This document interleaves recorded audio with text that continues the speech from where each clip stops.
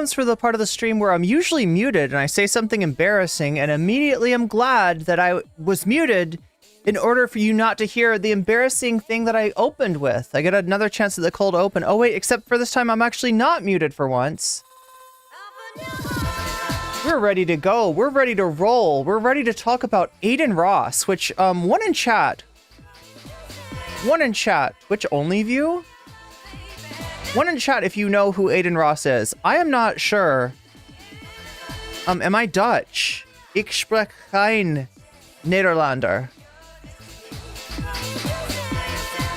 Thank you, Vel.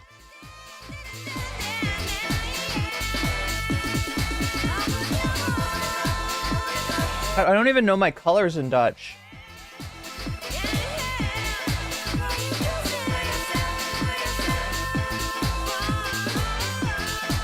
We're ready. Oh my god, I love the emotes. The emotes give me power. There's a lot of ones in chat. Oh wow, so a lot of people do know. I wasn't sure. I really wasn't sure.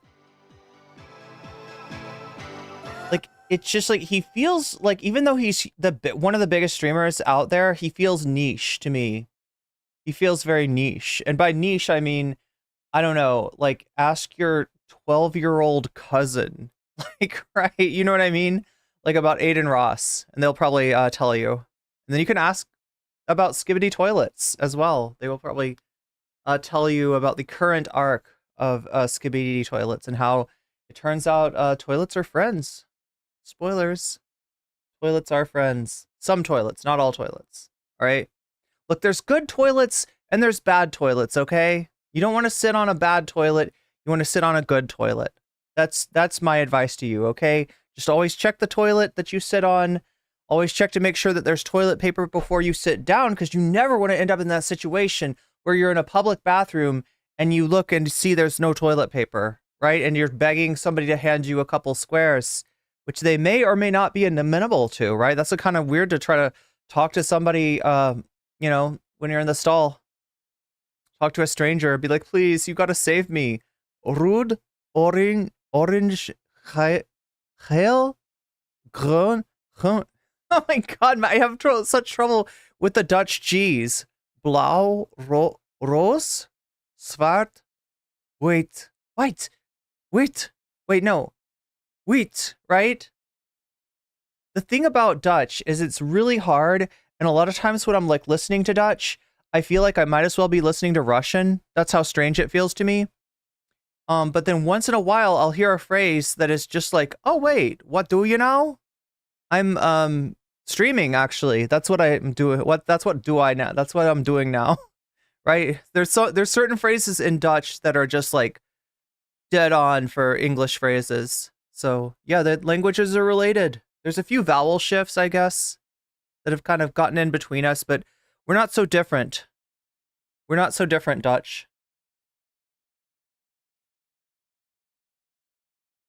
Elaine's arch nemesis?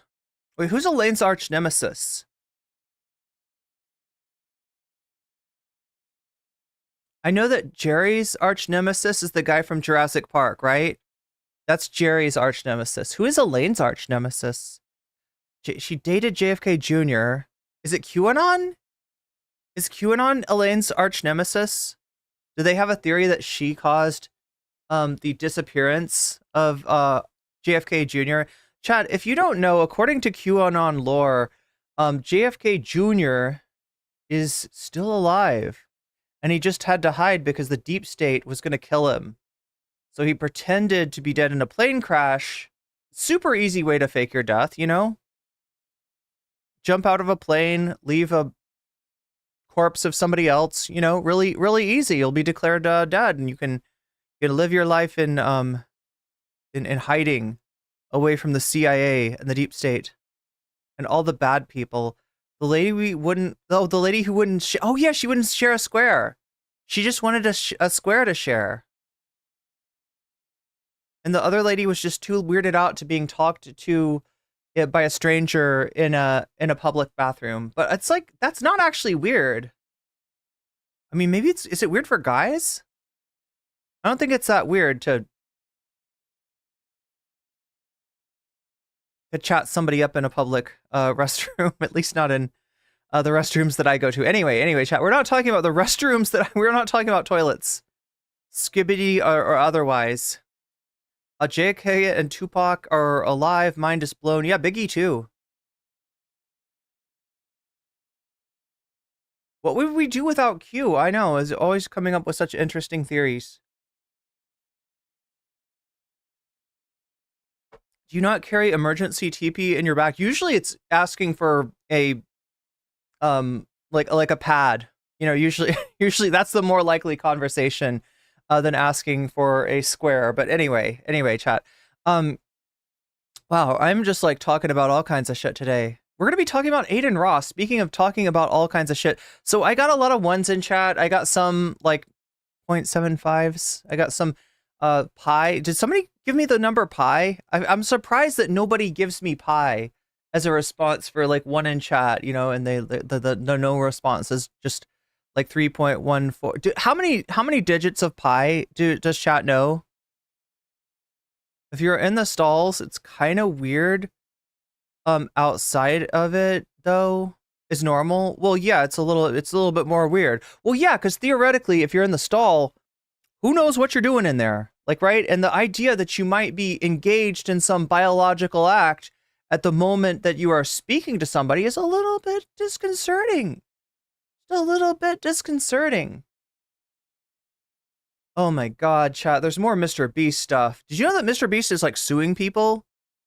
Oh, not Adin Ross, Logan Paul, the other Adin Ross. Adin Ross before Adin Ross was Logan Paul. That's a lot of digits. The name of Jerry's arch nemesis was Newman. Newman, like Paul Newman? The guy that sells dressing? The guy that sells popcorn and dressing? The dude that's on my salsa? Newman? Paul Newman? Is that who we're talking about? That guy has some good shit. Honestly, I don't mind the salsa too. I feel like, okay, wait, what is there's like a mango salsa or a pineapple salsa from Paul Newman. And it's a little bit, like I like it, but I don't like that I like it. Something seems a little bit off by it. I think there's just too much fruit in it, right? When you're going to make fruity salsa, it should be mostly salsa and a little bit of fruit. Guess who's back? What's up, Mohammed? New man. Wait, am I supposed to be pronouncing that in a different way? He's the mailman. Yeah, he's mailing the eggs from Jurassic Park to his partner who's gonna grow dinosaurs at a competitor for Jurassic Park. Do you think it's Elon Musk? Canonically, I always imagine the guy from Jurassic Park that's stealing the eggs, I always imagine that he's going to send them to Elon Musk, right? Who else would be like, can you get me those dinosaur eggs? Like, nobody's as weird as Elon Musk, right? It's got to be Musk. And he's going to do something dodgy with them too. Like, he's going to populate an entire planet of dinosaurs. And then he's going to send them technology and stuff so that they learn and they're able to develop their own spaceship and they come to Earth. This that would be so fucked up, chat. You know, when aliens come to Earth, right? You just assume that they're going to be little dudes. Maybe they got laser rays. Maybe they got advanced technology, but they're like little dudes. They're not like a physical threat. The aliens are not. But what if the aliens got out of the spaceship and they're like dinosaurs? They get out of the spaceship and they're like, rah, you know?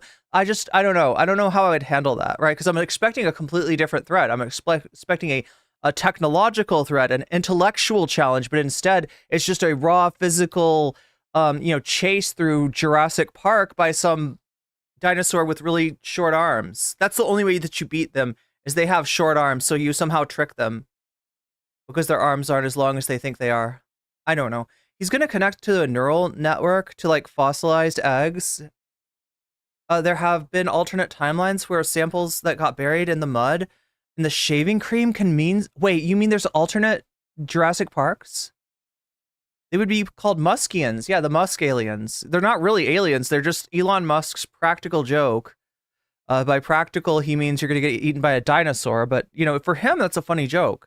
I love that he gave up his entire career in that movie to steal world-breaking technology. And, oh, wait, he didn't actually give up his acting career. You mean the character gave up their career as a theme park designer. What was his career? Was he an Imagineer? Was he a Jurassic Park Imagineer? Was he, maybe he was in the dinosaur suit. Yo, I imagine Jurassic Park, it's just like Disneyland, right? And so you get there and there's some people like dressed up like dinosaurs. And they're like, you could take pictures with them and stuff, but they're really underpaid. And they're throwing up in those suits, but they're not allowed to take their heads off because then people would see the vomit and they'd be freaked out. Stream Elements is not behaving itself right now. What is it doing? What is it up to? I'm going to try to behave myself here because we've got Adin Ross, we've got Trump, we've got the Juicer. The Juicer's going to show up, chat. XQC. So yeah, the reason I was asking you how much you know about Adin Ross is because I'm trying to decide how much of his background to sort of share with you to make sure that, you know, it means something. Because like I just don't want to be like showing a bunch of people that are not familiar with this world. And it's not just Kick, it's really Twitch. It's really like old school Twitch. And it transplanted itself. Old school Twitch, okay, got involved in a meta. Oh my gosh, I have to explain Twitch metas, don't I? So in Twitch, in the world of Twitch, in the wide world of Twitch, which I'm streaming on right now. Hello Twitch. Hello Twitch. You know, you can post your emojis and have them bounce all over my screen because you like that sort of thing. Twitch likes that sort of thing. Twitch likes sub goals and you know, like no physical sub goals, like all kinds of widgets all over my screen, all kinds of little interactive games that I can play with them. This is what Twitch is all about. But there's metas of Twitch. There are ways of doing content which are innovative and that get a lot of views and that can take a streamer who's not very well known into being extremely well known, right? If you get on the meta at the right time. So the metas in the past have been watching old episodes of Kitchen Nightmares, I think was one of them. Watching, oh my gosh, what is it called? True Crime, and watching the JCS videos, you know, where they interview the cops are interrogating the subjects and they have that sound and stuff, you know, like, right? So these have been different metas in Twitch. So one meta that was particularly successful that some of the old heads on Twitch got into was the meta called Gamba. And what is Gamba? Gamba is short for gambling. And there was a certain site called stake.com, which if you were a fairly large Twitch streamer, they would send you money to Gamba with, and you would Gamba with that money on stream and show your chat. This is like a really fun site to Gamba on. Look at this stake. You know, I shouldn't say this. I feel like I'm going to get in trouble on Twitch for, they're going to think that I'm if I say the name of the, if I say the .com, right? You know, that's the part where they could think that I'm actually, because they banned this. They banned Gamba. They all got together. This was actually a big controversy too. What was it? I believe that Trainwrecks and XQC, and I'm trying to remember who else was in the gambling meta. But yeah, Adin was in the Gamba, right? There were all the evil streamers, right? And then they were like the slightly less evil streamers. And by slightly less evil streamers, I mean that horrible events of you know, traumatic things have happened to people at parties at their houses. Like when I'm talking about Miskiff, I don't want you to give you the idea that Miskiff's the good guy, but I guess Miskiff was not on the Gamba train, and a lot of these people were not on the Gamba train. And you know, so Miskiff ends up you know, giving they get gambling banned. You know, Trainwrecks is mad, XQC is mad, and then Miskiffs is like posting about it, right? And he's like, yeah, you know, I'm so glad that, like, he said even something about Trainwrecks scamming his audience with some kind of a shit coin or something, some kind of a crypto scam or something like that. And then Trainwreck shows up and he's like, yeah, like that time that you sent Maya and Mitch over to shut up that victim of what happened at your party. And that was a nuke. That was a nuke that Trainwrecks had been sitting on until he got mad at Miskiff and like reveals this huge scandal that had happened that was being shut up by everybody, because it's the kind of the thing that, you know, if you have something bad happen to you by a big streamer, this is why Twitch is so sus, right? This is one of the reasons that Twitch is so sus. I already explained to you the Gamba Now I'm going to explain to you another part of why it's so sus. People that are big on Twitch have so much power. And this is not me being salty. Okay, this is not me hating.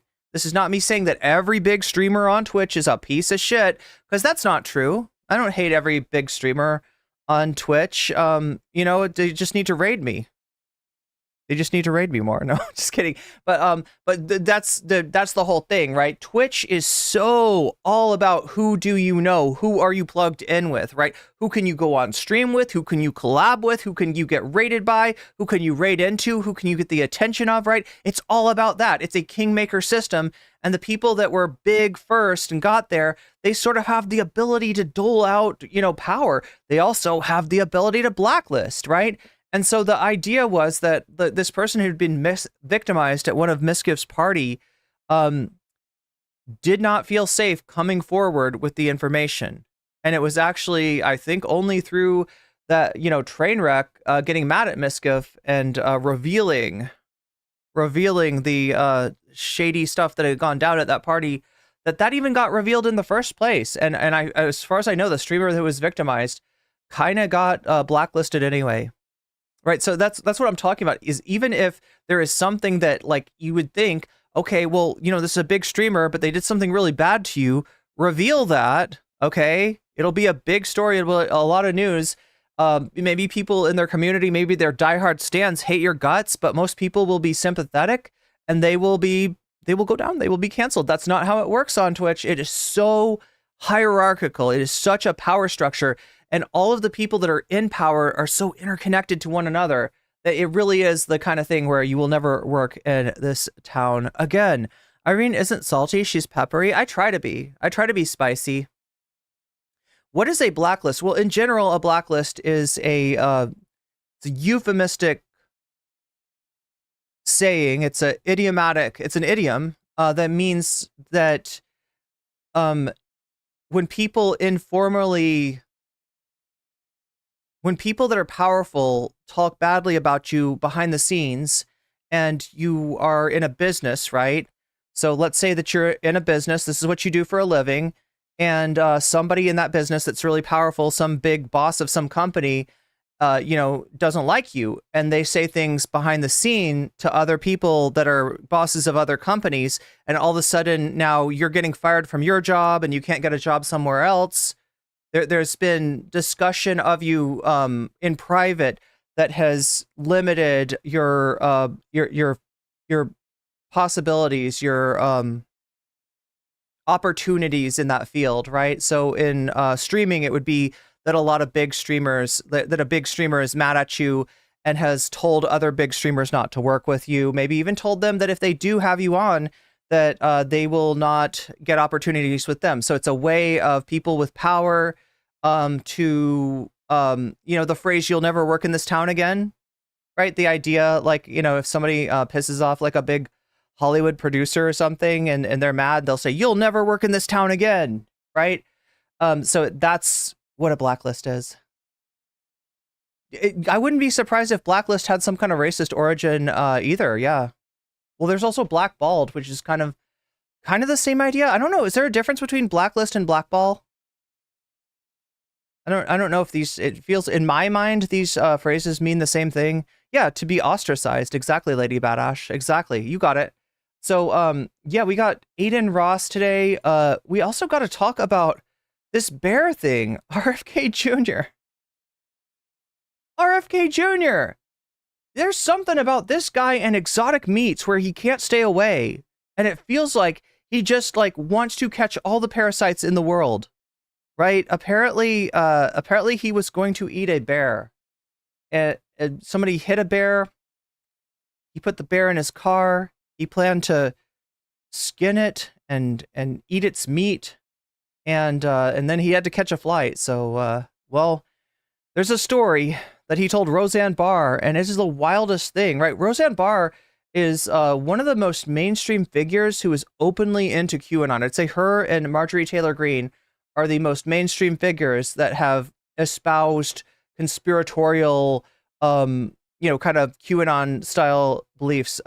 Blackballed sounds like an advanced case of blue balls. It could be indeed. But yeah, we're going to get into the RFK bear story. We also have to talk about, and I mentioned this yesterday, things have changed in the 2024 presidential election.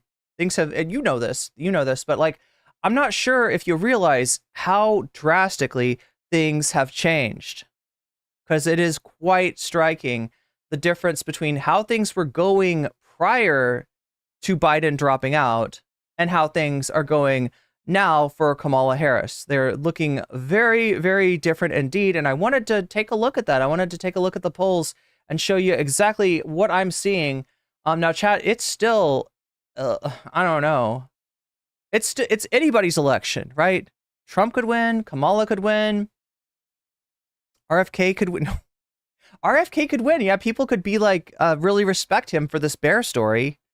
We'll see what the bear story is. Maybe it makes him look really good, chat. Maybe it makes him look really relatable. You're like, oh, I could see myself doing that. You know, you want to eat the bear, you put it in your car, but then you got to catch a flight. So you are like, what do I do with the bear? What do I do with the bear? And you'll have to stick around until after the Trump Adin Ross story to hear that, because that's when we're doing that one. Yeah, we're going to go over Kamala's standing in the polls and how drastically things have changed, where we're at now. And chat, I don't want you to get too excited about it, right? Like I said, it's not like, you know, she's put distance between herself and Trump, but she is ahead. She does seem to be legitimately and undeniably ahead. We should probably talk about the Veep stakes a little bit. I mean, just to give you my assessment of things, there's been a lot of people talking up Josh Shapiro, the governor of Pennsylvania.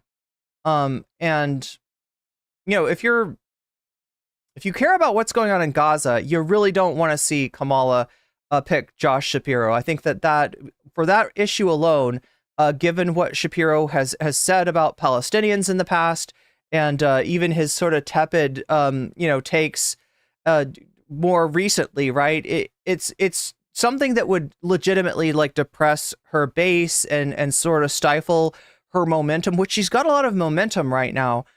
So, you know, it's kind of down to, I think, like 4 candidates. Let's see, Shapiro, Mark Kelly in Arizona. Let me give them an order. Okay, Shapiro, Walz, Tim Walz from Minnesota, very popular governor of Minnesota, not just popular in Minnesota, but popular all across the Rust Belt.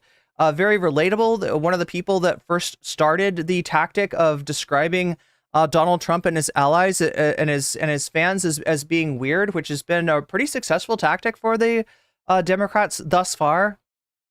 And you know, even though Minnesota is not in play, I don't think there's any chance that Trump could win Minnesota. So some of the meta, right? We talked about meta on Twitch earlier. Now let's talk about vice presidential meta. Part of the meta is that you want a vice president who is going to increase your support in states that you are unsure of. Now, Minnesota is not a state that Kamala Harris is unsure of. However, Wisconsin, right next door, Michigan, right next door, and Pennsylvania, what we call the Rust Belt states, right?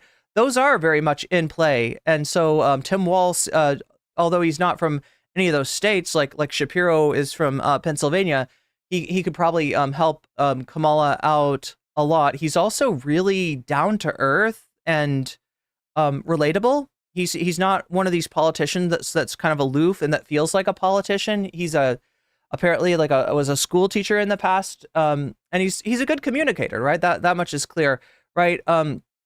So you know, he would be number 2, right? Number 3, we've got Mark Kelly from Arizona. Again, similar problems to Shapiro. Not all the problems of Shapiro, but enough. Mark Kelly used to be an astronaut. I don't know that much about him, but I do know that his takes on Gaza have been abysmal. So again, not a good choice for Kamala should she want to keep this momentum, should she want to keep her honeymoon, with the American public going, right? And then Andy Beshear, governor of Kentucky, again, not a state that's in play. Trump's going to win Kentucky regardless, but there's some thought that somebody that's able to be a popular governor in a red state might also be able to speak to a lot of the voters that the Democrats have had trouble speaking to, right? But I gave you those in those order because these are the order that people are talking about them. And these are the orders that the markets, the gambling markets, we're back to gambling, we're back to Gamba, but people gamble on all kinds of things. Who's going to be president, who's going to be vice president, right? And the market of who's going to be on vice president has got Shapiro as number 1, Waltz as number 2, Kelly as number 3, and Bashir as number 4 right now. It could be somebody else. It could be Buttigieg. That would be a horrible choice. Pete Buttigieg would be a horrible choice. Talk about somebody who's like the opposite of relatable, right? Pete Buttigieg used to be the person that the corporate dude that would be sent in to make layoffs in Rust Belt towns. So you kind of got the opposite of Waltz. People say that he's a good speaker, but I think he's just kind of ripping off Obama's speaking style, and it's not very convincing, and he's overrated. And I mean, like, he's cringe. What was that whole high hopes thing? Do you remember the high hopes? It's been a while, chat, but there were high hopes for Pete Buttigieg. Don't say Buttigieg or else Destiny will cancel you. But no, Pete Buttigieg in 2020, and those hopes pretty much fizzled out. So not too keen on Buttigieg. And again, Indiana, not a state that Kamala Harris has much of a chance to win.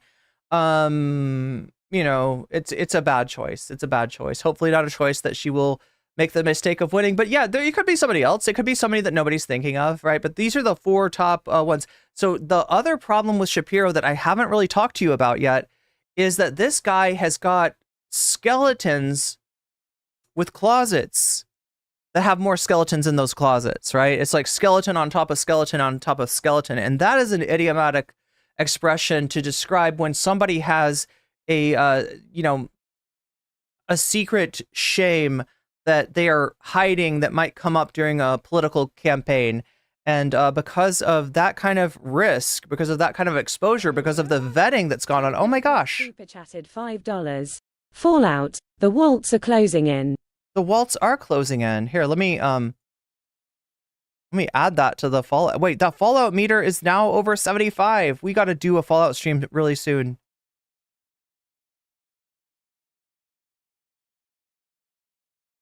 But yeah, thank you, Noah Puck. Thank you for the $5 super chat. But yeah, that's where we're at right now. You know, Kamala's got some really bad choices she could make. She's got at least one really, I would say 2 good choices. I would say Bashir or Waltz would both be good choices, but I think that Waltz is the better choice, and he's got some momentum behind him, right? If she's smart, she'll choose Waltz, right? If she is being leaned on by a certain lobby, then she might choose Kelly or Shapiro. But let's hope that doesn't happen. But we're kind of on VP watch. We're also on watch for a conflict breaking out between Lebanon and Israel, or Iran and Israel, or Iran, Lebanon and Israel, or Iran, Lebanon, Yemen and Israel, or Iran, Lebanon, Yemen, and Russia versus Israel and the United States. I don't really want to say this, but right, the way that alliances work, right, there is a potential. There's a really nasty potential for a major war to break out along the lines of Israel and Iran, and so you know, we're kind of hoping that whatever kind of retaliation goes on today or tomorrow or in the next week is limited enough as to not snowball into a larger conflict. But it is getting really scary. It is really scary out there. What is Zionism if not a form of hyper-nationalism? Yeah. In my view, Bibi puts Israel at a threat. Well, yeah, it's for his own benefit, right? Bibi is in a situation where the longer that he keeps armed conflict going, the longer that he can stay as president, the longer he stays as president, the less likely he is to have legal repercussions. So, you know, so Israel and the United States, the people of Israel and the people of the United States are being put at risk for the sake of Bibi Netanyahu and his political fortunes, which is pretty fucked up if you ask me. Who would have thought that letting Israel invade Gaza would lead to that? I mean, again, we can trace this all back to Donald Trump. We can trace this whole conflict back to Donald Trump when we talk about the Abraham Accords, where Donald Trump nepotistically sent his failed son-in-law, Jared Kushner, who has no business doing such important diplomacy, to do diplomacy, and in the process cut the Palestinians out of the negotiation that very much has great implications for Palestinians. So yeah.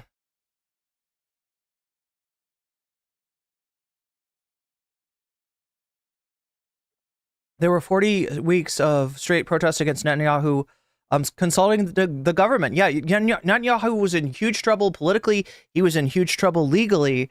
And this conflict has allowed him to postpone any sort of reckoning and possibly even get people to forget how much they disliked him and wear that veneer of a war president. Should have considered, though, that BV was fairly elected. He was fairly elected, but he was losing popularity at the outset of the conflict.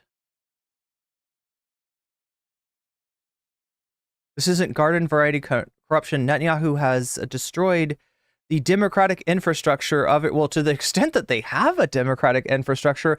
Remember, this is a country that we're talking about here that does not have a constitution. Like there's no constitution. That's how democratic. I love how people always try to talk up Israel and try to, as being the one oasis of democracy in the Middle East, when in actuality it is. I'm not American, but President Biden and President Trump are the worst governors of the United States that the United States has ever had. I would say, yeah, both of their policies regarding the situation in Palestine have been abysmal. But on that happy note, that's a sarcasm that I'm expressing here. Nothing happy about it at all. We should get going. Is there anything that oh yeah, I should probably go over wait, you know what? I always do this in the wrong order.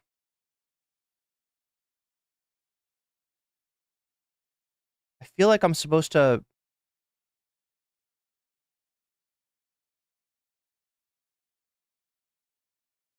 I feel like I'm supposed to open up the short stream first and then talk about the sub goal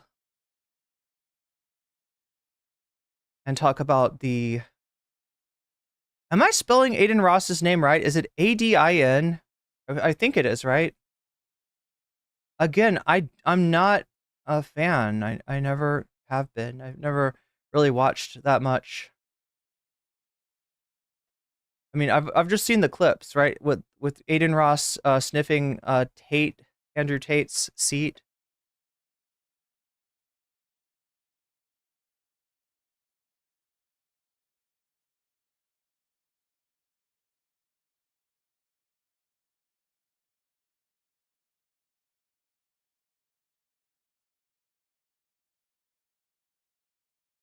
George W. Bush. God, we're gonna get that Demon Mama, the Demon Mama Paul's ego debate. We're gonna get that going again.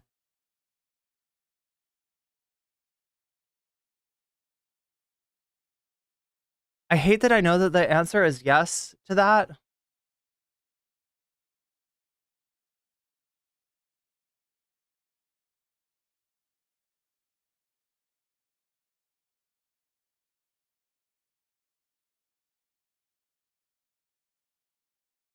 Andrew's Tate. I mean, that's kind of what he's sniffing.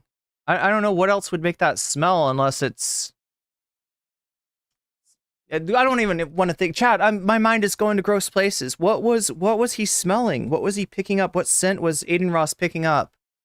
What wafted towards his nostrils when he lowered his face to Andrew Tate's seat. It's gross. It's gross. It's really gross.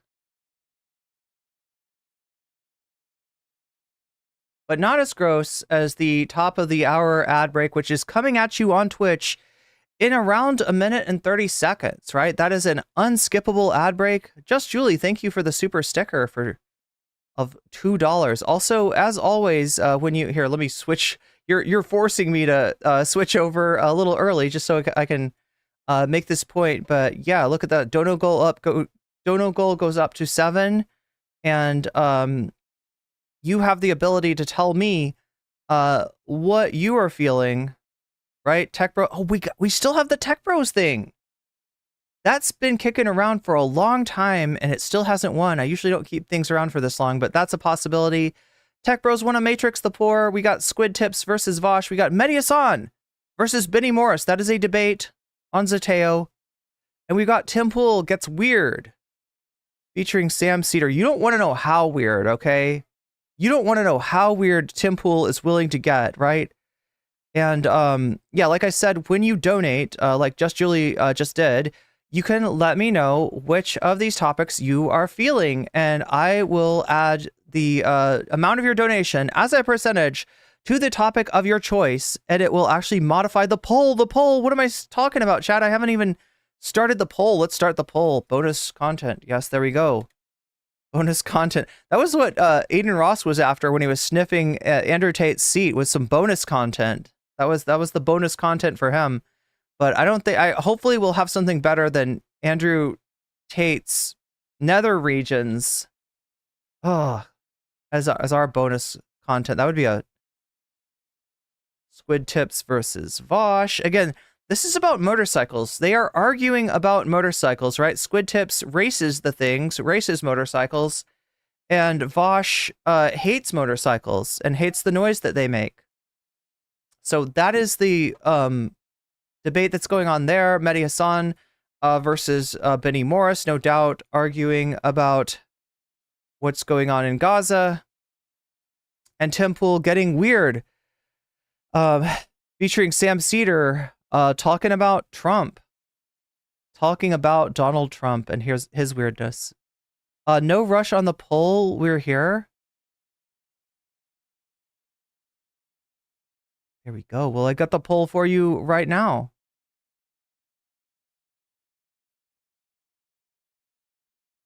But yeah, if you I have no clue what Adin Ross is.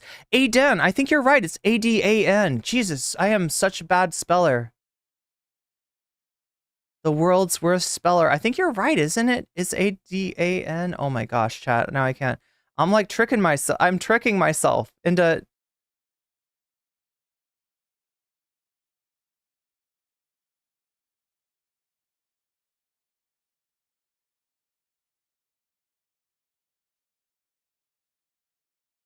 Is it Adin or Adin? Adin Ross? No, it's got to be A-D-A-N, right?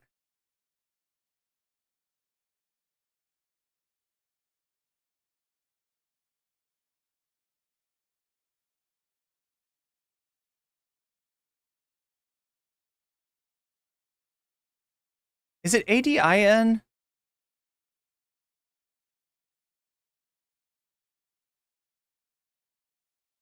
I am so utterly confused right now.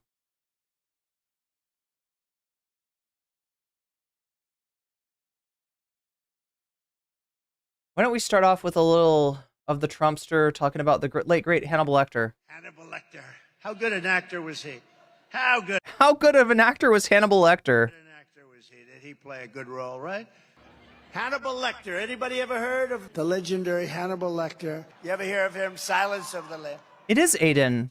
Okay, I spelled it correctly. Anybody know the name? Please raise your hand. Yes. Did you ever hear of Hannibal Lecter? Hannibal Lecter. A gentleman named the late great Hannibal Lecter. He was having a friend for dinner, folks. He was a slightly troubled patient. He would love to have you for dinner. He will. So, look, I haven't really talked about Trump's rambling about Hannibal Lecter and He would like to have you. Now he pulls people out of the crowd and he's like, stand up there, sir. He would love to have you for dinner. He would love to eat you with a nice Chianti and fava beans. Fava beans, yes. The late great Hannibal The- Lecter. look- Great Hannibal Lecter. He'd like to have you over for dinner. So we don't know for sure why he talks about Hannibal Lecter, but we do know that he always relates him to immigration, right? And the one thing that I can think of is that when we're talking about immigration, especially recently, we're often talking about asylum, right? Asylum is a, You know, they go crazy when I say the late great. what do I call it? Okay, they say Asylum is a thing Hannibal Lecter. for people who are escaping dangerous situations in the country that they come from. Hannibal So the idea is if you are in danger Dr. Hannibal Lecter. based on, you know, based on something happening in your country, you're supposed to be able to go to another country and declare yourself an asylum seeker and get a hearing. And if they, you know, hear your case and decide that, yeah, this is, you're legitimately in danger, you're able to use that, right? So, you know, there is apparently not enough, there are not enough judges in the U.S. system to hear out asylum cases, and for that reason, they're not able to process asylum seekers. So the only thing I can think of is this, right, chat? And this is a weird tangent. This is a non-linear sort of concept here, right? But go with me, okay? Because Trump's a non-linear kind of guy. He doesn't understand a lot. He doesn't get a lot. He's not super competent. He is clever, but not necessarily intelligent. And so it may be that Trump heard the word asylum. I was like, asylum, like the asylum that Hannibal Lecter was locked up in. Yeah, asylum. What, they want to send asylum residents? They want to send people from the asylum into the country? Is that what's going on? I don't know, chat. Or it may be like a mnemonic trick where he remembers what he wants to say via, you know, via like asylum, and it's weird. But yeah, for whatever reason, he cannot stop talking about the late, great Hannibal Lecter. And that's one more reason that Republicans are so weird. Republicans are huge weirdos. MAGAs are huge weirdos. And Trump is king weirdo. King weirdo.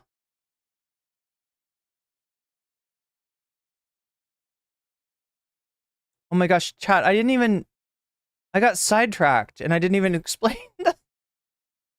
There goes the ad break. There goes the ad break. We can see Twitch and YouTube. Wait, what?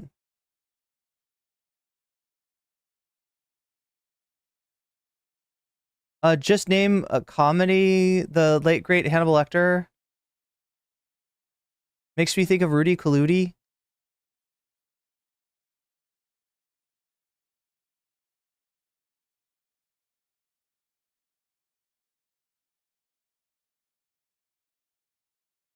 Oh yeah, you can see Twitch, and that's correct. That is correct. You are correct.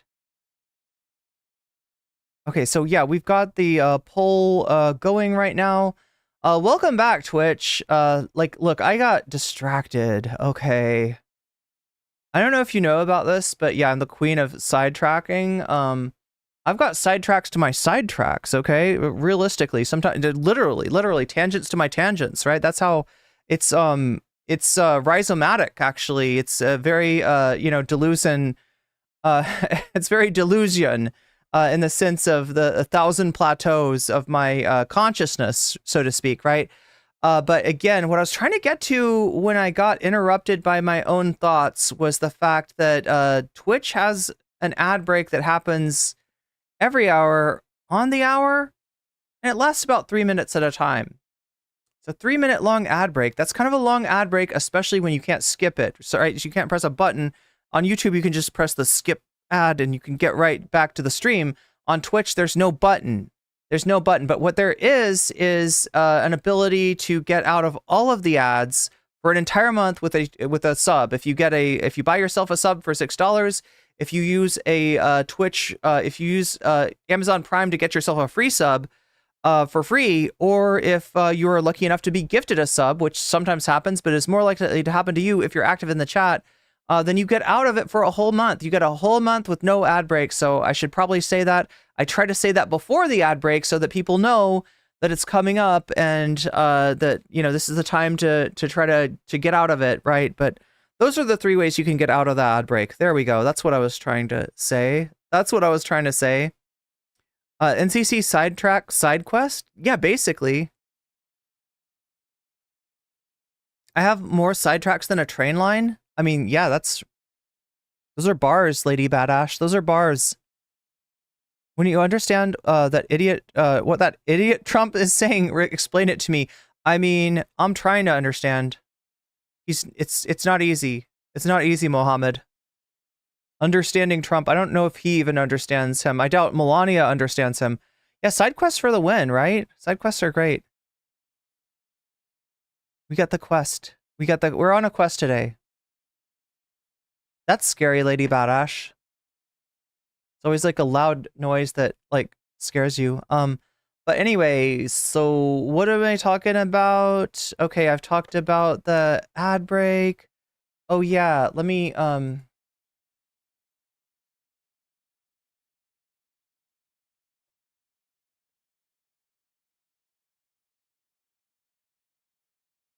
he'd like to have you for dinner, folks. God.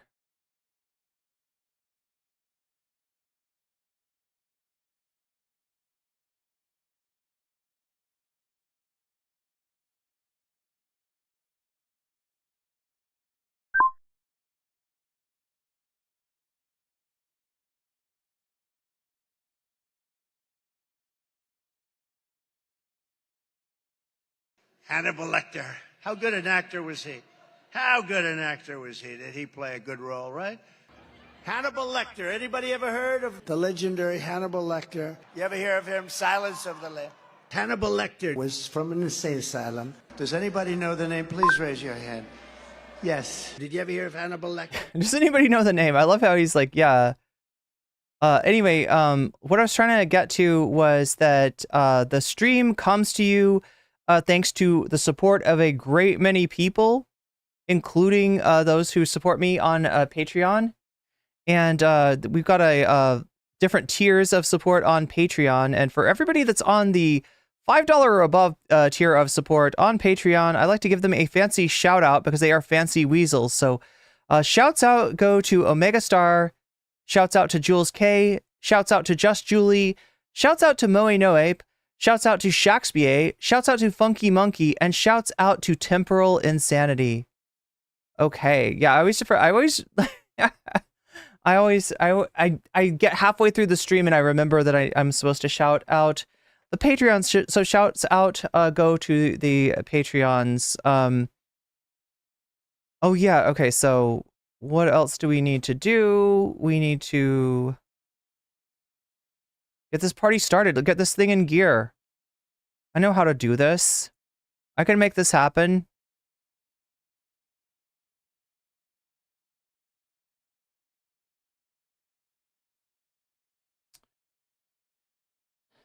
Right, so I think I've explained all the bonus topics. Again, how does this work? It works that we've got a dono goal. We're at 7% right now. If we drive that 7% to 100% by the end of the stream, we unlock an extra topic. We unlock an extra segment. I stay on a little bit longer and talk to you about one more thing. And so, and what is the one more thing that I talk about? Well, it's your choice.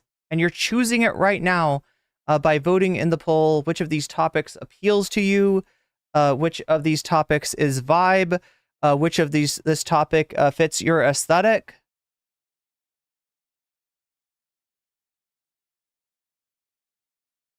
And again, when you donate, regardless of what kind of a donation it is, if it's a donation at all, you get the ability to put your money where your mouth is. You get the ability to add points to the subject of your choice. Okay, we've got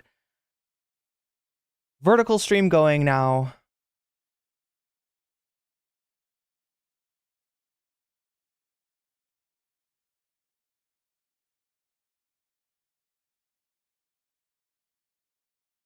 Got the poll going on both streams. That's really good. I know what I am talking about today. Check. And yeah, we're going to dive into Kamala's changing fortunes in the polls before we get into the main story about Trump and Adin Ross, and whether the real question here, chat, is that given Adin Ross's past behavior, will he sniff Trump's seat? Right? Is he going to give Trump the Andrew Tate treatment? Because guys that he really, really respects and considers to be his daddy, Adin Ross likes to smell their chair for whatever reason, whatever strange reason he has. So we're really wondering if he's going to do the same thing to Trump. And if he does, will Trump react like, oh, remember that time when Adin Ross smelled my chair? Oh, that was like, I don't know. I feel like he'd be complimented. I don't think he'd be insulted by it. But anyway, yeah, let's check in on the poll. So we got 48% of you are you're feeling Tim Pool Gets Weird featuring Sam Cedar. 29% of you are feeling Mehdi Hassan versus Benny Morris. 19% of you are feeling Tech Bros Want to Matrix the Poor, and only 3% of you so far. We got 31 votes. I'm sorry, I reversed that. We got 31 votes so far, and 3% for Squid Tips versus Vosh, the dust up over motorcycles. It's a little early for me to give you numbers for the shorts because we only have 6 votes so far, but you can vote in the short stream. You can vote in the regular stream. You can vote in the full scale stream. You cannot vote on Twitch. I'm sorry about that. That sucks. You should be able to. If I figure out a way to implement that, I will. But for now, if you're on Twitch, feel free to come over to YouTube. I've got 2 streams going on YouTube. You can vote on either of them, or you can vote on both of them. Same thing goes for you watching on YouTube. If you have voted in the full scale stream, feel welcome to come over to the short stream. That's the other stream I've got going on my channel. You will recognize it by the fact that it's vertical, and you can have another vote if you really want to. You can vote twice. There's nothing I can do to stop you, and some people are already doing it. So letting you know that you have the ability to do so, just so it's fair. All that I ask is that if you go to the other stream to vote, that you leave a like for me, because that helps me out greatly. That helps me out a lot. And again, any kind of donation will enable you to skew the poll in the direction of your favorite topic, of the topic of your choice, right? As has already happened. Wait a minute. Do we still need to, just Julie, I didn't see what you wanted. But yeah, when you donate, whether that is a super chat, super sticker, if you're getting yourself a membership on YouTube, or gifting memberships, passing on the gift of weasels to the other people, that counts as a donation. Signups for my Patreon, which the link is down in the description, count as well. Donations to Throne, which is right there, which is how I am crowdfunding a much better setup. The microphone that I'm talking to you on, and the background that is behind me, the microphone in front of me, the background behind me, both crowdfunded by Throne Gang. So thank you, Throne Gang, for doing that. Anyway, donations to Throne count as well. There's also a link to Patreon and Cash App if you'd rather donate through that, down in the description. And of course, as always, over on Twitch, if you get yourself a sub, if you gift subs to other people, or if you get yourself a Twitch Prime sub for free, that will enable you to add some points to the donation goal. And that's yeah, there we go. Okay, so I think we're good on that. Let me go over and take a look and see how we are doing. Yeah, we're kind of starting up slow when it comes to shorts, so I'll read you that later on. Okay, how about that? But it still looks like Tim Pool Gets Weird is the top topic so far. Again, that could all change when you donate. You're able to, add points to the poll, so it can change really quickly. And if we get to 100%, we're at 7% now. So if we get to 93% more, then we'll unlock a second topic. So let's get going. What do I need to do? I need to press the buttons. Buttons.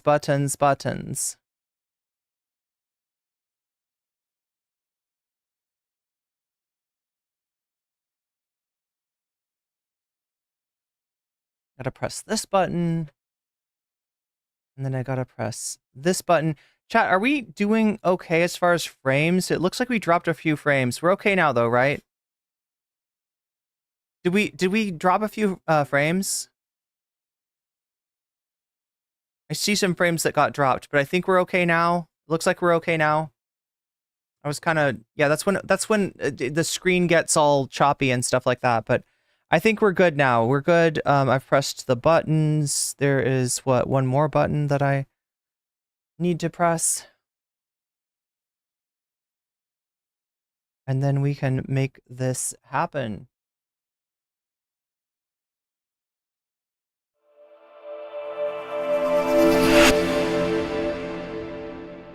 All right, so we're going to take a look at what's been going on in the polls, possibly why Trump is so desperate, why he is at rock bottom, why he has deigned to associate himself with a person like Adin Ross, who's got a very spotty history, in order to, I don't know, try to appeal to...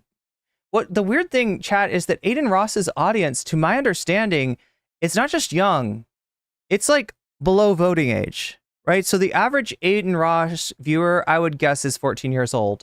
That means that he's got 10-year-olds, 12-year-olds, 18-year-olds, 17-year-olds, maybe a couple of 20-year-olds, right? He doesn't have, most of his audience can't vote, right? But I don't know what Trump is trying to do, try to give them a good impression for the future when they are able to vote. It doesn't seem like a very sound tactic. It seems like he is very much, spiraling. He is, grasping at straws, and more than anything, Chad, I think that he wants a friendly interview after what happened to him last week, when he had a interview with people at the National Association of Black Journalists, and he looked terrible. He absolutely, failed in that situation. He wants somebody to to stroke his ego. Let's just put it that way.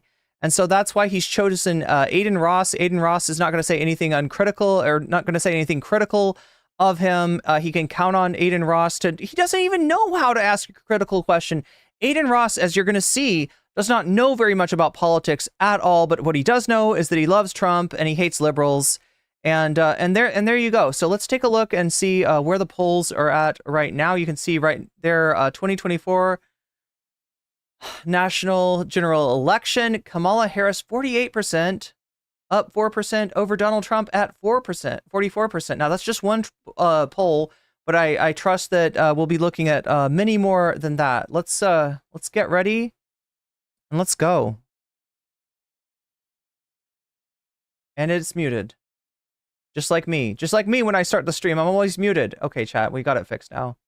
It's okay. Technical difficulties aside, let's take a look. Guys, welcome back to today's video. Today is Monday, August 5th, 2024, and today we are going to be taking a look at a brand new morning consult poll alongside many others that shows Kamala Harris advancing from where she was just a week ago in the head-to-head matchup against former President Donald Trump. Kamala Harris now maintains a 4-point lead, the largest we've seen for a Democrat in quite some time on the national level, a consistent trend line in favor of the vice president, one that shows Democrats are doing far better than they were doing under President Joe Biden. Now, these numbers here showing Vice President Harris ahead by 4 points is, again, in tracks with a lot of the data that we've been seeing over the past couple of days. Donald Trump's lead on the two-way matchup has narrowed down to just 0.7%, where at one point in time, when it was Kamala Harris at initial glance, he was ahead by 2. And when it comes down to the five-way race, this includes Jill Stein, Cornel West, and RFK Jr., Kamala Harris now leads in more polls than not. On average, is up by under half. It's interesting because in the past, this was a difficulty.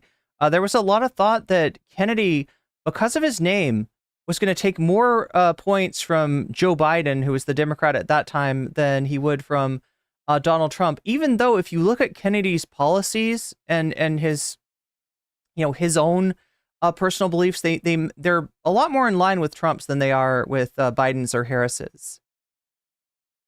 Yeah, so this is the Real Clear Politics. Did they change their name back? I thought they had rebranded.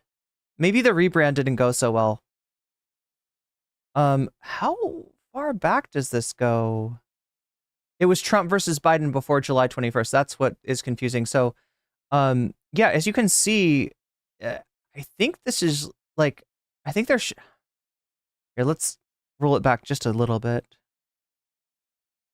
The data that we've been seeing over the past couple of days.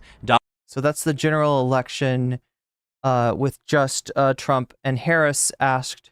Donald Trump's lead on the two-way matchup has narrowed down to just 0.7%. Okay, so we're not seeing the time scale, right? But I would assume this is a year. But look at this, right? I think this is like a year ago. Trump was up over Biden. Trump continues to be up over Biden. There's a few times where Biden almost pulls even with Trump. But look at this. At no point in this poll does the blue line go over the red line. And that's what the last year has looked like. And essentially, you know, in my mind, Biden's woes kind of started around October.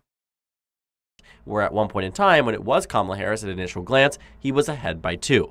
And when it comes down to the 5-way race, this includes Jill Stein, Cornel West, and RFK Jr. Okay, so yeah, so the 2-way race versus the 5-way race, we're talking about the difference between the pollers, the people polling, doing the polling, saying, putting Trump and Biden or Trump and Kamala down versus them putting Trump, Harris, Kennedy, Stein, and West, right? Putting all the major candidates on the list, right? Jr., Kamala Harris. And the reason that this is a little bit dodgy is because not all these people have ballot access. When the actual election happens, not every state is going to see these third-party candidates. Harris now leads in more polls than not. On average, is up by under half a point. Now, if you remember what the numbers were with President Biden, you can see just how substantial a change like this actually is. From a it's night and day. Trump plus 3-point lead and growing, Kamala Harris has completely reversed the numbers we are looking at today, being now ahead in the most recent polls. The morning consult one has yet to be added into the average here, and it looks like as we get closer and closer to the convention and the first presidential debate, Kamala Harris continues to expand her advantage. And the betting markets are also shifting in a way that we hadn't seen in quite some time. The betting markets for the first time in 90 days show a Democratic contender as the most likely candidate to win the 2024 presidential election. When it comes down to and look at that, Chuck. We're back to gambling, but yeah, this is amazing right here, right? So if we look back to, I don't know, like May of 2023, we actually see. Wait, what's going on here? 15th of May, 17th of May. I'm sorry, this isn't May of 2023. This was the May. What? Oh, that's wild. Look at that, chat. In May, they actually, so these are betting markets, right? These are people that bet on the eventual presidential winner. And they were actually showing Biden as more people were betting for Biden to win than were betting for Trump to win, all the way up until late May, early June. Then it flips, and here we get in like around the time that the assassination attempt and the RNC took place, Trump is massively ahead, and then Biden, oh God, I wish they'd mark these, right? Biden pulls out, and we see it start to, as it becomes clear that Kamala is the candidate, it starts to pull closer together. And at this point, it's not by much, but more people have their money on Kamala than have their money on Trump. Which political party people identify will win the election. Democrats again. Okay, sorry, that's a Democrat versus Republican, but obviously at this point we know Kamala is going to be the Democratic candidate. We reasonably think that unless there's some kind of health concern for Trump, that he would be the candidate. But yeah, for some reason, this is a predicted for Democrat versus Republican rather than for a given candidate. And pull ahead for the first time in roughly 2 months. So a really strong position for the Democratic Party under Vice President. Mohammed says, I will throw a party if Trump loses the election and invite you all. That sounds like a fun time. President Harris. Now, a lot of data also suggests that Kamala Harris's approval rating is doing quite well. What we find in polls from The Economist and the Morning Consult is that a lot of the data is really driven by the fact that Kamala Harris is now perceived more positively than she was in the past. Over the past 6 months, we've seen Kamala Harris's approval rating rival that of President Biden. It really wasn't too good. But immediately after the announcement, we actually saw a significant uptick in overall approval. President Biden today stands at negative 15.7, Vice President Harris down just 6.9%. So for a vice president, Kamala Harris was conspicuously absent, was not, sort of put forward by the Biden administration much. And that was because she, had, I guess, some problems with favorability. And in general, since the age of Trump, right, since the Hillary Clinton versus Donald Trump 2016 general election, all candidates have been in negative territory. Generally, the positive territory for a candidate will come either when they're first elected, or if there is some sort of major event, like a war, that causes a rally around the flag effect on the president, or if there's some sort of event, right? This is when we see like high positives for a president, but even those don't really last very long. George W. Bush had very high positives right after 9/11 happened. His father, George H.W. Bush, had very high positives right around the first Gulf War. And both of them came down significantly and became incredibly unpopular figures, right? So seeing like a slight negative, and what that means is that there's more people that say, you say favorable or unfavorable, Kamala Harris. More people say unfavorable. More people say even more so for Donald Trump. But for to have like a low negative spread, I guess, is considered good. I've actually seen one or two polls, though, that show Kamala at a +1, that show a slightly higher favorable than unfavorable. So I'm not sure why this isn't showing up in the RCP average. This is a slightly conservative website, right? The people that run this are a little bit conservative. They do aggregate polls from everywhere, so you could say that that sort of takes the any sort of bias out of that. The fact that they're averaging polls, so yeah, they're average. They're good poll aggregators. If you read their the op-eds and stuff that are linked on their site, it's going to be fairly conservative, but. And we can take a look too. Again, this massive skyrocketing from a 37% approval rating to 43% nationwide, nearing 44%, a very, very big uptick, unlike anything we have ever seen in recent American history. And you can see how it's paralleling a downtick for Trump. No, sorry, there's a downtick for unfavorability. That one makes sense. Okay. Sorry. Practically the entirety. I was reading that wrong. Kamala Harris has been at a very low point in terms of overall favorability rating, meaning. So yeah, right after the Biden election, right, she's in positive territory up until, what is this, like, this would be like July or June of 2021, and then, it's been negative ever since then.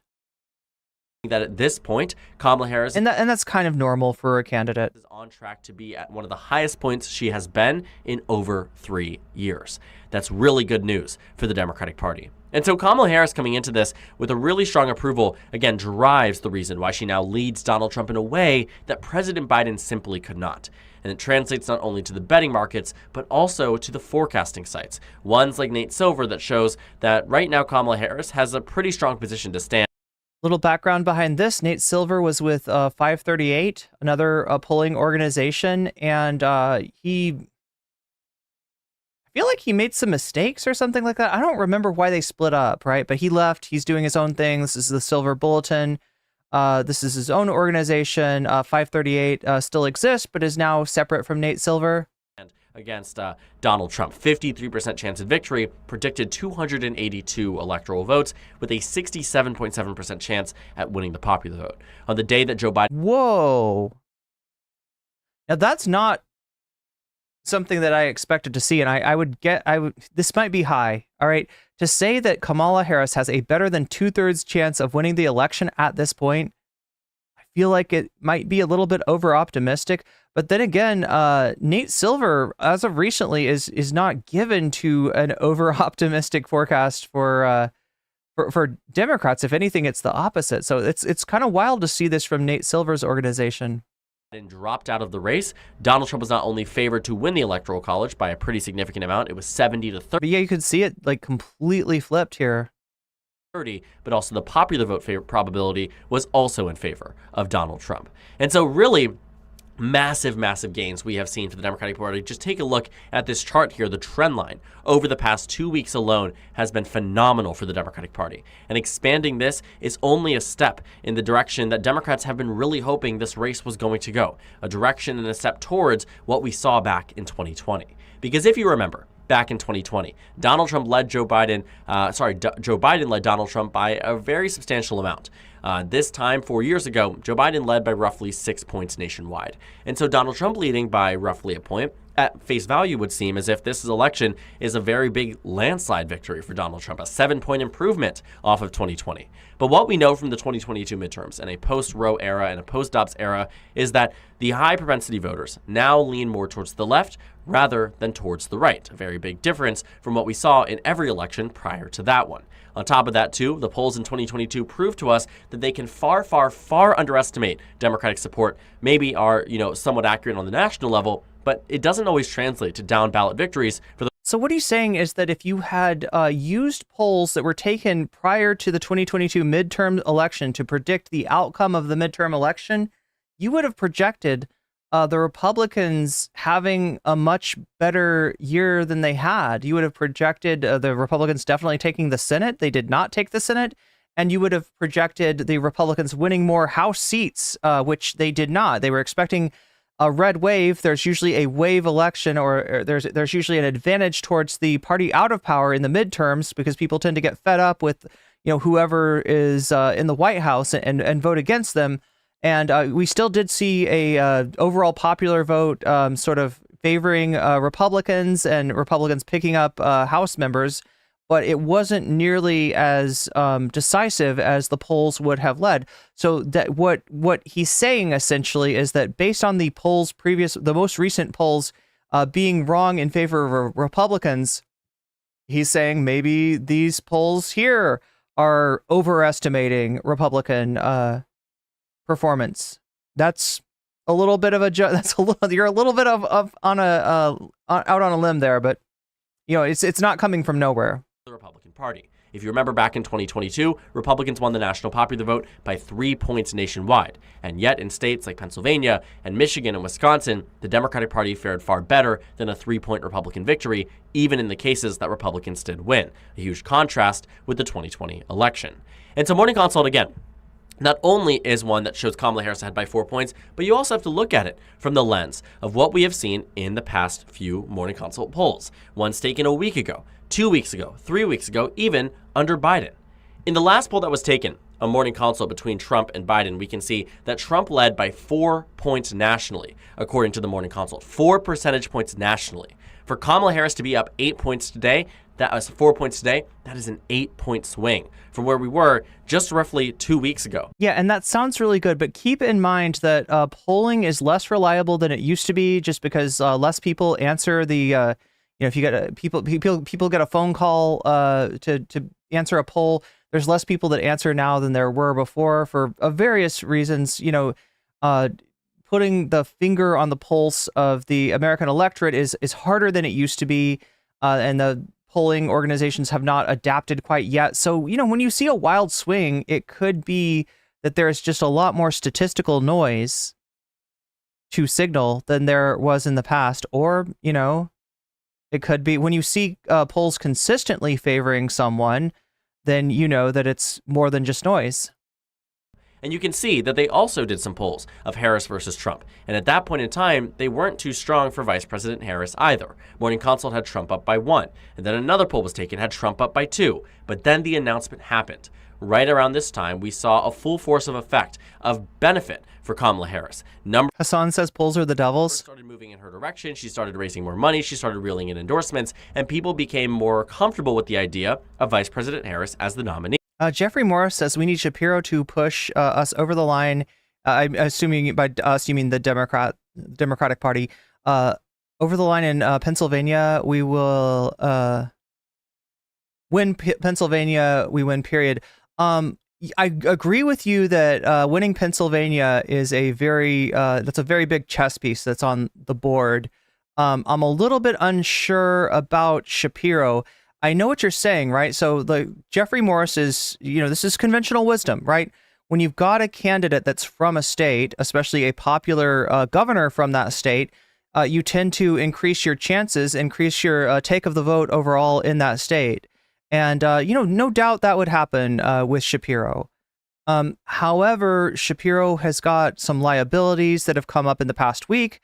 There are, I don't know if we have time to go over this, but there's some scandals dogging the guy, right? There's some vetting that's been done. There's some looking into his past that's been done, and some of the stuff that they're finding does not look good, right? That could cause, sort of a J.D. Vance effect, right? Trump chooses J.D. Vance. You expect some kind of bounce out of a vice president, but it turns out J.D. Vance just isn't that popular. Also, Shapiro's numbers in Pennsylvania are trending downward at the moment. Even though he's still a fairly popular governor, I don't think that it is a disastrous choice, right? I don't think it is a disastrous choice. I do think that there could be some ramifications, though, in states like Michigan, for choosing a candidate that's got Shapiro's track record when it comes to Gaza. Now, I'm not somebody that believes that that there is a decisive enough movement or feeling in favor of changing Biden's Gaza policy to make that a winning issue in and of itself. But I will say that a lot of the base, a lot of the activists, a lot of the people that actually are responsible for the get out the vote, a lot of the energy that's behind Kamala comes from the Free Palestine movement, or people allied with that, right? So it's a little bit more complicated than that. I don't think Shapiro, would doom Kamala's candidacy by any means, but I think a lot of people at this moment are taking a look at Governor Walz from Minnesota, who, but now they're a freaking communist. Even though he's not from a battleground state, he has the sort of Rust Belt credentials to help Kamala Harris in states like Wisconsin, Michigan, and Pennsylvania, and is overall perhaps a better asset with less liability than Shapiro. But people are talking about Shapiro. Shapiro, like I said before, if you look at the betting markets, they do say that Shapiro is the most likely to be chosen right now. People are betting on her choosing Josh Shapiro, and what you said about Pennsylvania is a lot of the reason. It just depends on how granular Harris is going to be in her look at her choice of vice president. So we'll see. We'll see. So again, they did a poll immediately after the announcement. Then Harris took the lead by 1 point, a 3-point swing. And now that's the most recent number we see. Morning Consult also showing Harris with a 1-point advantage. And guess what? The overall number here now is a 4-point lead. In the most recent set of polls, Dirty Red Dude says she dooms her own candidacy. Do you mean by picking Shapiro? From the Morning Consult. So again, Trump +4 3 weeks ago. Harris +4. Jeffrey Moore says, I think everyone being talked about will be great. Just who helps win. Yeah, and that's probably the calculation that she's making right now. Like I said before, the most, the candidate that people are putting their money on right now, as far as the betting markets, right, is Shapiro. The second most likely candidate being Walz, the third most likely candidate being Kelly, and the fourth being Governor Beshear from Kentucky. For today. It is. But I mean, there's also a chance she could go with Buttigieg. I think Buttigieg would be a bad choice for Kamala Harris, but it's, definitely a way that she could go. And there are a lot of people talking up Buttigieg based on his purported speaking ability. I really think he's just cribbing notes from how Obama used to give speeches. I really feel like it's more of a pale imitation of what Obama used to do. But yeah, he does have his backers, and definitely in the institutional power structure of the Democratic Party, he has his backers. So that's a possibility as well. Hard to overstate how good of a decision this was for the National Democratic Party and how good of a decision this was for President Joe Biden and Vice President Kamala Harris if their goal, which it seems like it has been, to win this election. Yeah, so in other words, everyone who was pushing for Biden to drop out, you're vindicated. You were right. It's unambiguous now, right? It is clear as day that this was a huge positive in the chances of defeating Donald Trump. The betting markets were starting to swing hard towards Donald Trump before Biden dropped out, and now it's actually reversed. The numbers are looking very strong. In swing states, too. New polls out of Pennsylvania, I'm talking about it later today. A Republican pollster shows Kamala Harris ahead in the state of Pennsylvania, or tied. A Democratic pollster shows her ahead by 4. Averaging that out, what we've been seeing conclude the same thing we've understood, is that Kamala Harris has a 1 to 2 point lead in the state of Pennsylvania. And when you take a look, too, at some of the improvements that have been made in states like Michigan and Wisconsin and Pennsylvania, it states that the Republican Party never really thought Kamala Harris had much strength in. States that Republicans thought she would not be able to do quite well in. And yet, here she is, taking Wisconsin in the most recent poll we've seen from, on average, Kamala Harris is a narrow advantage. People say Shapiro cribs from Obama's speaking style, too. In Michigan, she has a narrow advantage. In Pennsylvania, she has a narrow advantage. Overall, the 44 electoral votes there are enough to give Kamala Harris a victory with 270 electoral votes. When you fill in the remainder of the map, we can just go ahead and take a look. You can see. So that's wild. And this is what the Democrats seem to be placing their hopes on right now. These are the priority states for the Democratic Party to win. And that's why a Waltz or a Shapiro seem like such good choices. And people are kind of downplaying Kelly and Bashir at this point, right? That anybody that helps Kamala Harris in the Rust Belt, which is those 3 states right there, as far as the swing states, right, Wisconsin, Michigan, and Pennsylvania, is going to be gold for her. Exactly why Democrats are so excited about the possibility of VP Harris being on the ticket, because it means a map like this becomes far more possible than where it was under President Biden. And that is something Democrats are looking forward to. Taking all the So do you get this, right? Kamala wins Wisconsin, Michigan, and Pennsylvania. And assuming there's no surprises, right?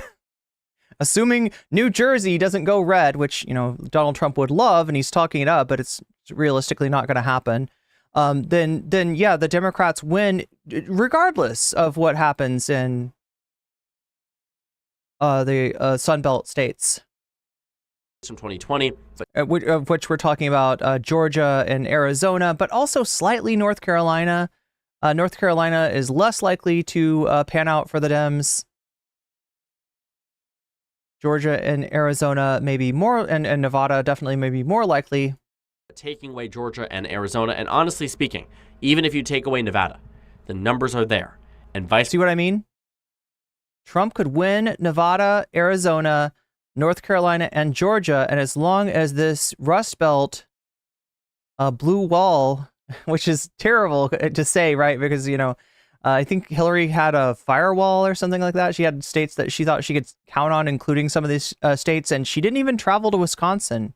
She thought it was so in the bag in 2016 that she neglected any sort of campaigning in Wisconsin and ultimately lost Wisconsin, and her firewall did not hold. But yeah, if these 3 states, when we can't say hold at this point, right? Because they were, the numbers were looking good for Trump not so long ago in all 3 of these states. But yeah, if Kamala's able to win, and likely a Waltz nomination or even a Shapiro nomination would help her in most or all of these states. President Harris has an absolute pathway to 270 electoral votes. Now, we're seeing Kamala Harris announce her vice presidential choice tomorrow. She is going to do a swing state tour across Wisconsin, Michigan, Pennsylvania. The order actually goes Pennsylvania. Lady Bad Ash says, who knows, maybe Kamala will win Florida. Look, if she wins Florida, okay, or Ohio, it's going to be a very good night for her. That being said, don't count on it. It's not likely to happen. If she wins North Carolina, okay, it'll be a good night for her. But yeah, Florida and Ohio, that is reaching, and I don't think she's going to be campaigning in those states. That being said, yeah, if you start to see states like Ohio and Florida North Carolina go to Harris, right, then you can expect not just a win for Harris, but a bit of a landslide even. Then Wisconsin, then Michigan, North Carolina, Georgia, then Arizona, and then Nevada. It's going to be a 7-state tour across 5 states with her VP contender. It's going Florida is Trump land? That's what I was just saying, James from Florida. To be a massive, massive, massive turnaround, and one that Democrats have been quite excited for some time. Kamala Harris reaching 270 electoral votes is a really, really good number. It shows her that she's already at this baseline here. And so what in other words, if Trump loses Florida, he's fucked, right? That is one that he's definitely counting on.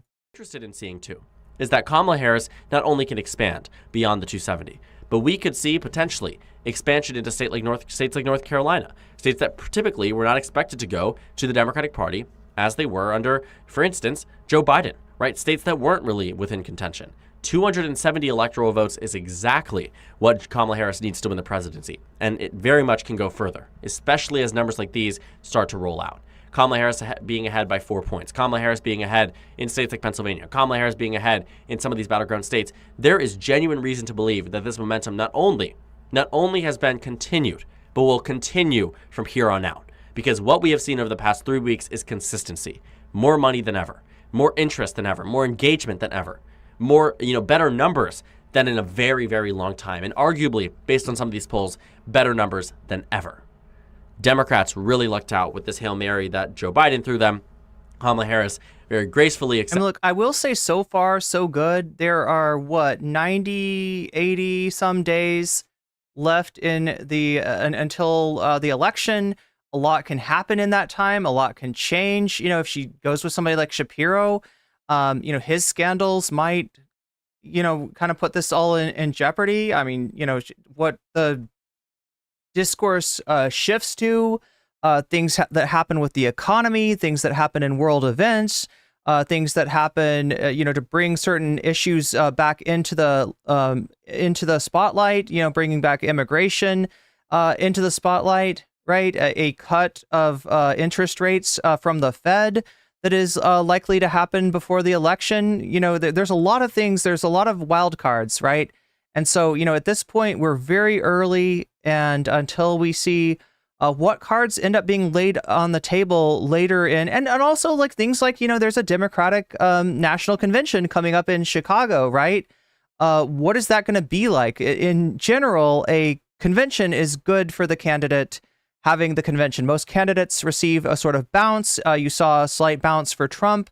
That was a combination of, him taking a ear piercing, a high-powered ear piercing from a fellow Republican in Pennsylvania, and the Republican National Convention gave him a little bit of a bounce, and very likely, Kamala Harris speaking at, announcing a vice president at, holding participating in the Democratic National Convention is likely to result in a bounce for her as well. Although we don't know for sure. We don't know for sure, right? Just like in 1968, not just like in 1968. I shouldn't say that, right? There are some parallels between this year and 1968, right? In terms of LBJ dropping out, just like Biden has dropped out, but in terms of what happened at the Democratic National Convention in Chicago in 1968, we are unlikely to see another event like that unless they bring,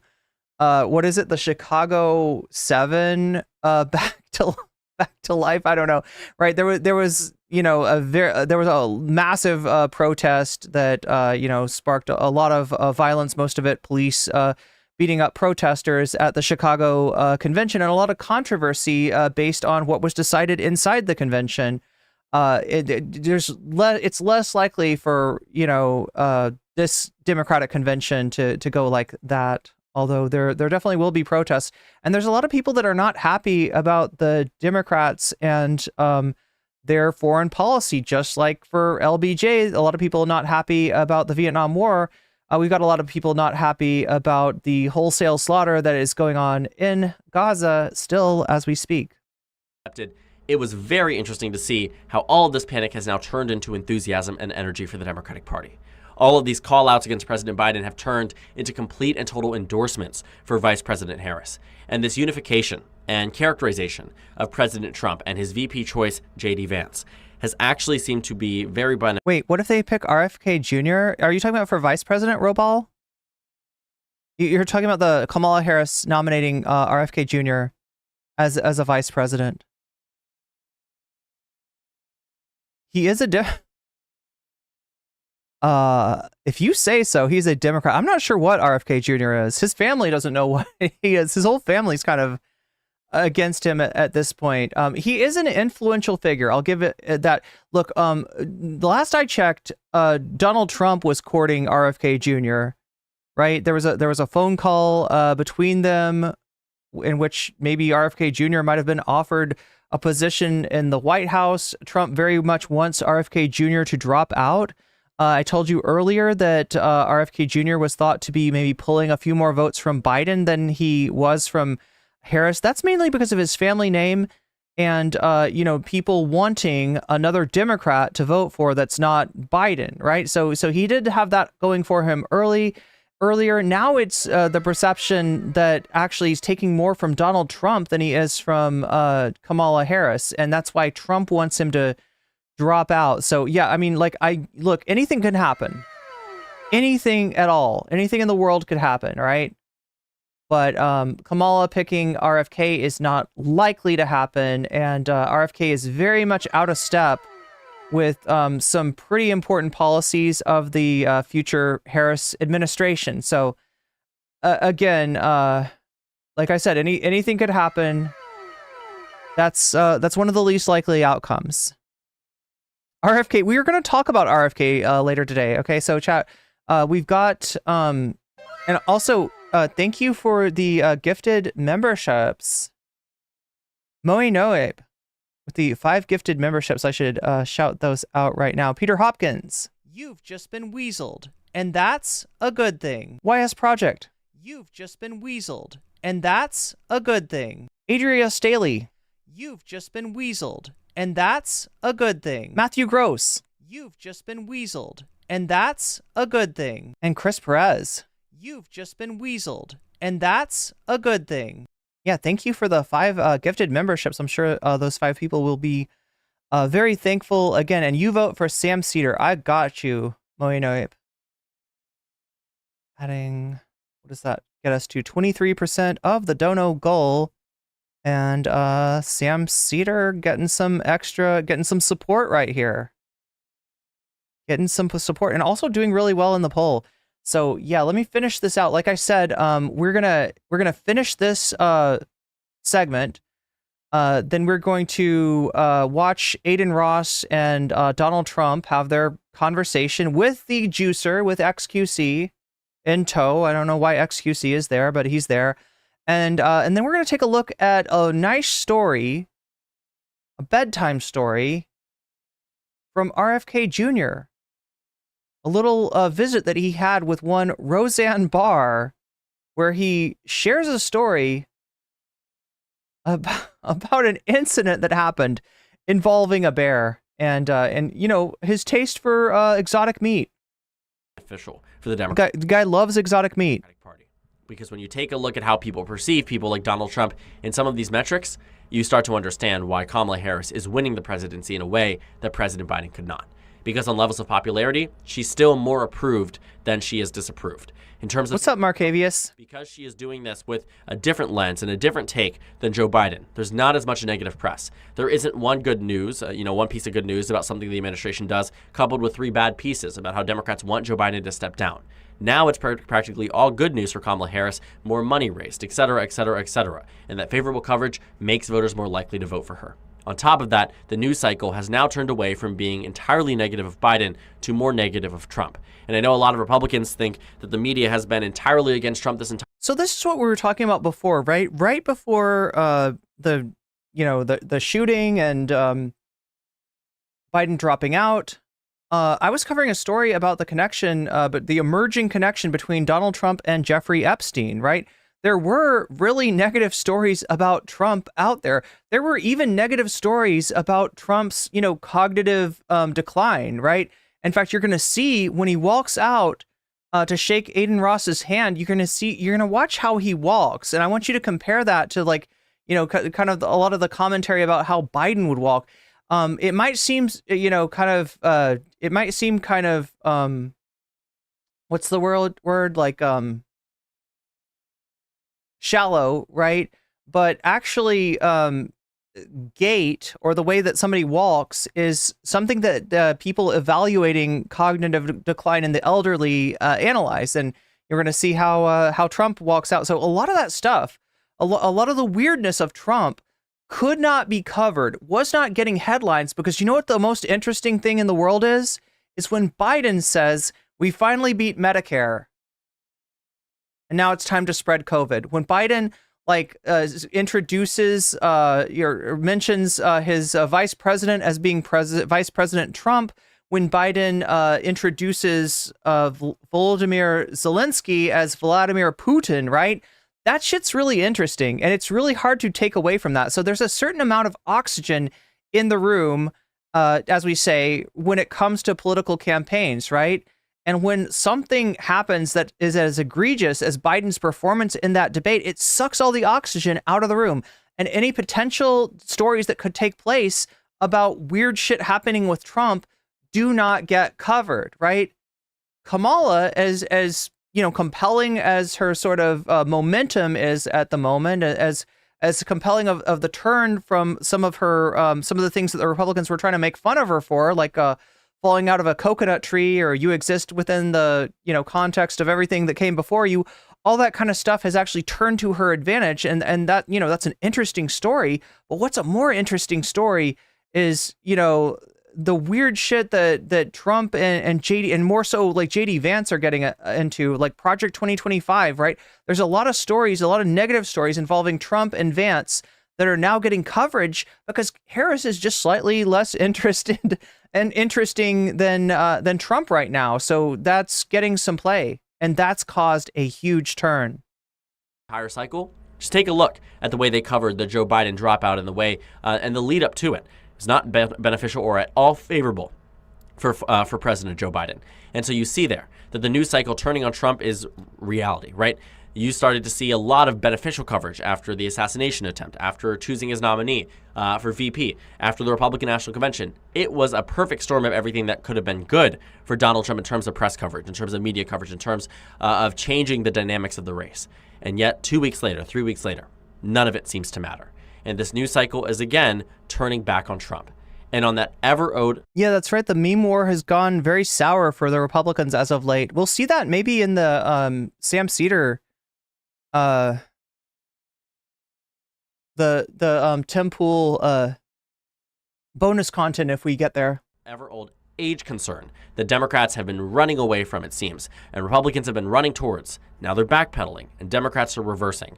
They're getting on Trump for age concerns. Just 51%. And there we go too, right? Like I said, there was a huge story with both candidates, with Biden and with Trump, as far as them being both very advanced in age and showing signs of that too, right? Ronald Reagan was president, and during his second term, a lot of people said behind the scenes, it's come out now, that he was actually experiencing advanced Alzheimer's.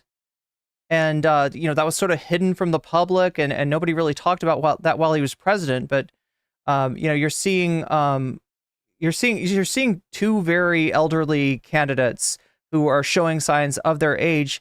Again, Biden's aging was more apparent, and so that got the coverage. Now that Biden has dropped out of the race, Trump's aging is a story. Percent of the nation says that Donald Trump is fit to serve another term mentally. 51%. Granted, it's better than Joe Biden, and Joe Biden reasonably could have had a pathway to win the presidency. It would have been very narrow, but it wouldn't have been impossible to happen this cycle. And yet 67% of the nation said Biden does not have the mental acuity to serve out another term. But less than 40% of Americans believe that about Vice President Harris, and that makes sense. She's just 59 years old. For Donald Trump, half the nation believes he does not have the mental acuity. James from Florida says, Communist invading radicals. lots of time between now and November. Don't count him out. I wouldn't count him out. That'd be silly. Yeah, you're right. Okay, I'm talking to a Trump fan here apparently. But as far as the relative chances of Harris and Trump, right, we saw earlier a prediction by Nate Silver saying that Harris had a 67% chance of winning the election. I think that Nate Silver is overestimating that. I would give Harris a 55% chance at this point, which means that Trump has a 45% chance. And yeah, getting like overly optimistic about a Democratic candidate definitely is something that gives me 2016 vibes, and I don't want to go back there. I don't want to go back there. So yeah, nobody should take this race for granted. Things are looking legitimately good for Harris at this point. She is ahead. She's not ahead by a lot. And as somebody said, there's a lot of time between now and the voting in November. So yeah, nothing is set in stone by any means at this point. But things have shifted, and they have shifted radically. So this age issue, this Sleepy Joe issue, the way that Republicans were going to try to brand themselves and push away and push against President Biden, it doesn't seem to happen, and it didn't seem to happen in the way. Artistic Comedy says they had Hillary Clinton at 84% to win, and it didn't end up meaning anything. No, I saw worse than that. I feel like it was the New York Times that had like a ticker, right? They had like, it was like a gauge, right? Which is like this would be 50-50, right? If the pointer is pointed straight up, right? It's like 50-50. And then this would be like 100% Trump or 99% Trump. This would be 99% Harris. I feel like they started the night at like 99%. Sorry, not Harris, Clinton. I feel like they started the night at 99% Clinton. I feel like, and not just them either. Now, Nate Silver, to his credit, who was at 538 at the time, gave it a 66% chance of Hillary winning, and that means a 33% chance of Trump winning. And I think that was a lot more on the money. I think that Trump had a good night. I think he had a very good luck in terms of winning what's important, which wasn't the popular vote, chat. The popular vote does not get you shit. You need to win the electoral vote. And Trump, had kind of the perfect storm to do that, including Hillary's own incompetence, including Hillary Clinton's refusal to campaign in Wisconsin, her taking those votes for granted, her taking the working class for granted, right? The union members who could have used a little bit more support did not hear from Hillary Clinton that year. So yeah, Hillary Clinton, again, I will always say this, Hillary Clinton was her own worst enemy in that election. Do not let anyone fool you and try to cast the blame on Bernie not being there to support her. He absolutely was.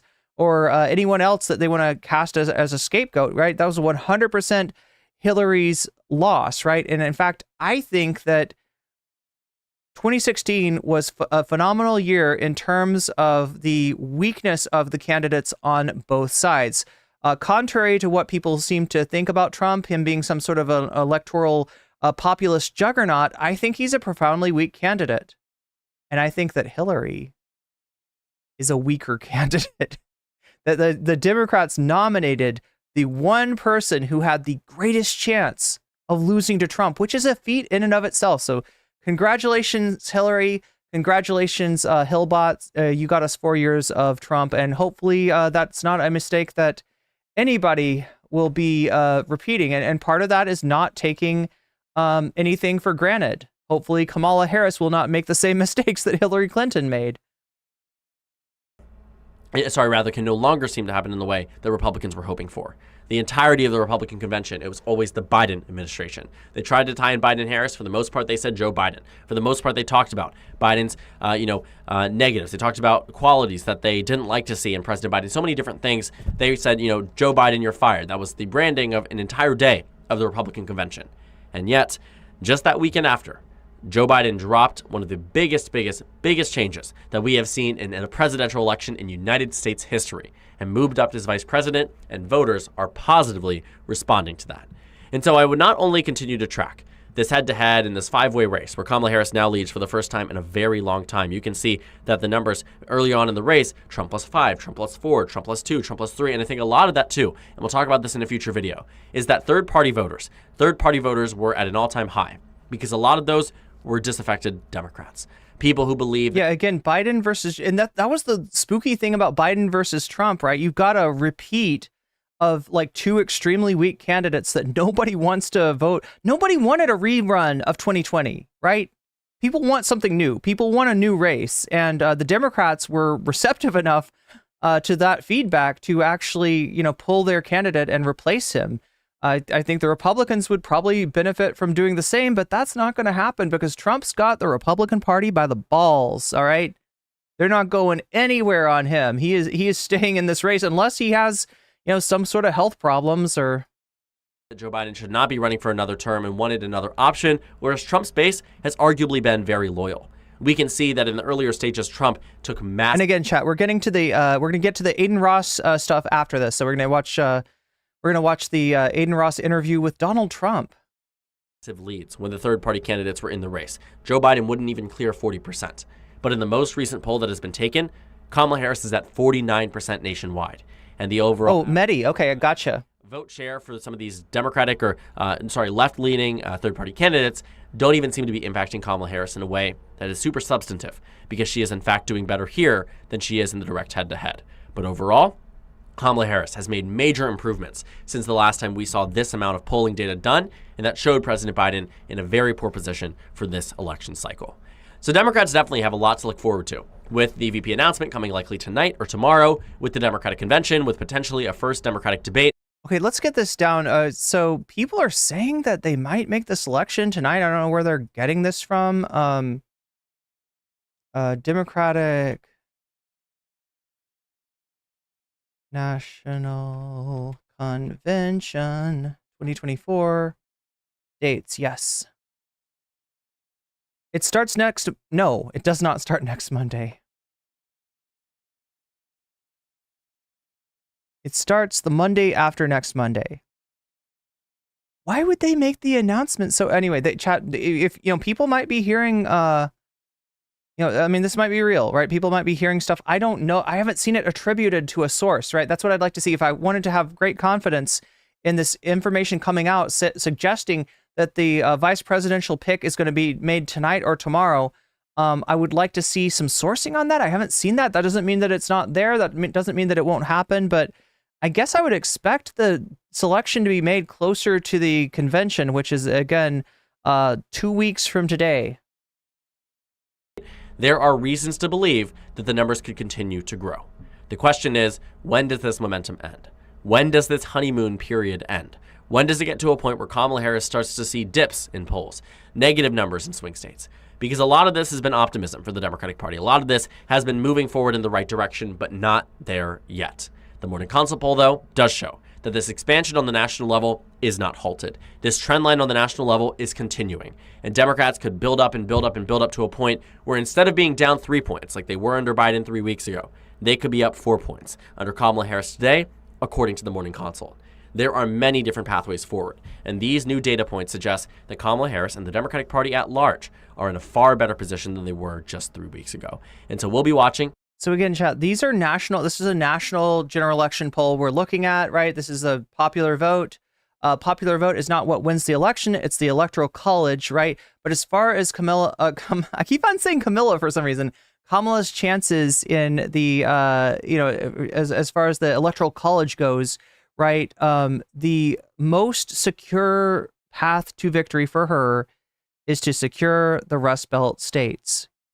That is Wisconsin, Michigan, and Pennsylvania.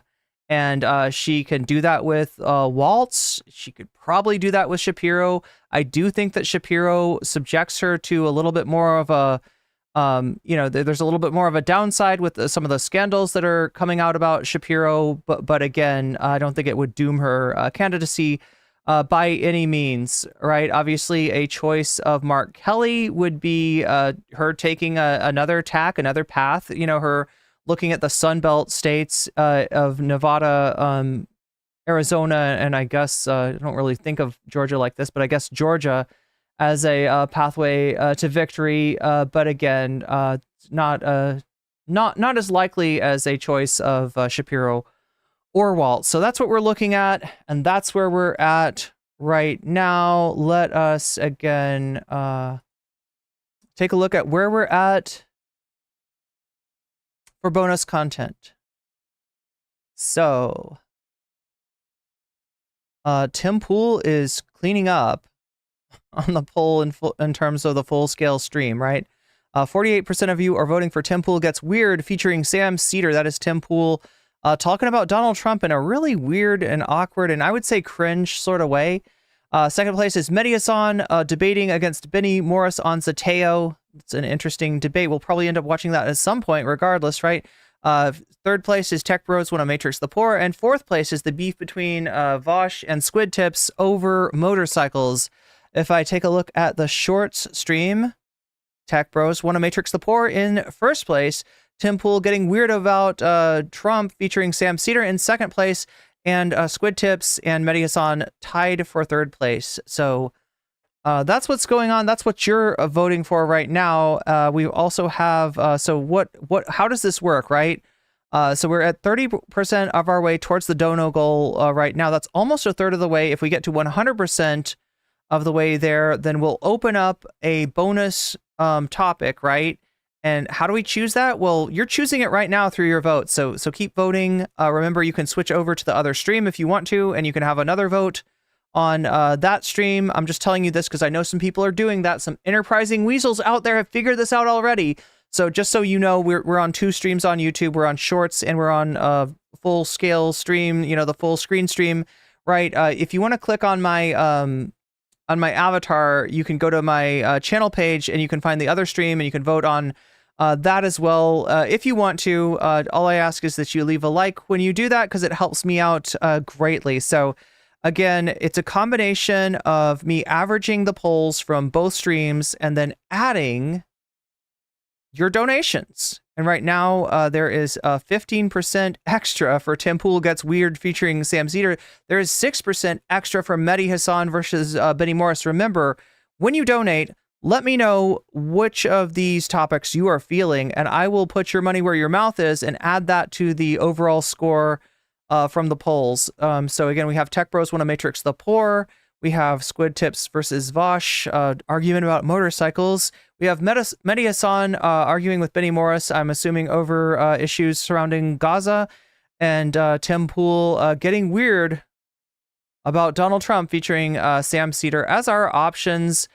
We also have, if you want to, if you just want to throw it back to the voters, right? If you believe in the sanctity of democracy and the polls, right? You can say Vox Populi, and then your money will actually take away from the effect of the donations overall and kind of send it back, re-emphasize the vote, right? You can also say Fallout New Vegas, and I've decided this is going to be like a rolling level that when we reach a certain level that I'll do another Fallout New Vegas stream, and I think it's going to be 75. I don't know. So you should expect a Fallout New Vegas stream soon. So you can also say Fallout New Vegas and make me stream gaming more often. So that's a possibility as well. Again, any sort of donation will enable you to push the poll in the direction of your choice, whether that be a super chat, super sticker, a getting yourself a membership, or gifting memberships, passing on the gift of weasels to others. Other ways that drive the dono goal forward are signing up for Patreon or donating to my items on the wish list on my Throne account, right? Those count as donations as well. There's also a PayPal and a Cash App link in the description that you can use if you want to donate directly. That counts. Also, as always, Twitch, you have a 3-minute ad break that goes on at the top of every hour. I think you just had one like 15 minutes ago. If you want to get out of that ad break and drive the dono goal forward and get a say on what we end up watching for the bonus content, should we get there, you can get yourself a sub using a Twitch Prime, which is for free, right? If you use Twitch Prime, you get that at no cost to yourself. You can also pay $6 to get yourself one, or possibly be gifted one. It's more likely if you're active in chat. And as always, people that gift that gift subs on Twitch will also get the ability to push the poll in the direction of their choosing. So I think I've said everything that I need to say, and I think we're ready now to move on to Adin Ross talking to his hero, Donald Trump, right? He's finally getting a conversation. He's been working on it for a really long time, and finally Trump is at such a low point of his career that he just wants a softball interview. And by softballs, I'm talking about massaging, right? There's going to be some massaging. There might be some seat sniffing. We don't know what's going to go on with Adin Ross, right? But we do know that he is a huge simp for Donald Trump. So expect some simping. Expect no hard questions. This is going to be kind of the opposite of what we saw last week in terms of the National Association of Black Journalists and the actual tough questions that Trump got asked, the awkward situation that he absolutely failed in. Now we're going to see him get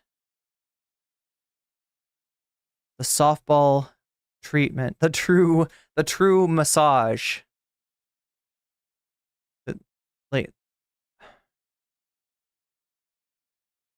If I can spell Adin's name right, is it Adin? It is motherfucking Adin. I don't know why I always add an extra I after the A. Right? So yeah, we should probably take a look at this stuff really quick, if you don't mind, right? So most of you, I get the feeling you know who this guy is. He is a former Twitch streamer, a really large, really large streamer, and a current Kick streamer. And he's got a spotty history. Like I said, there's the famous incident where he sniffed Andrew Tate's seat. He got that his last big interview, his last major league,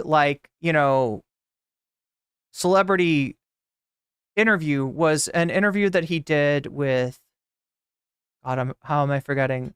Andrew Tate. Yeah, I'm like, what the fuck is his name? Andrew Tate. That's right. It was Andrew Tate. Cobra Tate.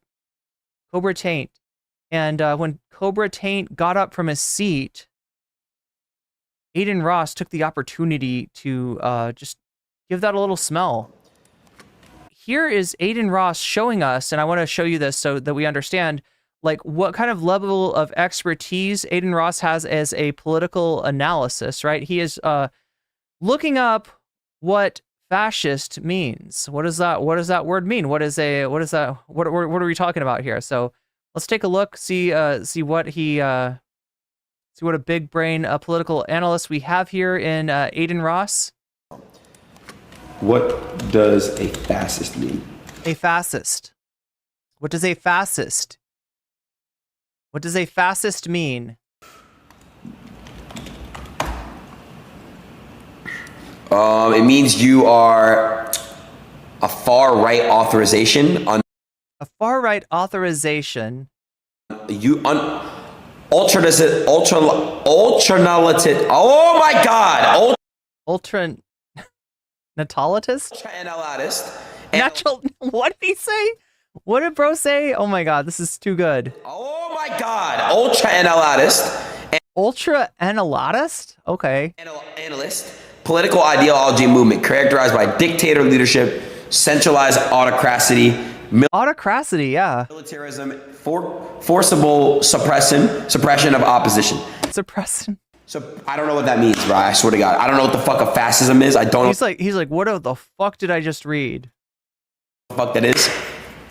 Benito Mussolini and Benito Musli and Givian. Wait, let's hear that again. What did he say? Benito Mussolini and Giviante. Giviante. Is it like a town in Missouri or something? Missouri? And Genitile. And Genitile, yo! I'm surprised you didn't say Giorno Giovanna for that one, right? And Giviante. Genitile. And Jason Stanley. Like, who the fuck are these people, bro? Never heard in my fucking life. What is an example of a fascist? Yo! All right, bro. See what I'm saying, chat? Like, this is why I don't fuck with y'all, bro. So he read that they mentioned the Nazi party of Adolf Hitler. Like, dude, like, this is what the fuck I don't... Bro, I don't fuck with y'all, bro. I I don't fuck with y'all. do not fuck with you guys, bro. Damn, Adin. Damn. Yeah, so for anybody who's wondering what he was trying to say back there, the definition that he read was like, let's see if we can find it. Far-right, authoritarian, ultra-nationalist political ideology and movement characterized by a dictatorial leader, central. Now I'm reading like Adin Ross here. Centralized autocracy. Wow. Now I can't pronounce words. Militarism and forcible suppression of opposition. That's what he was trying to say. He couldn't quite get all of those words out. I don't know, chat. Was he faking it? Is he, you know, with dudes like this, sometimes it's like sometimes even fucking up is like a clout grab. It's hard to tell. I mean, like, is even Adin this ignorant? It's hard to know. So here we go. We got some, what is going on? Is that supposed to look cool? I can't tell if bro is making fun of Trump by putting this particular picture up, because I don't know, unless it's like, right, it looks like he's doing some kind of dance or something. Is YMCA playing in the background? I can't tell. See, we got Adin Ross. He came from back when back in January of 2019, he had one chatter in his chat on Twitch, and now he is doing the YMCA dance with Donald Trump. He's come from so little. There we go. That's what it looks like. We're gonna do that dance.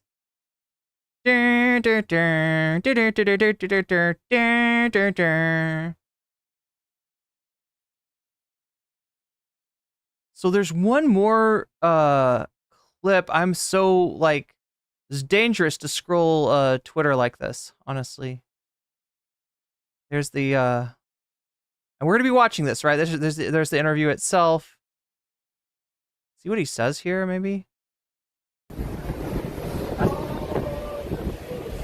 I'll tell you about TikTok.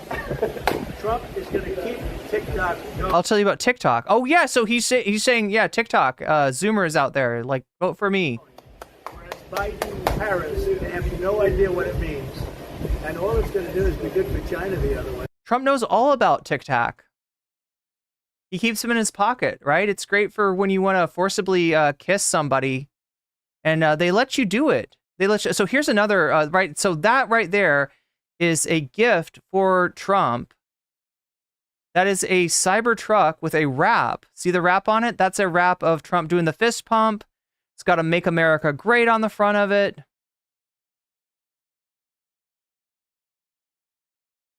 Like, what do you think, chat? Is this Unk status?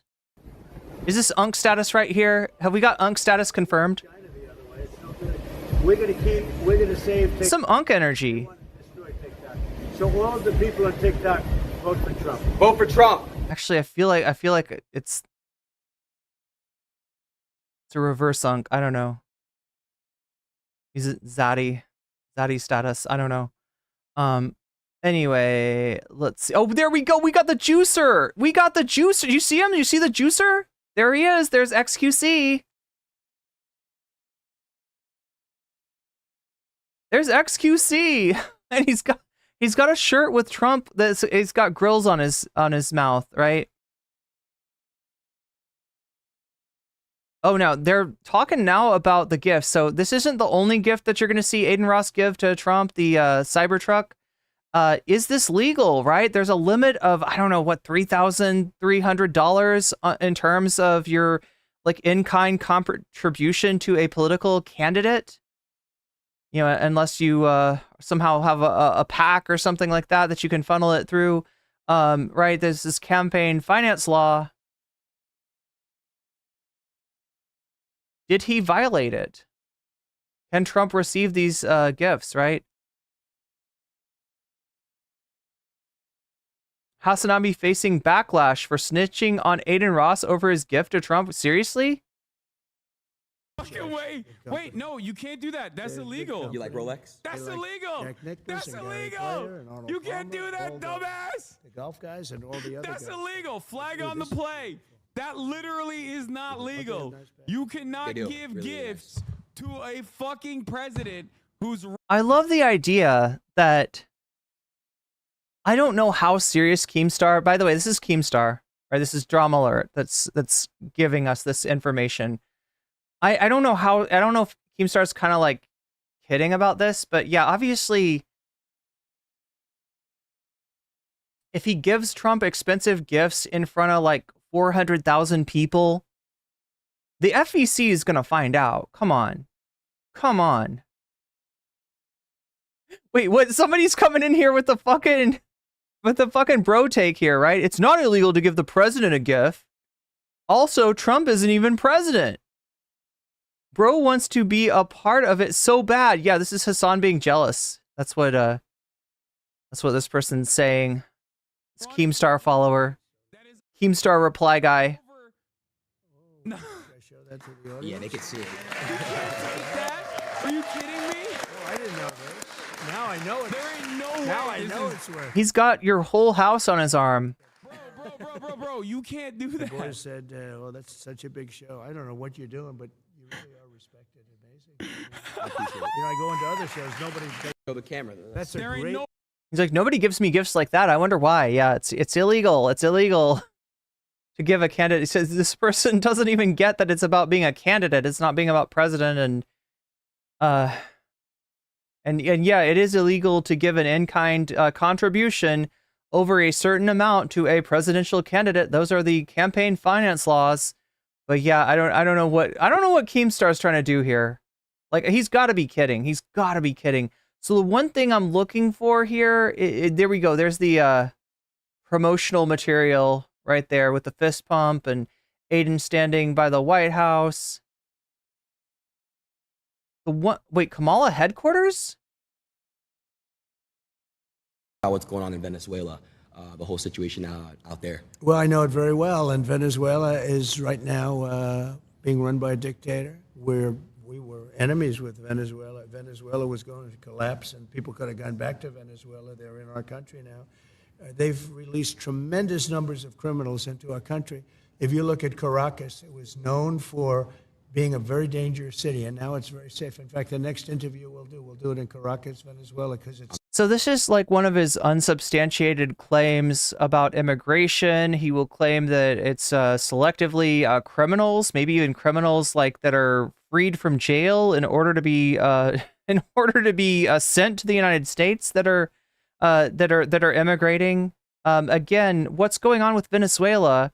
All right, is that there were sanctions placed on Venezuela by Trump that made Venezuela unlivable. And there was a lot of immigration from Venezuela because of that, right? You know, it's entirely Trump's policy that another thing that Trump tried to do in Venezuela was a coup, right? This is not the first coup that the United States has attempted in Venezuela under, was it George W. Bush? I believe they tried to coup Hugo Chavez back when he was president. And yeah, Trump tried it again. Of course, it failed. I think it was, wasn't this like the massive fail? There's some kind of like clown story that went on in terms of Trump attempting to run a coup in Venezuela. That didn't work. He ends up sanctioning the fuck out of Venezuela. And yeah, there's a lot of people, you know, in that immiseration that he caused that then tried to immigrate or claim asylum. And in that case, you know, that's one of the ways that you can claim asylum. But you can tell that the audio is a little dodgy here. This is a noise gate issue that Adin Ross is having. He should be doing what Hassan did with Grimes, which is say, speak into the microphone, speak into the microphone. Maybe somebody should push the microphone up to Trump's face or something like that. We'll see how the sound is on the actual video, which we're about to get into. I'm just trying to give you a little background into Adin Ross and Donald Trump and what to expect. First streamer to be broadcast on CNN. There it is. There's the dance again. I want to see if we can get the Tate sniffing. Yeah, there it is. There it is. Adin Ross when Trump leaves to take a shit. Yes. Was this him smelling Andrew? Was this the Andrew Tate thing? Oh, there he is. There's the juicer. By the way, do you like my buddy Felix's shirt? I love that. My buddy Felix. Felix the juicer. Felix, by the way, Mr. Trump. That's fantastic. Wow. Yeah, you got the grills on. I like that. Hey. Now, I don't know that much about XQC and his politics. I didn't know he was a Trump fan. This is Asmongold watching him, by the way. I know. That's what I noticed. I noticed the grill. Oh God, the streamer world is just so incestuous. Oh my God. Nice to see you. Thank you. By the way, do you like my So there it is. There it is. He's got the Donald Trump. Wait, I don't see the. I mean, it's a goofy looking smile that Trump's got on, but I don't actually see grills on that shot. I've been told there's like. It's like Trump with grills. But yeah, there's the watch again. Okay, so I think we've seen everything. The other thing I wanted to show you is this. Okay, well, how about if we typed Adin and share. Oh, there we go. There we go. So here we go. I'm done. I fixed it. Where you going? I'm ready, bro. I'm really gonna do this shit. Y'all don't understand, bro. I'm really.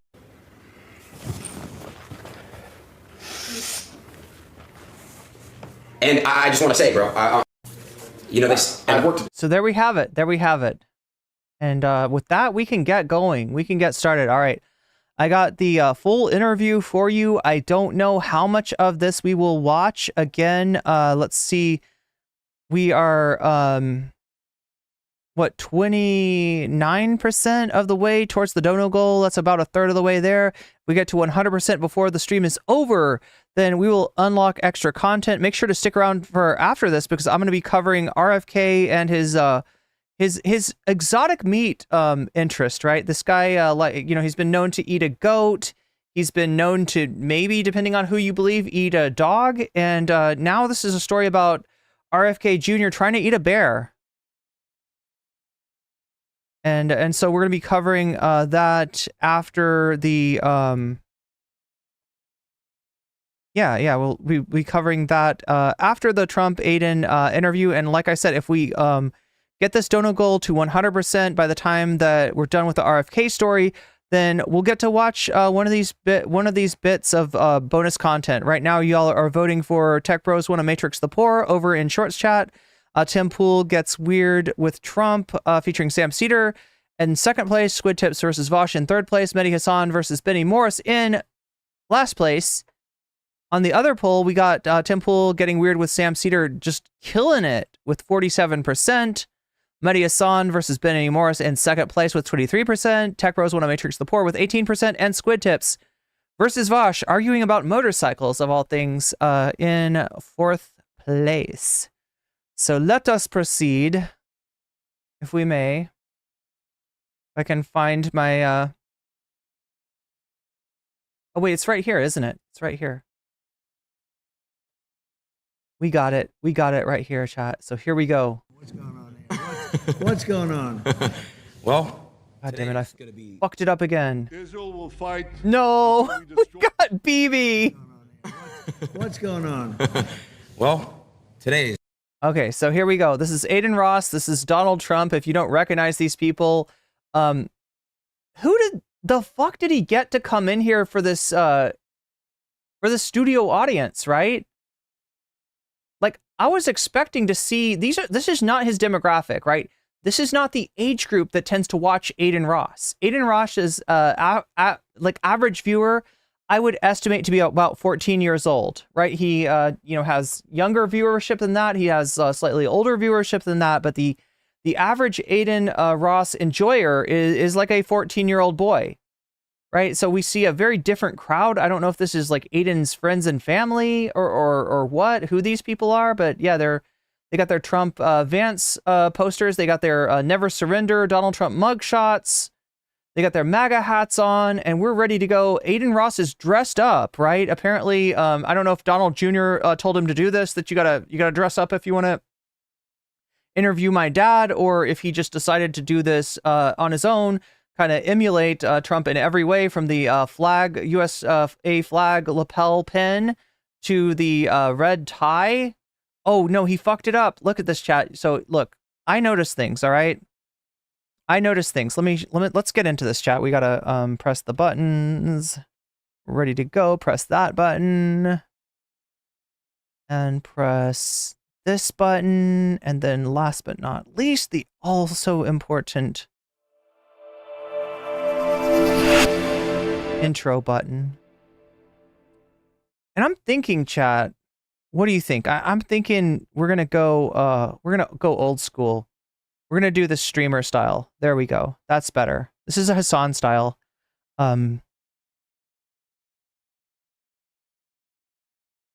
Well, I mean, except for the jellyfish. Okay, obviously Hassan doesn't have the jellyfish, right? But we're gonna do the Hassan thing. So get ready for this shit. Get ready for this. So yeah, here we go. We're gonna watch this, and wait, am I forgetting something? I feel like I'm forgetting something. Oh yeah, make sure to like the stream. What am I saying? Like the stream, subscribe if you haven't already. Anyway. The most important stream I've ever done, first of all. Wow. And I want to say thank you for doing this, seriously. Thank you. Yeah. Get some good ratings today. We're going to get some good ratings. Everyone thought this was going to be fake today, but we proved them wrong. So. Did Trump say ratings? Yeah, they're talking about concurrence. They're talking about like the audience. Now, chat, he's doing this on Kick, and Kick's a little bit botted. All right, how botted, I can't tell you, but I can tell you that not all of the viewers represented in the view count are going to be real viewers. That being said, he's not lying when he says a lot of people are going to watch, right? This is definitely the most watched thing on Kick while it's going on, and probably the biggest streamer on, maybe even on either platform, right? There's definitely a lot of viewers for this, so he's not lying about that. You're right in the living room of Mar-a-Lago, which I don't allow this to be ever done. So you're the first. He's dumbing it down for Trump. Yeah, he's boomering it up for Trump, actually. Just about. Thank you. And we'll have a little fun. Can you hear it okay? My son Baron says hello. Chat, can you hear this okay? Do we need to turn it up even more? Because like I said, the audio is just fucking whack. It's just like, I don't know what he was thinking. This is huge for him. This is the biggest interview he's ever done, and there is a huge audio problem here. Let me know, chat. What do you think? Is it too quiet? I can turn it up if needs be. Are we hearing Trump come through loud and clear? Are we hearing his big, beautiful voice? His big, beautiful voice, folks. We got to hear the beautiful voice of our leader, Donald Trump. You can't hear it enough. It's too quiet. It's too quiet. All right. So here's the deal. I have already got my audio boosted way the fuck up, all right? Unlike, I'm pretty good when it comes to the technical aspect of things, when it comes to using OBS, but you're going to have to remind me, okay, if we're going to watch the bear segment after this, which I intend to, and I fully intend to cover the bonus content again, too, right? We're 30% of the way there. If we get to 100%, we do the bonus content, right? But the most important thing that you can do is after I'm done watching this, you tell me to turn down that gain, because that is huge, right? I'm gonna blow your eardrums out if I don't turn the gain way down after here. I'm gonna put it up to 20, chat. This is 20 extra decibels in your ears so that you can hear the beautiful voice of Donald Trump. But we're gonna have to turn it way down afterwards because again, nobody's got as bad of audio as Adin Ross apparently. All right, let's go. Let's do it. He's a great young guy, but he's a big fan of yours. What's up, Baron? Yeah, Baron's awesome. He's a great kid. Amazing. He's tall. Guy. Very tall. He's tall. Good student. Is that better? Yeah, he's very smart. I'll tell you that. Still quiet. I do want to first off, say this. Everyone in the chat, everyone in this room, everyone loves you, and I just want to say you're a true hero for this country, and I really appreciate you. And I'm really thrilled we could do this today. I'm so happy now that I'm doing it. give me a. That's great. Do you know what live streaming is on these platforms? More or less, yeah. Yeah. More or less. It's the new wave. It's the new wave. It's the new wave. I'm going to explain it to you, all right? It's the new wave. This chat right now. Let me show you this. So this is the live chat. Right. So you already broke the website in 5 minutes. Oh, really? Yeah, Wow. you broke it. The chat wasn't working, but we ended up fixing it. It's just very slow. Everyone in the chat say hello. You guys can put hi in the chat, and W's mean it's good. W means win. Yeah. Yep. So I'm explaining the basics, right? W Trump. All right. So Are you gonna explain full send? super thrilled. You're gonna have big ratings today. I can see it. Yeah, I want to break 1 million. I think we could do it. Oh, good. Oh, you'd do much more. You think so? I think so. Yeah. Oh, I'm excited. I'm thrilled. Elon Can actually you hear him okay? he commented on Look, this is a really cursed interview. Chat, one in chat if you hear this okay. Because here's what I'm noticing. I'm noticing that Adin's voice isn't super great, but it's louder than Trump's, right? And if I turn it up much higher, can you hear Trump okay, though? That's what I'm worried about. They both look zonked. I mean, maybe Dr. Ronnie Johnson, his actual name is Jackson, maybe Dr. Ronnie Johnson, Trump's personal favorite unlicensed, lost his license physician who used to write scripts for the entire Trump administration. He used to write a lot of scripts for Fenty patches and modafinil and Adderall prescriptions, all kinds of stuff, whatever the Trump White House needed, right? Maybe they got Ronnie Jackson in there writing prescriptions for Adin and for Trump. Personally, but you may need to turn it up a notch. Okay, a notch is about all I can safely do. By a notch, I think I mean like 2 decibels. Yeah, let's do 2 decibels. Okay, see how that is. Let me know if it's too loud. Let me know if it's too quiet. I aim to please. All right, chat. Let's go for real. Let's go for real. the X post that I went. You thought having bad audio is a leftist thing? Usually. Great. Really a fantastic person. Little imagination he's got, doesn't he? Yeah. Rockets and tunnels and Yeah. everything. He's a fantastic guy. He's great. So What's he talking about? started today. Let's have some fun. Let's go. We'll What were we touch talking base on about? some topics, and then we'll do some fun stuff. Yeah, that I went live already. Well, Elon is a great guy. Yeah, he's great. Who is a great guy? Oh, I'm excited. I'm thrilled. Elon actually. Elon. Okay, there we go. He commented on the X post that I went live already. Well, Elon is a great guy. Yeah, he's great. Really a Yeah, he probably said, interesting. fantastic person. Little imagination he's got, doesn't he? Yeah. Rockets and tunnels and Yeah. everything. He's a fantastic guy. He's great. So let's get started today. Let's have some fun. Let's go. We'll touch base on some topics, and then we'll do some fun stuff. Sounds good. Cool? Let's have a good time. All right, well, the first thing is, the reason why, I really wanted to make this stream happen. Get your beverages, get your popcorn. And I want to make it very clear to everybody that you're a human being. You're a great human being. And I want you to basically talk in this camera, talk to them and explain why it's very important as a first-time voter to go out and vote and why they should vote for you. I'd love to do that, and I love having a young audience. This is young. I think you have some oldsters, too, because I also know some oldsters Hey, Trump, I heard you like them young. that are listening and watching. But it's about the American dream. Right now, you don't have the American dream. We have a country that's not respected, a country that's being laughed at, a country that just a little while ago we're having a stock market explosion in a negative way as opposed to a positive way. And that's been happening for quite a while. It's been simmering and really happening for quite a while. And we're going to make this country so strong and so great. And when you're ready for your... So look, you do have a Federal Reserve that was raising interest rates up until recently in order to try to curb inflation, which was also a problem. A lot of people think that the Fed should have cut rates before now and that this was a mistake and that they actually might end up in a recession. That being said, I believe there is see if we can find this, just give a little background about what they're talking about here.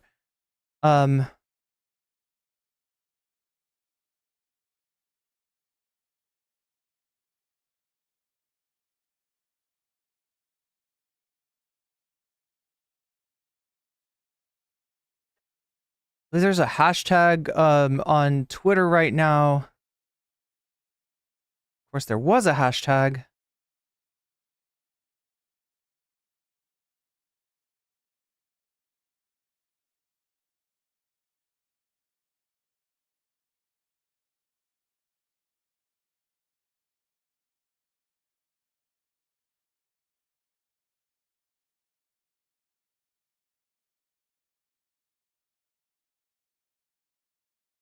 God damn it. Elon's website is useless.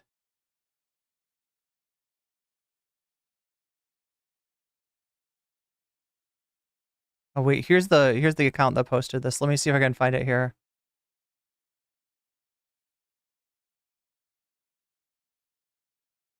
Of course, I run into a power user, somebody who posts way too much.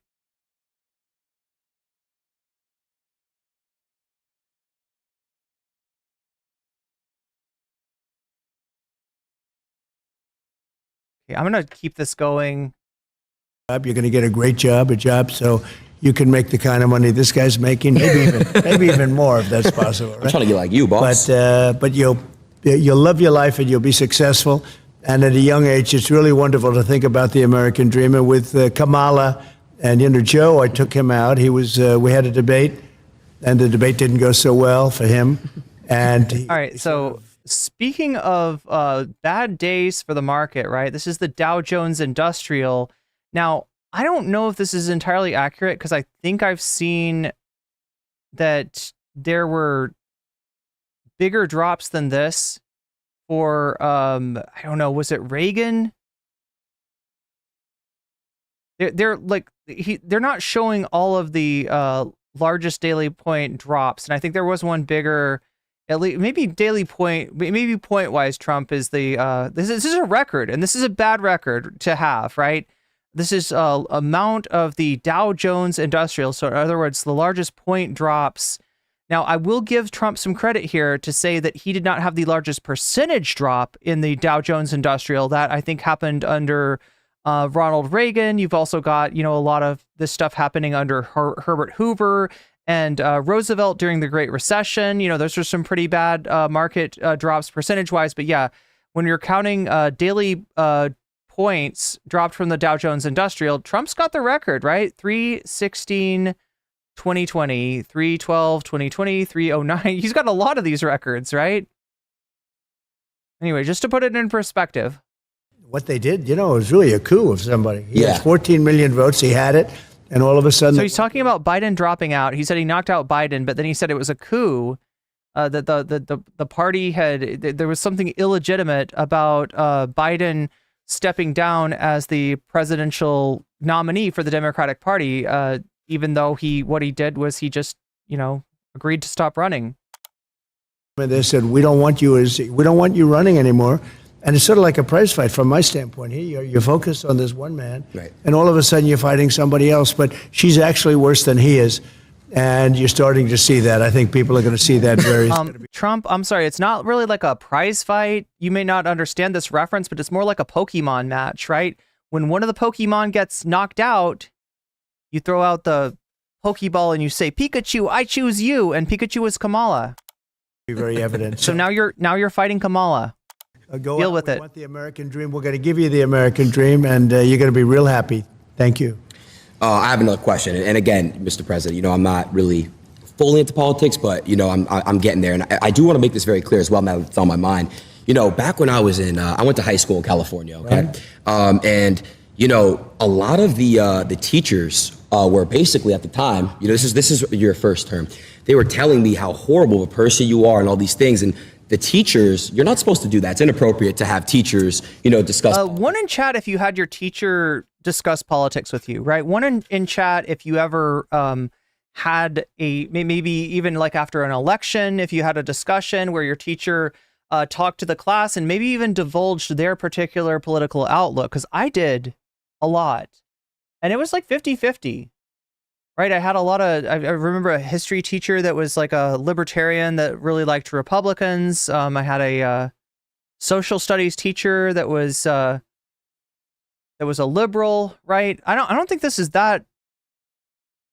Like, anyway, Aiden's complaining about like my teacher was saying bad shit about you in class. Like, what do you think about that? In school, but it's becoming really normal for a lot of teachers. And you're a kid, when you're a kid, your brain is like a sponge. Sure, that's true. So I want to know what your thoughts on that, kind of the corruption in the school system in a way. They're teaching some pretty bad stuff in there. It's been brainwashed to a certain extent. Even the teachers have been brainwashed. They've learned from a long time. This is long before me. this liberal way, or now they call it progressive. They don't like the term liberal. You're not allowed to use that anymore, so I usually use it. But You're not allowed to use liberal? You're not allowed to say liberal? What is bro talking about? this liberal way that they have, and it's a bad thing for the country. You know, we want to have borders, we want to have low taxes, we want to have great schools, really, great schools, so you can go and learn and be successful and have a wonderful life and all of that. But we want to have a good military so we can protect ourselves, Of course. from some bad players. You got some bad players out there. And it's interesting, during my 4 years we had no war, other than we had nothing. Everybody was afraid we were going to have wars. And just the opposite. North Korea, I remember Barack Obama's telling So yeah, during his administration, he continued a long-going occupation of Afghanistan, a 20-year plus occupation that he was supposed to end, and he failed to do that. There was also record droning of civilians during that time. So don't let him fool you and try to claim to be a peace candidate. He's not, right? He might want peace with Vladimir Putin, meaning he's willing to give away a huge chunk of Ukraine to get the Ukraine war to stop for now. But it's not a war that would, it's a war that would continue later with the Russians at a huge advantage and them able to resupply and, kind of try to mobilize more troops, et cetera, right? It's not, but no, he claims to be a peace candidate. A lot of his supporters seem to fall for this shit, even though he was droning people left and right during his entire campaign. He even took out a top military official in Iran. He blew up a deal that the United States had signed with Iran to get them to stop production of or processing of nuclear fuel to weapons. And, he blew up that deal again. He sent his fail son, Jared Kushner, a nepotistic appointment of his son-in-law, and sent him to Israel to do a horrible job of diplomacy in which the Palestinians were cut out of negotiations between Israel and other countries in the Middle East. So don't let him fool you. He's got an abysmal record. I didn't have a problem with North Korea. No. Big nuclear presence. I didn't have a problem. The only war we had was already started long ago, and that was ISIS. And What are you forgetting? Afghanistan? I don't know if you call that a war. It's an occupation. There's, U.S. soldiers being killed. I don't know what you want to call that, but yeah, it's I defeated them in a very short amount of time. and that's why Iraq is doing so well, isn't it? Right? That's why Iraq is doing so well. Very quickly. And we had no wars under the Trump administration, and that's a great thing. That's a really... Wasn't Syria still going too? I don't know what the dude is talking about. I think 82 years since that's happened. And we won't have wars again, but we could have a war before we even get there. That's the problem. We have a number of months. We have 4 months, and the election's starting very soon, and I guess 5 months before you actually get in. And a lot of damage can be done in 5 months by incompetent people. And we have very incompetent people right now. And I'm not saying that out of happiness. I'm saying that out of sadness, because... I'm not saying that out of happiness. Dude was cheering on the stock market drop today. He's very happy for anything bad to the country happening to... This is the guy that asked for his Republican Congress to pass a immigration bill. And then when Biden caved on it, and said, yeah, that bill that you're trying to pass, I will sign that into law. Trump says, don't pass it. Don't pass it. We were only passing it because we thought that it would get rejected in the Senate and or vetoed by the president and it wouldn't go into law. But if Biden signs that, then that takes away our issue. Now, obviously, Biden is craven when it comes to his surrender to Trumpian immigration policy. So a full-scale cave by the Biden administration and by the Democrats. And it seems to be, have been, already sort of backed up by Kamala. But yeah, no, he's perfectly willing to cheer on bad things happening in the United States if it is, going to make his opponents look bad. He's in tremendous danger, not only of stock market crashes or depressions or whatever it may be. It's a tremendous military danger. We have Israel's blowing up, the Middle East is blowing up, Russia's going wild with Ukraine. And things are out of control, and we have nobody that knows how to talk. We have nobody that knows. I was watching when Russia was thinking about going in. So all you usually get from Trump is like, I'm strong. I know how to negotiate. People respect me. No proof of that. People laughed at the United States, right? People openly laughed at this guy's face at diplomatic engagements because he's such a clown. But he claims that he has all this respect. He claims that nobody would mess with the United States under him. And this is all unsubstantiated. He claims that he's got Putin under his thumb when really anybody with eyes can tell that it's the other way around, right? Putin's got him under his thumb. And they never would have done it with me. They never, and they didn't. But they. There we go. There we go. They started loading up the border. I thought he was doing it for negotiation purposes. And Biden said all. This guy is 100% narrative, 0% facts. The wrong things. Everything wrong. And ultimately they attacked, and they wouldn't have done that if I were president. So we got to get back in and get it straightened out. Definitely. We'll get that one worked out. 100%. A lot of people dying. Yeah, it's a lot of innocent lives being lost. You know, you had mentioned, the stock market crashing. I don't know if you obviously, I saw the post you made on your app Truth. What I just saw yesterday and the day before, I'm in crypto and I'm in stocks myself. Right. And I couldn't believe what's going on. You have Because of course you're in crypto. Japan, you have everybody just falling. And I want to ask you, how do we basically get it back up and flowing and back up and running? And, and what's causing this? Well, right now you have no confidence. You have somebody that now is taking over from Biden because he just wants to stay in bed all day. He can't get up. He wants to stay in bed. It was a fraud. They tried to tell people he was competent. He knew what he was doing. And in the debate, he was adjudged to be not so good. Yeah. But you can go back 4 years, too. He campaigned from his basement. He didn't campaign. I said, where is this guy doing COVID? They used COVID as an excuse not to let him talk. Yeah. I believe somebody else was all holed up in his basement during a certain protest as well, but we won't talk about that right now. We won't talk about coward Trump. The whole thing was a fraud, and everybody knew it, and they knew it strongly.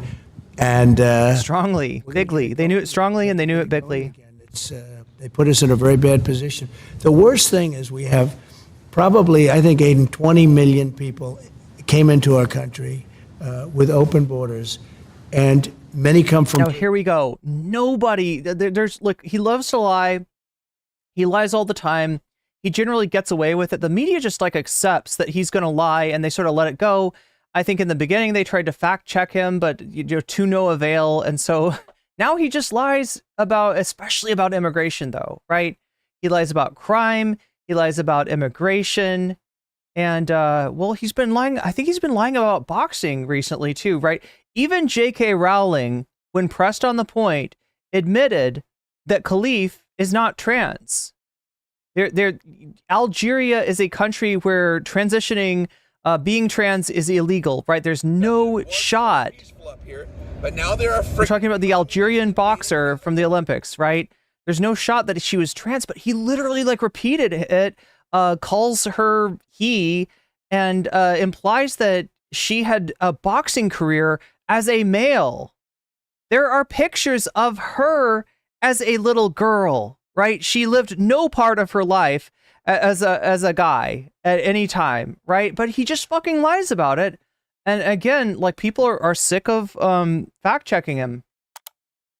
And you can be a liberal and your people can be, but coming from some of we're back to immigration. Well, not just South America, from all over the world, from the Congo and Africa, they come from all over the world. They're coming. And they're releasing their prisoners into the United States. Now, that's another thing, right? So this is a claim that he's making, right? Other countries releasing prisoners, taking people out of jail, I don't know what, flying them up to the border and having them cross over? Because I'm assuming he's talking about border crossings, right? And there's never been any proof. Reporters have asked his campaign, hey, I hear you're talking about other countries releasing prisoners. Where is this coming from? Where's your proof? They don't have any. He just says it. No, you can be a liberal guy, you can be progressive as anybody in the world, and you can't think that's a positive thing. No. They're coming out of mental institutions. They're poor. Again, that's another thing. So this is where we get the late great Hannibal Lecter. This is where he starts talking. And I think that bro's confused, right, about the term asylum and literally thinks that asylum means that the person coming into the country is from a asylum, like as in for, being treated for mental illness, right? But no, again, this is another claim that he makes. He's never backed it up. There's no proof of it. Nobody knows what the fuck he's talking about it, but it's a narrative, right? And this is his narrative, and he wants to scare the fuck out of you and make you think that the late, great Hannibal Lecter, folks, he loved to have a friend for dinner, folks. He's the late, great Hannibal Lecter. He'd love to have you for dinner and you for dinner and you for dinner. That's right. They're cannibals now, right? It went from they're not sending their best people to they're sending the cannibal, Hannibal Lecter, to come and eat you all, to eat you with a nice Chianti and fava beans, right? The United States, and they're hurting and damaging our country, and they're killing our people. And the crime rate with what you're talking about and what we're talking about, we call it migrant crime. It's a new form of crime, and it's a very violent crime. And it's going to take on proportions the likes of which this country has never seen before. And remember, these people are just getting accustomed. These are people coming out of mental institutions, prisons and jails, and many terrorists. We're having record numbers of terrorists coming in. So I'm talking... Again, there's no proof for any of this. He's just saying it, right? You don't like terrorists? Let me say the terrorists are coming in. You don't like mental patients? Mental patients are coming in. You don't like criminals? Well, they're emptying their jails too, right? And the question is, are you going to believe his narrative, or are you going to ask him to put up or shut up, right? I would suggest that you be very skeptical with every word that issues forth from this man's mouth, because it is a trough of lies that he's sending us. Latest, greatest donation, about a late, great donation. Thank you, Speedrunner. That's really sweet of you. And also, let's see. I want to answer another chat right here while I have a chance. Trump helps me more than Biden, though. A man with is. I'm on with us. I'm not sure. I may be mispronouncing your name, but I want to ask you if you're talking about the stimulus by chance. Because that I will give you credit on. Are you talking about the stimulus? Are you talking about the $2,000 check during the pandemic? So now I can understand why somebody would think that this is a good Trump policy. And if it was indeed a Republican policy, a Trump policy, and something that Biden and the Democrats oppose, then you'd have a point there. But you got to understand that he gave out that stimmy in order to make sure that the economy didn't crash under his watch, right? He gave out that stimmy not because he wanted to, but because he had to. And I will say that this speaks badly of Biden. Biden had a chance to give out the same stimmy and kind of cut it short, right? And this is the Democrats trying to play to the idea that the Republicans are always hammering them on the deficit. You're doing too much social spending. Don't be a tax and spend liberal. Biden and the Democrats have let that rhetoric get into their head.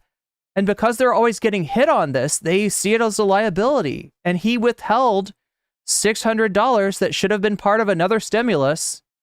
And that's a major failing. That is a fuck up on Biden. That is a fuck up on the Democrats. However, please do not get that confused and think that the Republicans wanted to give you a stimulus and think that the Republicans are in favor of, Keynesian economics, which is essentially what that was. Putting money in the hands of the workers is actually good for the economy. It's better for the economy than putting money through the form of tax breaks in the hands of the wealthy. However, if you want to talk about Trump's policy, what did he get done during his term? 2017 to 2021. What did he get done?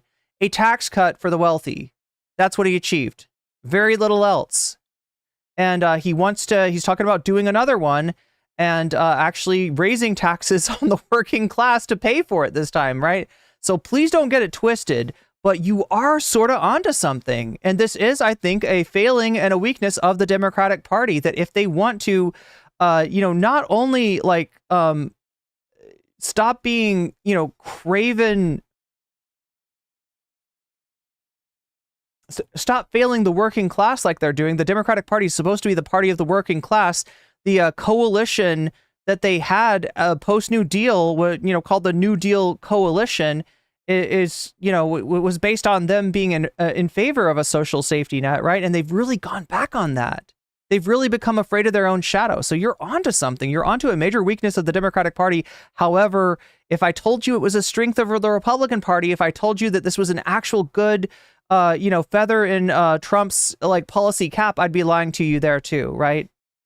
But good on you for pointing that out, if that is in fact what you were doing. Anyway, sorry, chat. That's a little obsession that I have about how the Democrats fuck up, and how actually Trump, kind of outdid them in a way, again, through no intention of his own, through no intention of the Republican Party, but still just major dropping the ball by the Biden administration. I assume mostly to a young audience, but a young audience, no matter where they're coming from, they can't be happy about this. No, they can't. Jobs are being taken, a lot of crime. So what, President Trump, what do we do to fix that issue? What if I happen to be born in another country and I want to come the right way? How would that work? Well, that's what we want. We want people to come in, but they have to come in through a system, through a legal system. And one of the things that's unfair is we have hundreds of thousands of people that have applied to come in, and this administration doesn't talk to them. Right. But if they walk through the southern border, they have no problem getting in. I don't even know why they're doing this, but some people are waiting 10 years to come in, and they've studied, they learned all about the United States, about our Constitution, about everything, and they're not being let in, and we're allowing people to. So now he's talking, he's sort of gesturing towards a pathway to citizenship. This is something that he doesn't favor. This is a big reason why illegal immigration is as high as it is. That and the perverse incentive that American companies have to be able to hire undocumented people. Because, when they're hiring undocumented people, they've got a very compliant labor force. They've got a labor force that's willing to accept very low pay, and they've got a labor force that is very unlikely to complain about things like wage theft, right? So as a result, of there not being a pathway to citizenship, there's not enough legal means for people to come into the country. People come into the country undocumented and become easy prey for American corporations, right? This is something that I think Obama spoke to. It was one of Obama's policy priorities. Never got done because of a mix of Republican incalcitrance and Democratic cowardice in terms of actually reforming immigration. That needs to happen. However, Trump's got no intention of that, because he would love to. He wants this to continue to be a problem so he can use it electorally.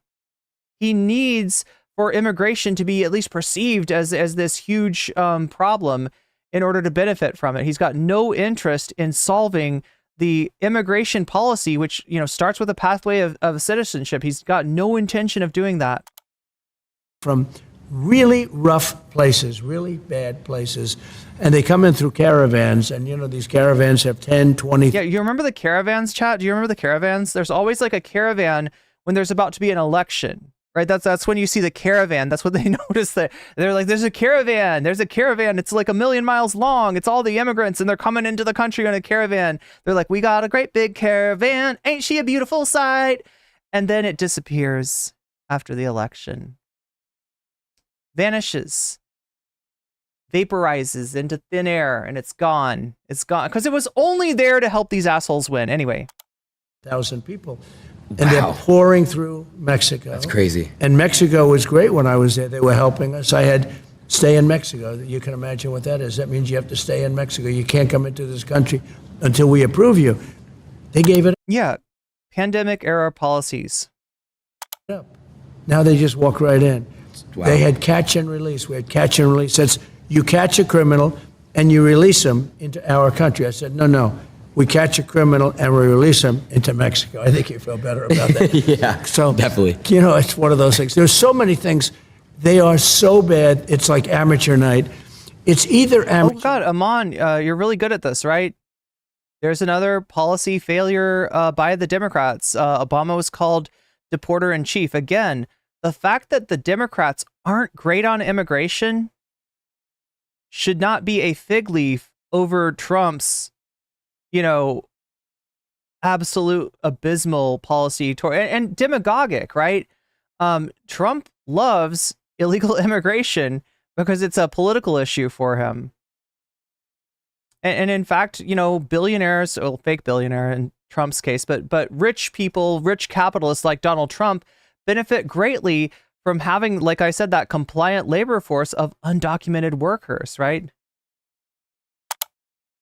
Or they want to destroy our country. Right. Do you what do you think about what's going on in Venezuela? The whole situation out there. Well, I know it very well. But again, overall, what you're pointing out is the Democrats' failure to differentiate themselves policy-wise from the Republicans' policies. Republicans have terrible policy prescriptions on nearly everything, and the Democrats most often fail by being too close to the Republicans in terms of their policy prescriptions. They don't have any sort of courage at this point to heighten the contradictions, which would be much to their political advantage. It would shut people like Amon the fuck up, because in reality, the Democrats being mid on their policy prescriptions does not make the Republicans' abysmal policy prescriptions any better. Venezuela is right now being run by a dictator. We were enemies with Venezuela. Venezuela was going to collapse, and people could have gone back to Venezuela. They're in our country now. They've released tremendous numbers of criminals into our country. If you look at Caracas, it was known for being a very dangerous... So yeah, the criminals thing is something he can't substantiate. In fact, chat, if you look at the rates of crime committed by undocumented people versus the rates of crime committed by American citizens, American citizens are higher. And it's not actually that complicated to figure this out, right? If you're in a country under dubious status, in other words, you're undocumented, right? Are you going to be likely to commit a crime and bring attention to yourself and possibly get yourself thrown out? Or are you more likely going to keep your head down, right? Just use your brain on this. Just use some of this shit can be solved with common sense.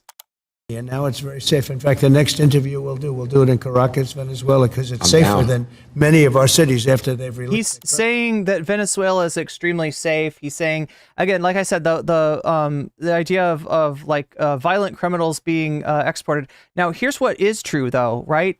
There has been a lot of immigration from Venezuela. There have been a lot of asylum seekers from Venezuela. There's a reason for that, right? It's because this guy tried and failed to coup.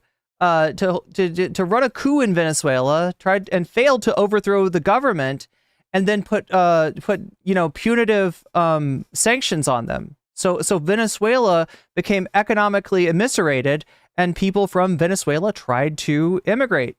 That's immigration that Donald Trump caused, right? Just like I told you before, that the situation with October 7th was very much due to the failed negotiations, the failed diplomacy nepotistically implemented by his failed son-in-law, Jared Kushner, cutting the Palestinian people out of the peace process and having Israel go around them to negotiate with other Middle Eastern countries. Criminals into all of our cities. Yeah. And I'm kidding. I know. The reason I have to say that, because the fake news media knows that too, but they'll say, he suggested they go to Venezuela. They are so bad, it's hard to believe. But anyway, so Venezuela, their crime is down 72% because they've taken their criminal... Trump, quick pop quiz. How far is our crime down? What about United States crime? Is the rate up? Is the rate down? Is it a lot of crime here? Venezuela is sending their criminals, so our crime rates must be going up, right? If I look at the crime rates, I'm gonna see an increase. Is that right? Is that what's going on? Is that what we've got? Which are large. It was a very dangerous place, especially Caracas and the different cities. And they've moved them into the United States of America. I know you're very happy. I know that your mother and father must be thrilled when they hear that. Yeah. Who happen to be here, I believe. They are. They're right over there. Hey, Mom, hey, Dad. Are you thrilled with what they're doing? I don't think so. No. I don't think they're thrilled. I don't think so. So their crime rate is down 72%. Right. Because they're drug dealers, they're criminals, they're murderers, they're rapists. Everything's being moved into the United States. And soon they will have moved all of their criminals into the U.S. They won't have crime. So that's why I say we'll go to Venezuela for our next interview. Okay. It's a very serious problem. I mean, honestly, what they're doing to this country, they're destroying our country, Adin. They're destroying stupid people. He's not a smart man. So chat, anybody answer that question? Anybody want to know what the rate of increase or decrease in crime is?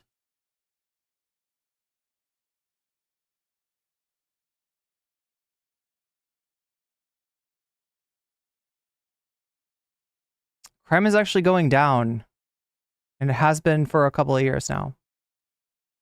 Crime was on an overall downward trend in the early 2000s until the pandemic hit, in which case we see a spike in crime, and since that spike, it's come back down again. You're going to hear a very different narrative from Donald Trump. You're going to hear a very different narrative from a lot of people who are making money, like actual justice warriors. A great example of somebody who attempts to lie with statistics and claiming that violent crime is a trend that's on the increase, when in actuality the opposite is true. At some point in 2022, at the end of 2022 through 2023, there was a tipping point where violence started to fall, and it just continued to fall, said Jeff Asher, a crime analyst and co-founder of Datalytics. In cities big and small on both coasts, violence has dropped. The national picture shows that the murder rate is falling. We have data from over 200 cities showing a 12% decline in 2023 relative to 2022. Although a Gallup poll released in November found that 77% of Americans believed that there was more crime in their country than there was the year before. 63% felt there was either very or extremely serious problem in crime problem. The highest in the poll's history going back to 2000. So in other words, chat, we have like kind of record low levels of crime incidents, but that is not the vibe. The vibe is somehow that it's a huge problem, and that's why narratives like the one that Trump's giving you here, where you get the feeling that crime is being pumped from Venezuela into the United States, that they're literally locking people up and then sending them into the United States, and that all this crime is going on, even though we have the statistics and they show the exact opposite. Smart 35 years ago, he wasn't smart 20 years ago, and now he's really not smart. No. And you saw that from the debate. I mean, he's really gone down the tubes. And she couldn't even pass her law exam. She couldn't pass her bar exam. And I'm not saying that because I know other people didn't pass their bar exam, but she thought she'd never be able to pass it. And this is who we have running our country. It's a shame. She's ultra left, ultra radical. I just see where 99 vicious terrorists, when she was, I guess, Attorney General, because she was Attorney General of California, she destroyed California. Her policies have destroyed California. Her policies, when she was the district attorney, have destroyed San Francisco. San Francisco. Yeah, no, it's wild. It's wild because, like, with Kamala, look, with somebody like Gavin Newsom, right? You could blame Gavin Newsom for some of what's going on in California. The fact that they haven't done anything about the raising of the escalating rents in major cities in California, that they haven't done anything about housing, that they haven't done anything to help homeless people, right? That is on Gavin Newsom, right? If Gavin Newsom was your candidate, you could make this argument. But he's not. It's Kamala Harris. She was a DA in California years and years ago. She has been vice president for the last 4 years. She's not a governor, and I think her involvement even in city governance goes back even longer than that. So, right, he's just bullshitting you. It was the best city in our country 20 years ago, and now it's not even, frankly, it's not even livable. We have to bring our cities back. We're going to have to focus on bringing our cities back. It's actually really sad. You know, I lived in California for a long time. Even Los Angeles, it's not safe. It's not safe. Everyone I know that lives in multi-million-dollar, you know, homes that do what I do, you know, content, they're getting robbed. You know, they're getting robbed. The police don't really, you know, they're not active out there as they are in some other states, and it's really sad. And I agree. I saw a video in San Francisco where people just walk into a Louis Vuitton and an Apple store and just loot, and leave like nothing ever. Yeah, I've seen these videos too. They fucking kill, right? And if you take your perception about the macro trends in crime from a YouTube video, and you say, I saw a video, they were going into Louis Vuitton and they were just like taking, right? You'll miss the fact that crime's actually going down. You will be completely bamboozled. That is what we call anecdotal evidence. You zero in on one incident and you give people the feeling that this is what's happening everywhere. This is what's happening on a macro scale. Peaceful up here, but now there are freaking communist invading radicals. You remember Laken Riley? This is a person that was a victim of a murder done by an immigrant. She was brought up in the debate by actually Joe Biden in the strangest way, right? Where it's usually like a incident that Trump and the Republicans had brought up previous to that, right? But the reason that they focus in on a particularly brutal, violent crime is because they don't have statistics to show you to say that this is happening more and more. They have a case in point to zero in on and trick you into thinking that this, horrible incident is representative of the macro picture, is representative of the overall crime rate when it comes to undocumented people, when really undocumented people in this country do less crimes than citizens. Never happened. It's crazy. They loot, and not only that, they have like $1,000 or $1,500, where she started, where she won't even prosecute if it's less than $1,500. Wow. So you see these people go in with like calculators, and they're adding the stuff that they're stealing because they won't be prosecuted. So yeah, chat, the last time that Kamala Harris held office in the state of California, remember, he's blaming her for everything that's going on in California. And I do think that there's some real problems. And I do blame people like Governor Gavin Newsom for not doing more to house the homeless in California, right? The entirety of the United States kind of sends its homeless to California for one reason, because a lot of areas in Southern California are actually pretty warm, pretty temperate, and they won't freeze to death out on the streets. And for another reason, because traditionally California has been a little bit less, like a little bit more amenable to, homeless people in terms of benefits and taking care of people than the rest of the country. It's a fairly blue state and has fairly liberal policies. But so what Newsom does with that is essentially now he's sweeping encampments. He's moving people out of their encampments rather than doing something for them, rather than a policy like the one that Finland is implementing right now, or has implemented, called Housing First, where you take people and before any other consideration, you give them housing. It's a really simple process, right?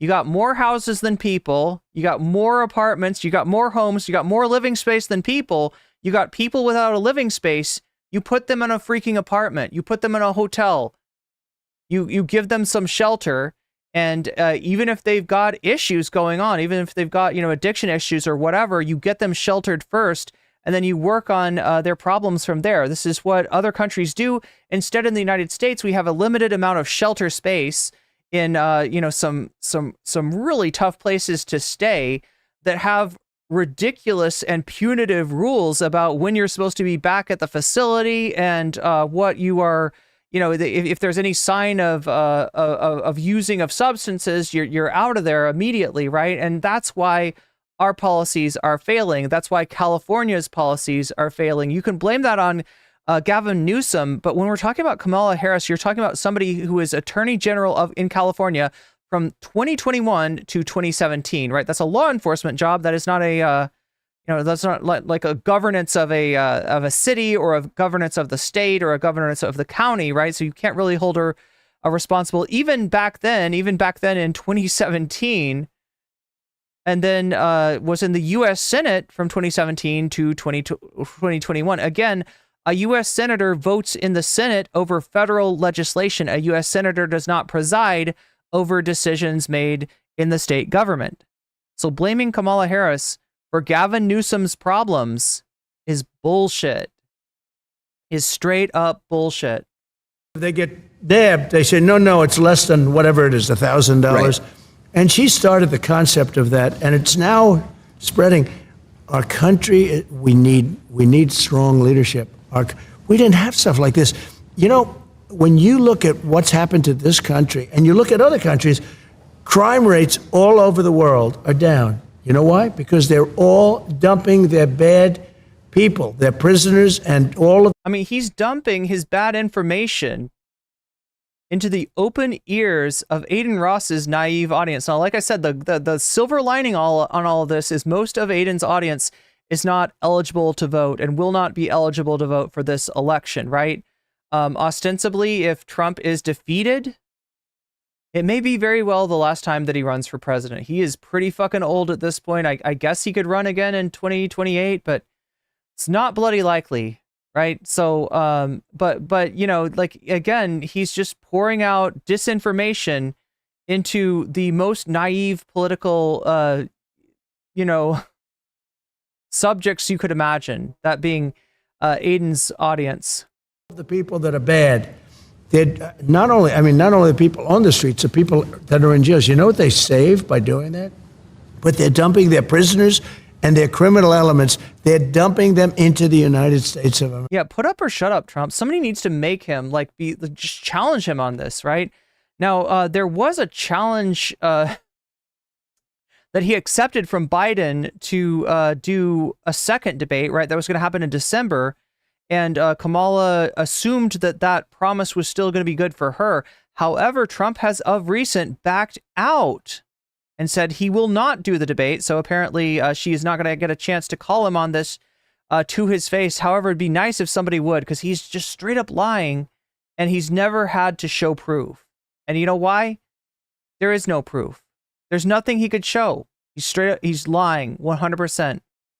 Okay. And our crime is going to go through the roof. It's going to go through the roof. And I thought our crime already was through the roof. What are you talking about? You know, if we win, and I hope we win, we should win. We seem to be winning, and you know, you can't even imagine that. Again, we just checked on that earlier. No, Trump, you are not winning. You are not winning. Now, you're not losing by a huge amount, and like I said, it could still go either way, right? I am not as confident as Nate Silver is, apparently, a famous pollster who said that Kamala now has a 67% chance of winning the general election. I am not nearly that confident. I'd put it more like at 55. But no, Trump, you're not winning anymore. That's changed. You're losing. Anybody would want these. This has nothing to do with me. Who would want these people? But can you imagine? They're just getting comfortable now, and they're criminals. They're just getting comfortable. They haven't done crime yet. That's why the crime rates haven't gone up. That's why the crime rates are actually down. But they're just getting comfortable. They're starting to feel themselves. And then they're like, you know what? I feel like going out and doing some crime. Let's do some crime. Let's have a crime wave. Come on, fellow Hannibal Lecters. Let's go out and have some friends for dinner. Let's eat them with a nice Chianti and fava beans, right? No, any second. They're getting their fava beans. They're buying their Chianti. They are... you know, they're ready to start cannibalizing people. That's in any second now, any second. So they're sort of laying low a little bit now because they're not comfortable. He's so full of shit. He's so full of shit. He's wholesale telling you a goddamn fairy tale, right? No, they're laying low right now. You don't see the crime rates because they're laying low. They're just getting comfortable, you know, like you could imagine.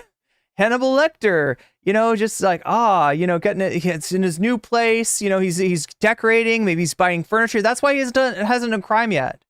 That's why there's no crime yet. But just trust. It's going to happen. But soon they'll be comfortable, and they'll be comfortable, and you'll see. You're so full of shit. This guy. They're great. Yeah. But they're not allowed to do their job. They're not allowed to be strong. Donald, they're the police. Who's stopping them? Who's stopping them? Who's getting in the police's way? What's happening? What are you talking about, right? They are the cops. They are the law enforcement official in their municipality, right? What is stopping them? They could do their job if they will, but if they do their job, they have their pension knocked out, they have their car taken away, their family taken away, their house taken away, everything's taken away, and they lose their job. It's a very rough thing being a policeman. He's like, if you've seen Dirty Harry, it's like Dirty Harry. He wants to stop the criminals, but his chief of police won't let him. He's like, Dirty Harry, you're off the case. You're off the case. You're going too hard on those criminals, Dirty Harry. But now there are freaking communist invading radicals. I mean, this is just the, the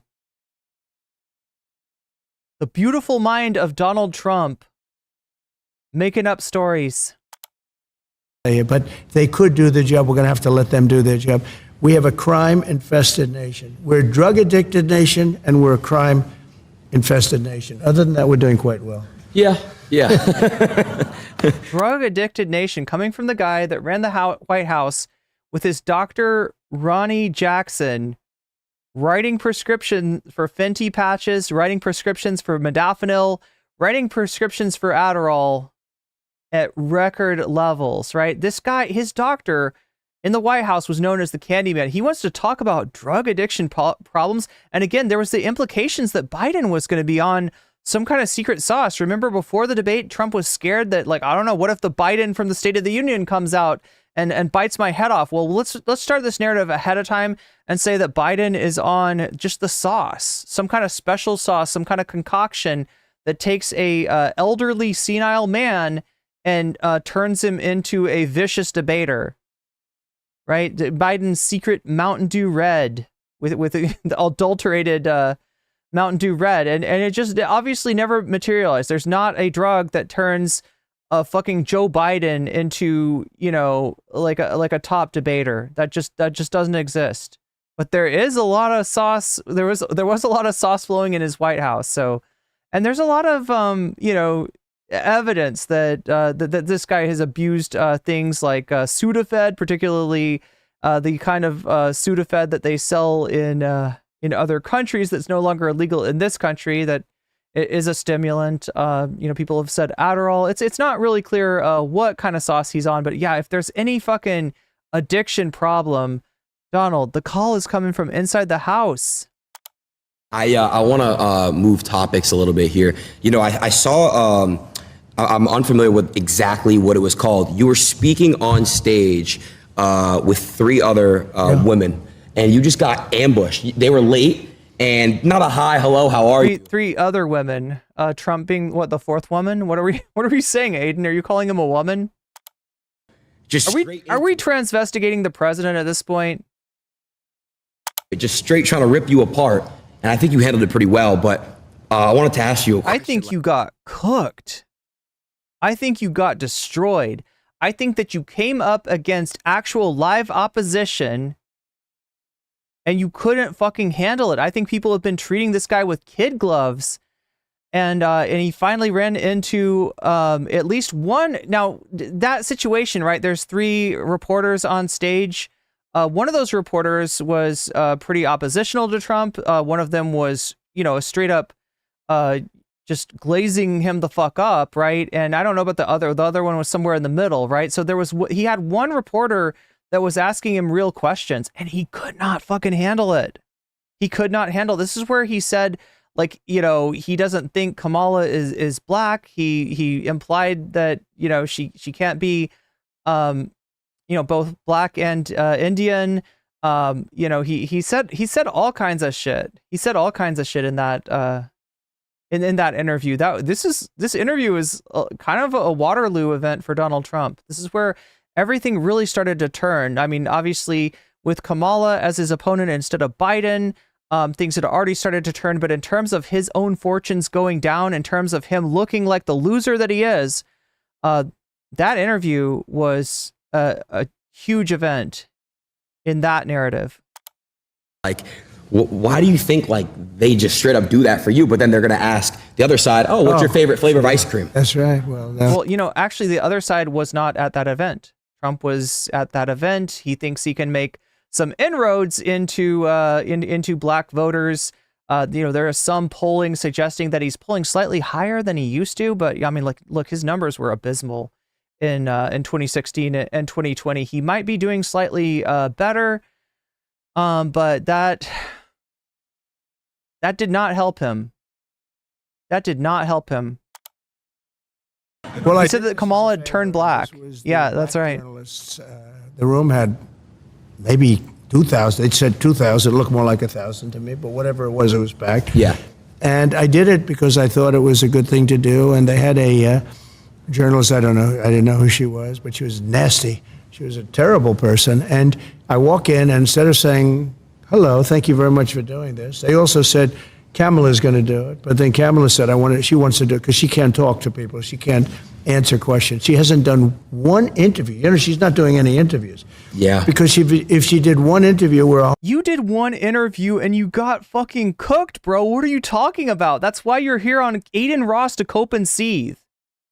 You are coping and seething. You got cooked. The one time that somebody asked you real questions, you couldn't fucking handle it. You fell the fuck apart. hard questions there, she's incapable of answering it. But I walk in and this woman starts talking about, she talked about, let's get rid of the elephant in the room. And she starts talking about racism and everything. I said, you didn't even say hello to me. And I'm doing them a favor by doing this. I'm doing this out of respect to the black Trump, as you yourself said, that interview started way late, right? There was technical difficulties. The interview started late. Yeah. Yeah, she jumped in on you. And you couldn't fucking handle it. You could not handle it. And we're getting record numbers. This guy melts. In the black community. And she came across... record numbers. The highest I've seen is 23%. Is that your record numbers? Fake news, which is one of the worst. ABC is one of the worst. Right. In fact, if we looked at the latest polls, it's probably a lot lower than that. She is horrible. So she was very nasty. Harris Faulkner was there. He's talking about Rachel Scott, ABC reporter, Harris Faulkner, a Trump filleting Fox News reporter. She was excellent. The other person I didn't know, she was okay. I wouldn't say she was great, but she was okay. But I did it. And it was quite a sensation. Actually, a lot of people think it was well handled. The woman... Trump, you are so up your own ass. You need to get better advice. If you think that that went well, if you think that that was a success, right? Like, again, look at that event and correlate it with the polls. And you're going to find that this precipitous drop in support for Trump, the precipitous rise in support for Kamala Harris, is very much that's like a turning point right there. That's where he was already sort of headed downhill, but it just accelerated at that point. Was so rude that it's hard to believe. You can walk into a thing, and I do them a favor, and I do this. Most people said, "Why are you doing?" I do them a favor. Are you calling the National Association of Black Journalists ungrateful? Is that what you're getting at? You're doing them a favor? I feel I have an obligation to do it. I want to look you become the president for all of the people, not for a certain segment. Correct. Not even for just my, they talk about my base, it's a very big base, but you become president for all of the people. So I feel you have an obligation to do that. Now, she's not doing anything. She's not doing any interviews because I don't believe she's capable. I mean, she is, and you're not doing any real interviews either. You generally don't, right? To get this guy, to get access to Donald Trump. Do you believe that Vice President Kamala Harris is a DEI hire, as some Republicans I really don't know. I mean, I really don't know. Could be. There are some, and there are plenty. I know this lady right over there. God, this is too loud. She's a fantastic person who just interviewed me at length, and we had a great interview, I think, and I heard you got very good ratings on that. Well, interview. You told me it was the longest one of your life, so we had a good discussion. Look, I want to talk about why you're here today. I mean, it is not lost on us how divided we are as a country. So that's the friendly journalist. That's coming today. We really Harris. got to see that we are divided along the lines of race, along the lines of gender. And there is this question of, in this moment where we are, it's Harris Faulkner in red. What is your message today? My message is to stop people from invading our country that are taking, frankly, a lot of problems with it. But one of the big problems, and a lot of the journalists here we go. whom I know and I have great respect for, a lot of the journalists in this room are black. I will tell you that coming. You're at the National Association of Black Journalists. Yes, Donald. Lots of people in this room are black. That's correct. Great analysis. From the border are millions and millions of people that happen to be taking black jobs. You had the best. What exactly is a black job, sir? A black job is anybody that has a job. That's what it is. Anybody that has. That's what a black job. And Mr. President, they're taking the employment away. She's trying to save him. They're coming in, and they're coming in. They're invading. It's an invasion of millions of people, probably 15, 16. But do you see what he wants to do? Like, now, this is laughable, and everybody in the room is laughing at him. And again, this is a big foot in the mouth incident for Trump. There's a huge, failure on his part, right? But what he's trying to do is he's trying to drive a wedge, right? He wants to make it so that instead of people uniting against him because of his, racist policies, he would rather have black people be resentful of immigrants and vote for him to put the pain to the immigrants, even though that is not the problem, right? This is called a wedge issue. When they find a way to get groups that are voting against them in solidarity to break that solidarity and for, one group to try to turn one group against another. It's a failure. He's not doing it. He's not succeeding. They're not, nobody in this, I mean, they're fucking laughing at him. Nobody's taking the bait, right? But that's what this is an attempt to do, right? 17 million people. I have a feeling. Divide and conquer. That's what this man is here to do. It's much more than that. And everybody's been seeing what's happened. The first group of people, the black population, is affected most by that. And Kamala is allowing it to happen. She's the border czar. She's the worst border czar in the history of the world. There's never been a border czar like this. She's never even essentially been. She said she was there once, but not the right part of the border. So she was a border czar. She's done a horrible job. These people are coming into our country, and they're as you can tell, he's only interested in one side of the border. Taking black jobs and Hispanic jobs, and frankly, he's not. In other words, he's not concerning himself about Canadians overstaying their visas or Europeans overstaying their visas. He's very specific when he said he knows that it's getting through to his base what he means when he says immigration and what the exact kind of person they've got in mind. They're taking union jobs. Unions are being very badly affected by all of the millions of people that are pouring into our country. And one thing. Oh God, he's pretending he cares about unions. That's hilarious, Donald. That's hilarious. Anyway, She starts, I don't know, she's strange. The whole thing is strange. Let's put it this way. Our country's in big trouble. Yeah. I spoke to your son, Don Jr., when I met you in Doral. Right. Of course you're in DMs with Donald Jr. Of course. I spoke to Don Jr. a little bit. He said, man, I feel for the young generation. You guys are, look at this. Like, look what's going on here. Like, it's like you need these next 4 years. If not, he's like, I don't know how well the country's going to do after these 4 years. I don't think it survives. I really don't. Damn. Look, we're going to have 20 million people in by the time this election takes place. 20 million people. Yeah, I wonder who would cause the kind of disorder that would tear the country apart should he not be elected to president again. Should he actually be? And here's the deal with Trump, right? I talked to you before about Netanyahu and the way that his continuation of the war, his getting into more wars is allowing him to stay in office and allowing him to dodge the court cases that are following him. Same thing with Donald Trump. Donald Trump does not have any real serious charges that are pending that are going to go down before the election. And were he to be reelected, he would be able to use that executive immunity to put all those cases to bed, to end those cases, essentially.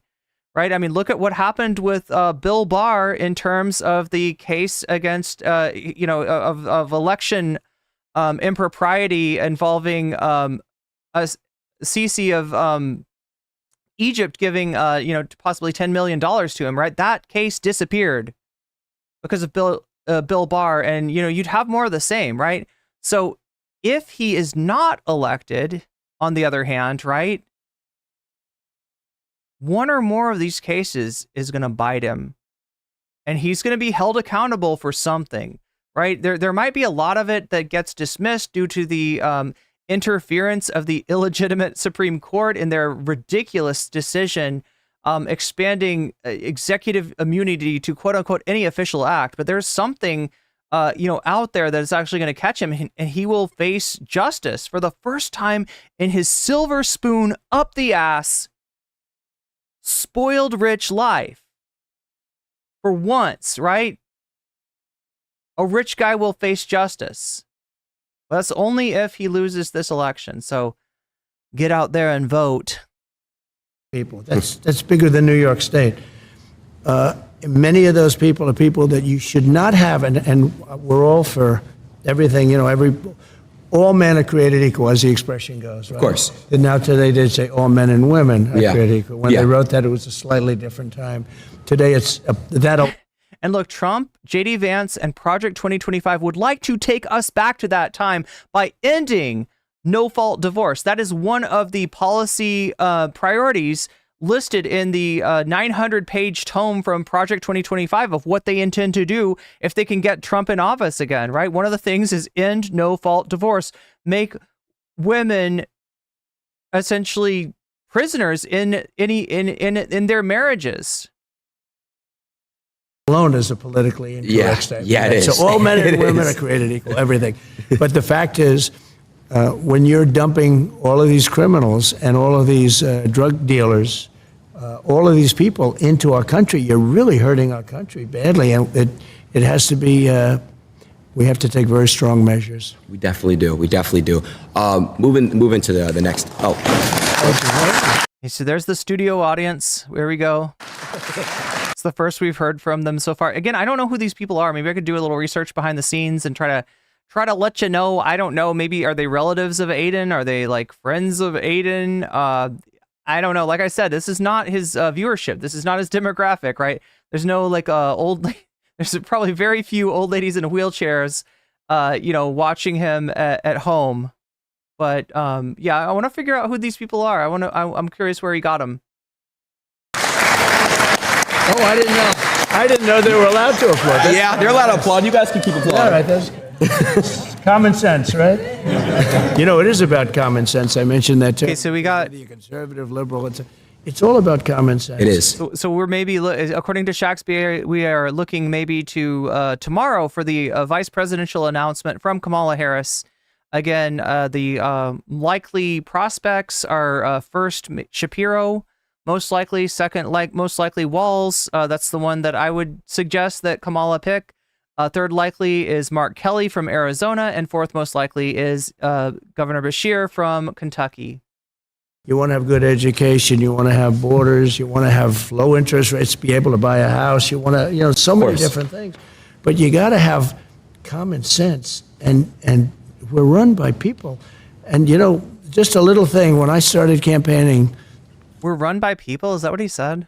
Almost like 8 years. They're kind of broken thoughts, right? That's the whole thing is like, you definitely heard Biden's broken thoughts in the debate, and I will not deny that. I said as soon as I saw that shit, I was like, this guy needs to drop the fuck out. And I'm glad that he did, right? But there's Trump's broken thoughts that you hear all the fucking time to the point where you're kind of like used to them. Your mind almost fills in the gaps that he leaves, right? We're run by people. What the fuck does that mean, Donald? What the fuck does that mean? Ago, I talked about Merry Christmas. We should have Merry Christmas again. Let's bring back Merry Christmas. We got the War on Christmas. That's an oldie but a goodie. Wow, this is the classics. Deck the halls, I guess. I don't know. Kamala doesn't want you to say Merry Christmas, folks. I say Merry Christmas even in July. Even in August, folks. It's Christmas in August, right? Kamala wants to make you all say Happy Holidays. I'm going to let you say Merry Christmas. You know how you're not allowed to say Merry Christmas to anyone? You know how there's like you got gulagged if you accidentally say Merry Christmas instead of Happy Holidays? No? Anybody? No? It's not a thing? Yeah. You weren't allowed to say Merry Christmas. I got it back. We're gonna clap for Christmas. These people want their eggnog. It's a nice crowd, huh? Even if you're Jewish, they like to say Merry Christmas. Every one of my Jewish friends say, we love Merry Christmas. I'm Jewish. I love Merry Good. Christmas. And too. you know, Kamala doesn't. She doesn't like it? She doesn't want you to use Merry Christmas. Wow. She thinks it's insulting to use Merry Christmas. So we'll have to work on her. I wanted to ask you a question. Speaking of, you said something about common sense. Someone who has no How many times has Trump run for president? This is the third time. Is that's your question? common sense, Joe Biden. Do you think he was pushed out, or do you think he made the decision to step down? Unless I'm missing something and he ran in the 80s or something. I doubt. I feel like I would have heard of that. Trying to tap into people's nostalgia for the good old days. Yeah. I mean, there's some palingenesis in his ultra-nationalism, that's for sure. He was not only pushed out. You get turned into a newt. Only down to Shapiro and Waltz. Oh, have they released this? Interesting. It was a coup. I'm telling you. Again, as far as I know, Shakespeare is quoting, is it the New York Times, probably giving anonymous sources. You should not take that stuff to the bank. And in general, I don't. But sometimes it turns out to be true. Sometimes, you know, whoever's reporting from anonymous sources, it's a, you know, person that is really in the know. And so, you know, it very well could be down to those two. But again, like I said, like I gave you 4 names that are the most likely, right? I didn't list Pete Buttigieg, but if I was to tell you that Buttigieg being nominated for vice president is an impossibility, I'd be lying. It's totally possible, right? She could change her mind at the last minute. But yeah, very likely maybe down to Waltz and Shapiro. That makes sense. Those are probably the 2 top candidates I and most people had as likely picks for Kamala. They went in to see him. He did badly. The debate was a disaster. It was horrible. Okay. I don't know if I was brilliant. It was horrible, but it was totally a coup for him to drop out. Sure. Or if he was horrible. Maybe it was a combination of both. Yeah. Okay? Yeah. I know one thing. Where they were saying after I left, they said, you know, that was one of the greatest debate performances we've ever seen. No, let me tell you what that debate performance was, right? Donald Trump rips a huge, nasty, wet fart in front of everybody, but then Biden pulls in with a truck full of manure, with a truck full of diarrhea, and just dumps it all over the place. And everybody's like, damn, Biden's diarrhea is stinking up though. That's some stinky diarrhea, Mr. Biden. Oh, damn, this guy shit his pants, right? And Trump's totally just sitting there smiling. Nobody can tell that he farted. And then 2 days later, they just said he was terrible. You Right. know, they never gave. They took away the great debate performance. Stuff. Yeah. But anyway, but no, I mean, I did fine, and he is. He shouldn't. Wait, is she going to debate Shapiro? So just to be real clear, chat, when we're saying Shapiro, we are not talking about Ben Shapiro. We are talking about Josh Shapiro. This is the governor of Pennsylvania. This is one of the likely picks for Kamala's vice president. You know, I'm hearing from some people in chat that it's down to Shapiro and Waltz. Those are the 2, you know, sort of like as I thought it, the 2 most likely candidates to be picked. You know, the other candidates are Mark Kelly from Arizona, Bashir from Kentucky, and maybe Pete Buttigieg, although terrible choice. Talk about a stinky choice, but yeah, that we're definitely not talking about Ben Shapiro. There's nothing to do with Ben Shapiro. This is another Shapiro, another person named Shapiro. This is a Democratic governor from the state of Pennsylvania. Look, he's done tremendous damage to our country.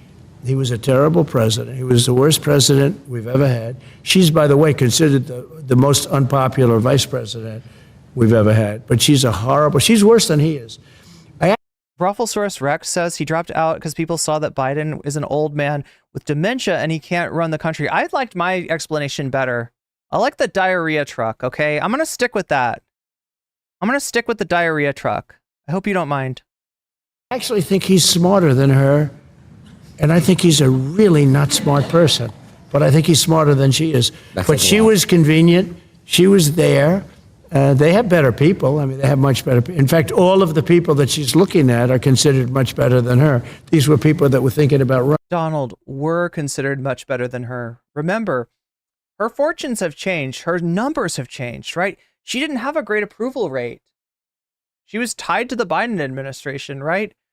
She didn't have a great approval rate. She didn't have she wasn't highly regarded as a candidate in and of herself, right?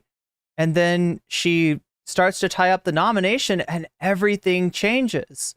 A lot of her liabilities, a lot of her things that people were making fun of her for, the statement about the coconut tree, the statement about you exist in the context of all that which has come before you, people were making fun of her for, then people all of a sudden start to see as charming. She is a meme queen.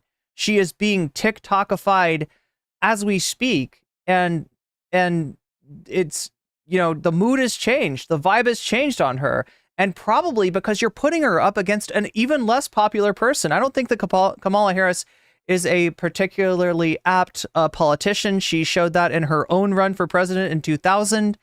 I just think that she's up against somebody that a lot of people, I would say a majority of the nation, do not want a rerun of, right? We might have watched The Apprentice season 1, season 2, whatever.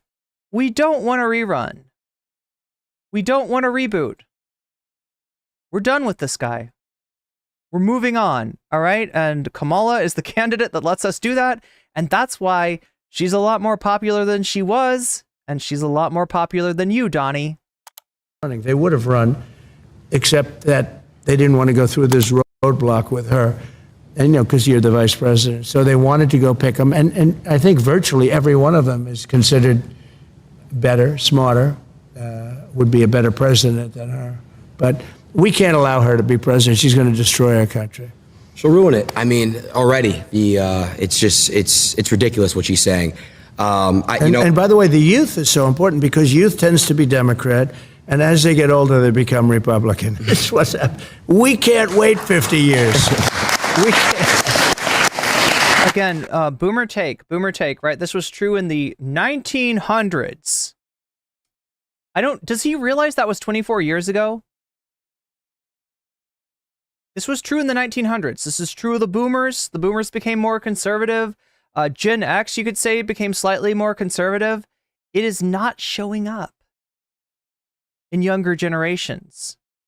Millennials still love their avocado toasts.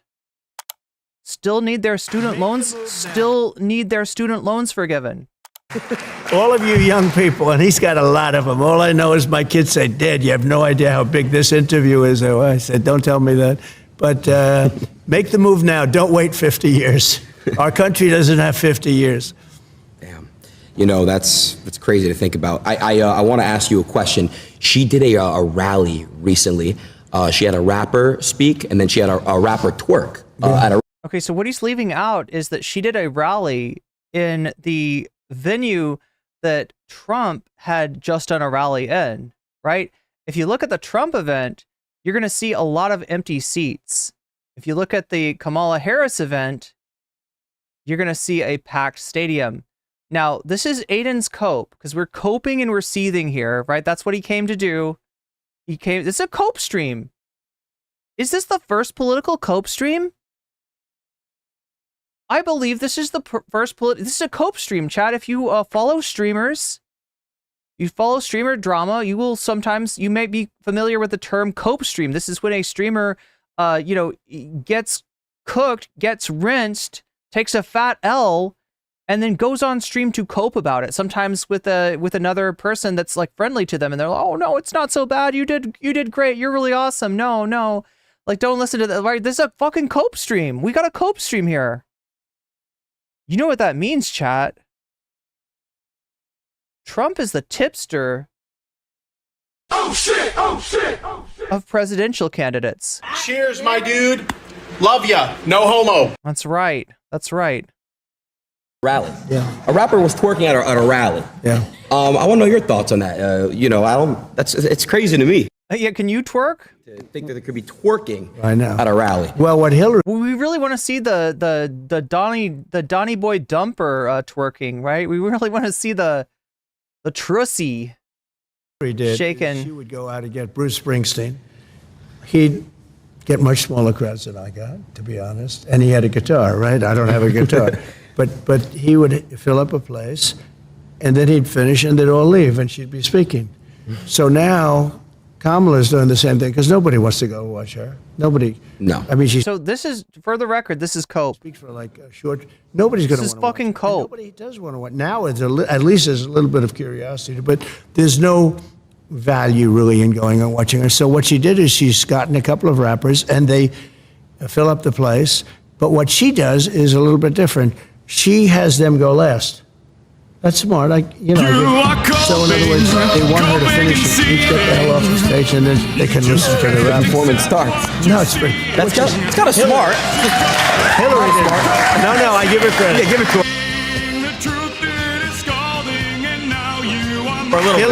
I'm sorry, chat. Figured that out. She'd get some. Sorry, chat. They invoke the star would tipster. Fill up the place, and then the star would leave. They would leave. Everybody. Okay. She's talking to an empty stadium. Anyway. Look, I don't want to give you the Copacabana, but if he's going to cope this hard, we're basically invoking tipster. We got the Trumpster. And Adin Ross is his Keffels? Adin Keffels Ross? Is that what we're dealing? This is tipster and Keffels. This is basically tipster and Keffels. It's a little better idea. Yeah. I wanna move on to the fun stuff now. I think Okay, yes. we've definitely talked on some ideas and Make America twerk again. Excuse me, but I want to move on to the fun stuff because you are a fun guy. I've heard a lot from a lot of people. Look, he's got to move on to the fun stuff because honestly, Adin Ross doesn't know shit about politics. How cool you are, especially Dana. Shout out to Dana. I know you're watching. Dana. Yeah, he's the There's greatest. nobody like him. I always say everybody can be replaced except Dana. Because this guy travels the world looking for fighters, okay? Get me fighters. He doesn't care where they from countries nobody ever heard of. So and that's where he finds. You're not familiar. He's talking about Dana White, the CEO and president of the UFC, which is now, wait, isn't the UFC, aren't the UFC and the WWE, they're under the same, company now? He's the best fighters now. Yeah. He cannot be replaced. He's truly great at what he does. He's the coolest. I know you're a UFC fan, right? I am. Who are your favorite fighters? Well, I think Khabib, I mean, how good is Khabib? Do you know who Khabib is? Of course I know who Khabib is. Khabib was 29. So Trump got the questions ahead of time confirmed. Right? Who's your favorite fighter, Khabib? What's your favorite ice cream? Vanilla. And then his father died and he stopped. But I think he never lost. I don't think he ever lost a round. Wow. He fought many times. He never lost a round. And I thought he was I got to meet him at a fight 2 fights ago because I walk in with Dana. Sometimes I do this walk in and it's pretty cool. Yeah, that's where I first met you. Yeah, that's right. Come to think. Yeah. If I didn't get any applause, you wouldn't want me on this show. You'd say, forget him. No, we get big applause. We walk in together. It's crazy. You shut it down. No, I met Khabib though, and he was very, he came to me and he said, "You're the man that can stop the war," because he's talking about the war with Ukraine, Russia. Of course. Because he knows they're his people. I mean, on both sides, right? There's so many people dying in that war. And the whole culture is being destroyed. The cities are coming down. They're just pouring bombs in.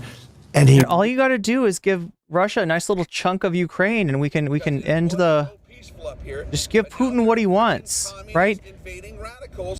The amount of LARPing that Trump does about being tough on Putin, considering that he is willing to and ready to cave to Vladimir Putin's demands of annexing parts of Ukraine is truly wild.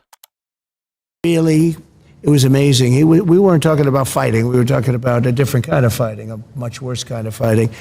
And he was very concerned about that whole thing, that war. He said, "You can get it stopped," and I can get it stopped. I will have that stopped before I assume off. I will. If I win the election, the first thing I'm going to do is get Putin and get Zelensky. I know them both very well. And I'm going to put them in the octagon together, and they can fight it out. Get them to make a deal, because it's crazy. It is. It's crazy. It is. And that's... Volodymyr versus Vladimir. It's like your rallies in the crowd, huh? I know. I like this crowd. I still want to know, where did he get these fuckers? Where did he get these weirdos? Where did he get these chumps? I like you people. You know what they are, though? They're people that want to see the country do well. That's it. It's people that just, like, they don't want to see. I want to figure out who the fuck, where he got. I honestly want to know. Because they're selfish in that respect. They prefer not being mugged, right? But they don't want other people to be mugged, beaten up, shot, and killed. You know, in Chicago, on July 4th weekend, they had 117 people shot. Think of this, you live there. 117 people were shot, 17 died. This is in one weekend, July 4th weekend. Wow. I mean, nobody wants that. If you're living in Chicago, you have a good chance of, something bad happening. When you're going to go buy a loaf of bread. Nobody's researched this. Something really bad could happen. Nobody's reporting on this. And they don't want that. The people behind me, who I just met briefly, they're great. Let's see. Rolling Stone's got an article. People don't want crime. They don't want to go to war. Paywalled. They want to be able to make money. They want to be able to have a good life. They want a great education. All the things that you want, just the basic things. And we don't have that now. So most of the people reporting about this, they're talking about the gifts, right? We saw before the cybertruck that Adin Ross gifts to Trump, and the golden watch that he gives, and whether that is, as Hasnabi said, a violation of FEC limits in terms of contributions in kind to a political campaign. It's really sad, honestly. And think of this, Israel, you're Jewish. Are you a fan of Israel? Yeah. It would have never happened. October 7th would have never happened if I was president. No. Sorry. October 7th never would have happened if you weren't president. Okay? Let's set this straight. The series of events that put into motion October 7th. It's so peaceful up here, but now there are freaking communist invading radicals.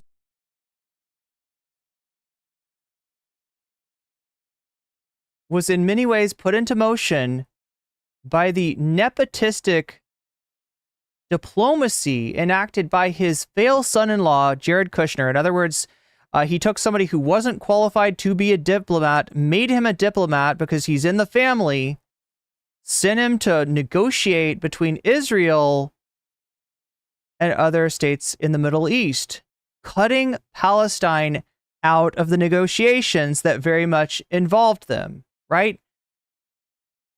You wouldn't have what's going on right now if it was not for the first Trump administration. He is now trying to say that, had there not been a Biden administration, right? That you wouldn't have had that. That's kind of the opposite of the truth, right? This guy, through his attempt to give his son-in-law a diplomatic position that he never should have had, this straight up nepotism. I can't speak. Nepotism, is that what it's? Yeah, nepotism, right? And the failed diplomacy that they did, right? When you cut the Palestinian people out of the negotiation that very much involves them, right? You make an event like this all the more likely. I am not letting him get away with Uno reversing the truth like this. Sorry. Also, yeah, thank you. Welcome to the interwebs, I think, for the $2 super chat. Everybody admits it. Iran was broke. They had no money. I wouldn't let anybody buy oil from Iran. As soon as Biden comes in, he didn't have a clue. He let everything happen. But he let everything happen. No. Here's what happened. Obama negotiated a nuclear deal with Iran to keep Iran from taking their spent nuclear fuel and converting it into nuclear weapons, right?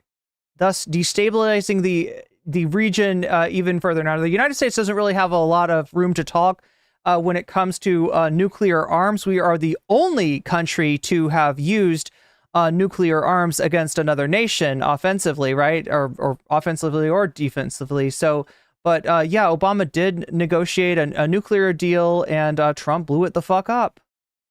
He ruined it. He made war more likely. He made nuclear war more likely, right? Don't let him get away with calling himself the candidate of peace even when his record shows the exact opposite, right? Drone strikes on civilians went up under Trump. Iran was totally... The United States stayed in Afghanistan, continuing a 20-year occupation. In the George W. Bush failed war on terror, which these guys are always trying to distance themselves from. These Trump Republicans try to be like, oh yeah, no, those are George W. Bush, terrible policy, lots of warmongering, right? And he continues the fucking war. He continues the occupation. Broke. They had no money. And I wouldn't let them nobody. China, I said, you buy oil from Iran and you can't do business in the United States. They said, we'll pass. I mean, that's fine. But I did that with everybody. And we would have had a deal, 100% we would have had a deal, and there would have been no attack. Trump drone struck a Damascus when I was there, says Shakespeare. There was no money left. Iran had no money. We would have made a deal. We would have made a fair deal for them. I would have loved to have made a fair deal. I'm not looking to, I just want them, they can't have a nuclear weapon. It's very simple. They can't have a nuclear weapon. You cannot let Iran have a nuclear weapon. So what happens is we worked very hard on that, and then he comes in and he allows everybody to go. China now is buying millions, billions and billions. Athena Rochelle says, Trump executed Soleimani, causing problems with Iran. You make it sound like a law enforcement exercise, right? This was an act of war. Okay, let's make no mistakes. When you assassinate a high official like Israel's done recently, right? Assassinated 2 high officials in Lebanon and in Iran. Trump did this to Soleimani. That's an act of war. And the fact that there was not a war shows that cooler heads prevailed in Iran, right? In other words, he gave Iran a predicate for war. And it's only through the decisions of the other side that no war was started. So, yeah, thanks a lot. Try again. Try harder. Of dollars worth of oil. And Iran now is a very rich country. And October 7th would have never happened. And it wouldn't happen because they didn't have the money to pay Hamas. So, no, he's talking about assets that were frozen, assets of Iran, right? Iran's assets were frozen. And then as part of the nuclear deal, those assets were unfrozen. And what the United States got in return for that was the assurance that the spent nuclear fuel was not going to be processed into nuclear weapons, right? It's a pretty good deal, actually. And he fucked it up. He fucked it. And let me say something more, okay? Biden possibly could have put the deal back into place. But he failed. He failed. You know, and this is the failing of the Democrats. They are a little too close to the Republicans. They are a little too close to the war hawks, right? He had his chance to put the deal back in place, and he failed. So don't let the failure of the Democrats convince you that the Republicans are a better option, right? The Democrats fail by failing to differentiate themselves and their policy from the Republican policy. I showed you where that happened in terms of the stimulus, and I am now talking about where that happens in terms of diplomacy. And Hezbollah and all of these, they call them instruments of terror, a lot of different names. And so October 7th would have never happened. The recent attack on the park would have never happened. That was so graphic and so, you know, normally you don't see that. Normally the media cuts it off, but they didn't have time to cut it off because it was during the day, very public. And you'd see children with their legs cut off. It's horrible. Those initial scenes were so horrible. Where Iraq. It's wild that he's talking about gruesome scenes of children being the victims of war, when all we've seen for the past 10 months is gruesome scenes of Palestinian children murdered in Gaza. But somehow it only strikes him. Somehow it's only a big deal to him when it's not Palestinian children. It landed in a little soccer field. Just terrible. All of that stuff would have never happened. And we'll get it stopped fast, by the way. Yeah, all of that stuff would have never happened had there not been a Trump administration from 2017 to 2021.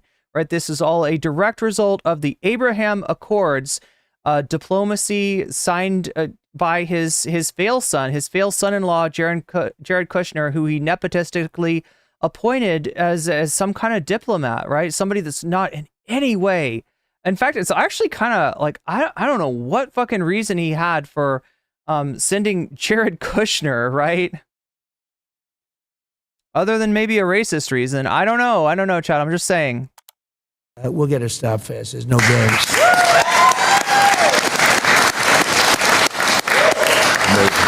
Amazing. Well, everyone that's watching, everyone behind, just know that your vote really does matter. And you guys really have a big decision coming up in November. Yeah, it's so wild to see Adin try to be serious after we watched him sniff Andrew Tate's seat. You guys gotta really go out there and vote for the right person. Vote fascism. Wow, that's a man. Do a little alley-oop there. Vote for the Benito Musli of our time. It's funny that you do, but now I know why you're so popular, because I've been on for years with people that really do like me, and they're even fair to me and everything else. Yeah, Megastar says his average fan is like 12. I mean, I said 13. I said 14. I'm going to give him a little bit more credit. Yeah, he definitely does have 12-year-old fans and even younger. I would guess the average is somewhere around 14. Famously, this guy, you know, Kick. So, you know, I'm streaming on Twitch. I'm streaming on YouTube, right? He used to be a Twitch streamer. He's gone to Kick since then, and Kick is kind of the Wild West, right? Whereas Twitch is really, you know, kind of tight in terms of what it will allow and what it won't allow. Kick is the exact opposite.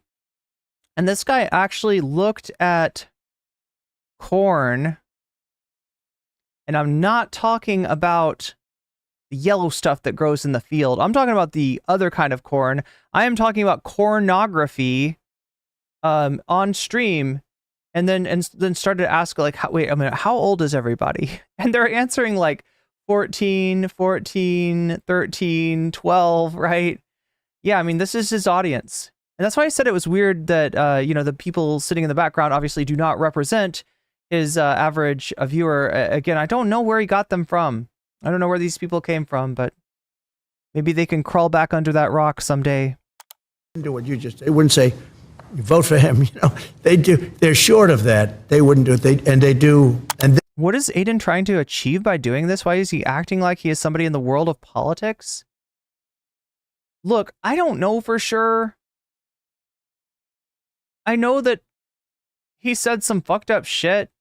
I would guess it's because of some group of people that he hates that Trump also hates. That's generally how, you know, Trump gets people in his camp, right? Trump's not going to do anything for you. Although, like, let me give it another chance. Let me give it another thought, all right?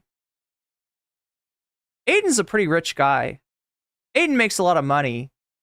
I mean, I don't know if you would call this guy a capitalist. I don't know if he, like, owns a company or whatever.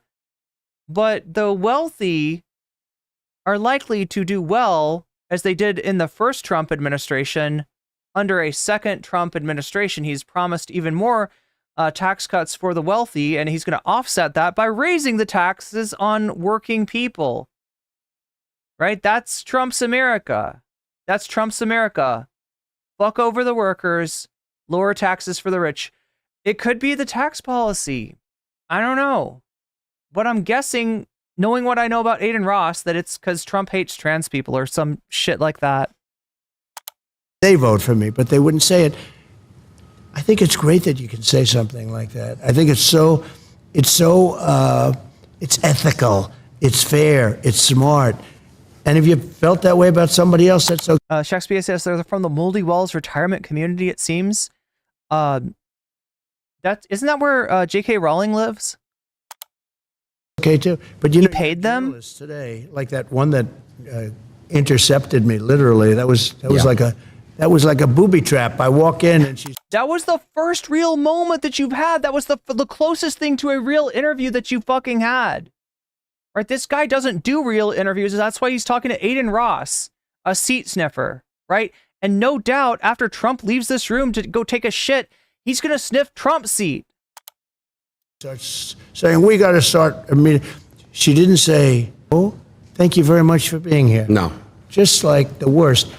And frankly, if I owned that network, I would fire her so fast. It was so inappropriate. And I actually, you know, once you sort of walk out, then you put the guard up, and you actually give less information than what you would have if they did it with sugar, right? But she doesn't know about sugar, that one. That was sort of terrible. It became viral. #1 viral. Again, Chris Tucker, I would implore you. It was so peaceful up here, but now there are freaking communist invading radicals. I would implore you not to take the Democrats' inability to draw a contradiction, a meaningful contradiction between themselves and the Republicans, to distance themselves enough from the Republicans' policies as a reason to vote for more Republicans, right? This is a failure of Biden. This is a failure of the Democrats to not distance themselves enough from people like Donald Trump. But that doesn't make Trump better. That makes Trump only slightly worse on certain issues. And then on other issues, way worse. Yeah. And it was the question, it was viral. Mm-hmm. I think my answers were sort of good. They were really good. I think they were. And then, oh God, Miska says, and then JD Vance will come and get amorous with the seat. Yeah, that's right. Well, I mean, only if it's a couch. Do we see any couches in this room? Considered to be, I can't brag, but they were considered to be very good. But the level of hatred and craziness, and you don't know, is that from the head of the network or is that from her? But ABC, I've said for a long time, ABC is one. You have George Slopadopoulos. I don't know if you've heard of him. Slopadopoulos. He's a nasty guy. You know, you sit. Look, that sounds a little bit more like George Papadopoulos, right? This is a Trump official who went to jail. And that's not the only Trump official that's been to jail either. This guy, MAGA stands for Make Attorneys Get Attorneys, because even their lawyers are going to jail, right? But yeah, he's talking about George Stephanopoulos. Slopadopoulos? I mean, I feel like that sounds more like your guy. Papadopoulos. Anyway. He can't even do... He interviews Biden. I said there's no... He can't even do his nicknames right anymore. Chat, this guy's fallen off, remember? This is the guy that came up with Lion Ted. This is the guy that came up with Little Rhonda Santos, the Sanctimonious, right? He was so much better. He has fallen the fuck off on his nickname game. No way that Biden can handle this guy if the guy is like normal, right. like he normally is. Yeah. He was so nice to Biden. He asked him and then when Biden couldn't answer, which he can't answer most of the questions because he has no clue where he is, Slopadopoulos is giving him the answers. He's giving the question. And isn't it true that you really don't want to see war? Isn't that true? This is like every single interview with Trump on Fox News. They are trying to throw you a lifeline constantly. Well, Mr. Trump, you don't really want to be a dictator, do you? I'll be a dictator on day one. He can't even be helped, right? That was Sean Hannity trying to throw him a fucking lifeline. And he couldn't even save himself from his own fucking... his own impulse control, his own lack of impulse control, right? Not even with Fox News trying to help him out. Yeah. No, the whole thing is crazy. Anyway. I want to real quick talk about one thing. It was super important to me when I saw it. Censorship. You know, I don't know if you saw what Elon had posted. Elon basically showed, if you were to Google Donald Trump about a week ago, all you see is Kamala. That's all you see is Kamala. It's crazy. Google was... I never followed up on this, but I feel like this was discredited. Right? Elon actually, far to the contrary of being the source of truth, he's been the source of a lot of misinformation recently, most egregiously on the Olympics boxing controversy. The two cis women boxing that somehow started a discussion of trans people in sports, right? That was boosted by Elon. Really trying to push her. So Google is really crooked. It's horrible. When they had the word assassination up, because you know there was a big moment a few weeks ago where I got whacked. I got whacked. And whether it's me or anybody else, it was a terrible thing. Terrible thing. For our country, it was terrible for everything. And when you put up the word assassination, it went to Lincoln, it went to many other people, many of whom I didn't even know there was an attempted assassination. The only one it didn't have was Trump. Think of it. And when you put up the word assassination... Okay, here we go. You to Kamala. Fact check in real time, all right? You don't get this on Trump. Like, the media handles this guy with kid gloves because he is so bad and the media wants to seem neutral that if they actually call out all of his lies, they're going to look biased. but I'm not afraid of looking biased. That's why I'm streaming on Shorts, the most biased political platform of all.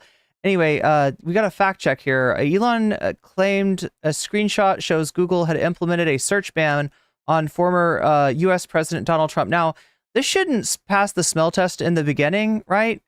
Because Google is the most prominent search engine. And if they do something like a search ban on, one of the candidates for president, it's going to get noticed. And whatever, kind of positive press, whatever kind of positive search results they thought that they were getting for Kamala Harris or whatever, eliminating Trump from the search results, they thought they were going to get, they're going to do the opposite of what they're trying to do. So it doesn't make sense. So I'm reading from AAP fact check here. This is misleading. The image shows Google's autocomplete function, and there's no evidence that it searches for Mr. Trump, that searches for Mr. Trump have been banned. The billionaire owner makes the claim in a post on his platform X, formerly Twitter. Oh my God, it's still Twitter. On July 29th of 2024. Mr. Musk has backed Mr. Trump ahead of the U.S. presidential election. His post features a screenshot of the words President Donald ... typed into a search bar with two suggestions of search terms. President Donald Duck or President Donald Reagan. Wow, Google has a search ban on President Donald Trump, election interference. Interesting, right? Interesting. Professor Mark Sanderson of the RMIT University information retrieval expert said that the image did not show results from an attempted search. He said it showed Google's autocomplete function, which predicts the user's possible search query. Most people, when searching for Donald Trump, just type in Trump. There's no suggestion from Elon Musk's post that the query has been banned, he told AAP Fact Check. Professor Sanderson said autocomplete used a tricky algorithm to predict queries, partly based on the other users' search terms. Sorry, other users? Users' other search terms, I think that's supposed to say. Anyway, AAP Fact Check used the Glimpse extension from Google Trends, which displays the most searched for terms in a given time. At the time Mr. Musk's post, there were more user queries for the term President Donald Duck and President Donald Reagan than for President Donald Trump, because again, when people search Trump, they type Trump or President Trump. The two terms in Mr. Musk's screenshots may have been temporarily ranked higher in Google's autocomplete algorithm when users typed President Donald. Barry Adams, a search engine optimization consultant, that's SEO, right, at Polemic Digital, said Mr. Musk's screenshots was very selective and that it was likely the autocomplete function on his device had stopped suggesting Trump queries after they were ignored. So in other words, this is user dependent, right? Musk is the user. Seems to me like manufactured outrage, Mr. Adams told AAP Fact Check. It's Google working exactly as intended and monitoring your behavior as a user to try to provide the best possible search results based on what you're doing. Mr. Musk's post appeared after some of Mr. Trump's political allies claimed autocomplete suggestions about July 13th attempt on his life proved the tech giant was engaging in election interference. That's the assassination thing that he's talking about. Dr. Marina Bano, CSIRO's principal research scientist, said autocomplete was probably not predicting queries about the attempted assassination. But now there are freaking communist invading radicals due to Google's content policies. It likely avoids suggesting such terms. Yo, 2 in a row. Freaking communist invading 2 in a row. Can we get 3? No, we got 2. Anyway, likely avoids suggesting such terms for living individuals to prevent the promoting potential harm or distress, she told AAP Fact Check. So in other words, this is just the algorithm being like weird about like terms like, and I probably shouldn't say that term given that YouTube's a little weird about the high-powered ear piercing that Donald Trump got at the event in Pennsylvania. These algorithm-driven predictions sometimes yield unexpected results, but generally aren't biased, personalized from search history personalization from search history can lead to different outcomes for different users. In response to the claims, Google said it was working on improvements to its search autocomplete function. We're rolling out improvements for our autocomplete systems to show more up-to-date predictions, spokesperson told AAP Fact Check. These updates will also address anomalies for some searches for names of several past presidents and the current vice president. Trump was the first suggestion when President Donald was typed into a search in Google's Chrome incognito. So in other words, without personalized results, without personalization of results, if you type it into a Google Chrome incognito browser, that means that it's not basing its search on your previous history because it's incognito. You get President Donald and it says Trump, just as you would expect. Anyway, fact checked in real time. Try again, Donald. Try again. And people were really angry at it. Look, something wrong with Google. I don't know if it's the people running it inside or the smaller people, so to speak, the people that are actually doing the nuts and bolts. I doubt it. It's got to come from the top. And it's so illegitimate they have to do something about it. And I mean, the market speaks. Everybody should maybe just go off Google, not use it. There's so many other. There we go. There we go. He's going to do a boycott of Google. Things. What? I'm sure that'll work. But there are so many things. Now, Mark Zuckerberg called me, and he apologized. They actually had it where, AI is dangerous. It's going to be with us, but it's very dangerous. They actually had the Secret Service agents were very brave because when I was being shot at, there were 8 shots. And as soon as they heard that first gun, I did think I did a good job because I heard and I went down. When you hear bullets, you tend to drop to the floor if you're intelligent. Of course. If you're not intelligent, like I don't think Joe would have dropped to the floor. I think it's no. I think you would have just been like, "What's going on? Hey, what's happening? What is that? Where are those bullets? Is that a bird? Oh, there they are. There they are. No, I don't think he would have dropped to the floor. Right. But anyway, it's when you hear this and when you see what's going on, and he called up and what is this? Our founding fathers were convicted felons. That's crazy, bro. Yeah, one thing that the founding fathers didn't do, particularly George Washington, was try to stay in office after one term. He famously left. He famously retired and hung it up after that. Quite different than Trump's reaction to losing the 2020 election. He coped so hard, it almost got his vice president killed. There's a very iconic picture that was taken, but there's a number of them actually. But there's one in particular that was very iconic, and it's been on the covers with the fists up. And the secret agents, service agents, and I know they're going through a little bit of a questioning period. Let me tell you, these people were brave because those bullets were coming at me, and I heard them. They were whizzing over my head. I had the one here, and I went down, and they were whizzing over, and I had 7 people, maybe. A lot of people, a lot of very big people on top of me within seconds. Right. And a lot of people that I know would not have done that. Aiden, I'm telling you, when bullets are coming right over you and you got people willing to, I asked a couple of them, they expected to die. They actually expected to die, and I understood that. Yeah. The other thing that happened that was amazing is within 5 seconds, the sniper, the Secret Service. Oh my God, chat. Like, I crossed my eyes for a second, and that Make America Great Again hat that he's wearing, it turned into Make America Rape Again. I don't know.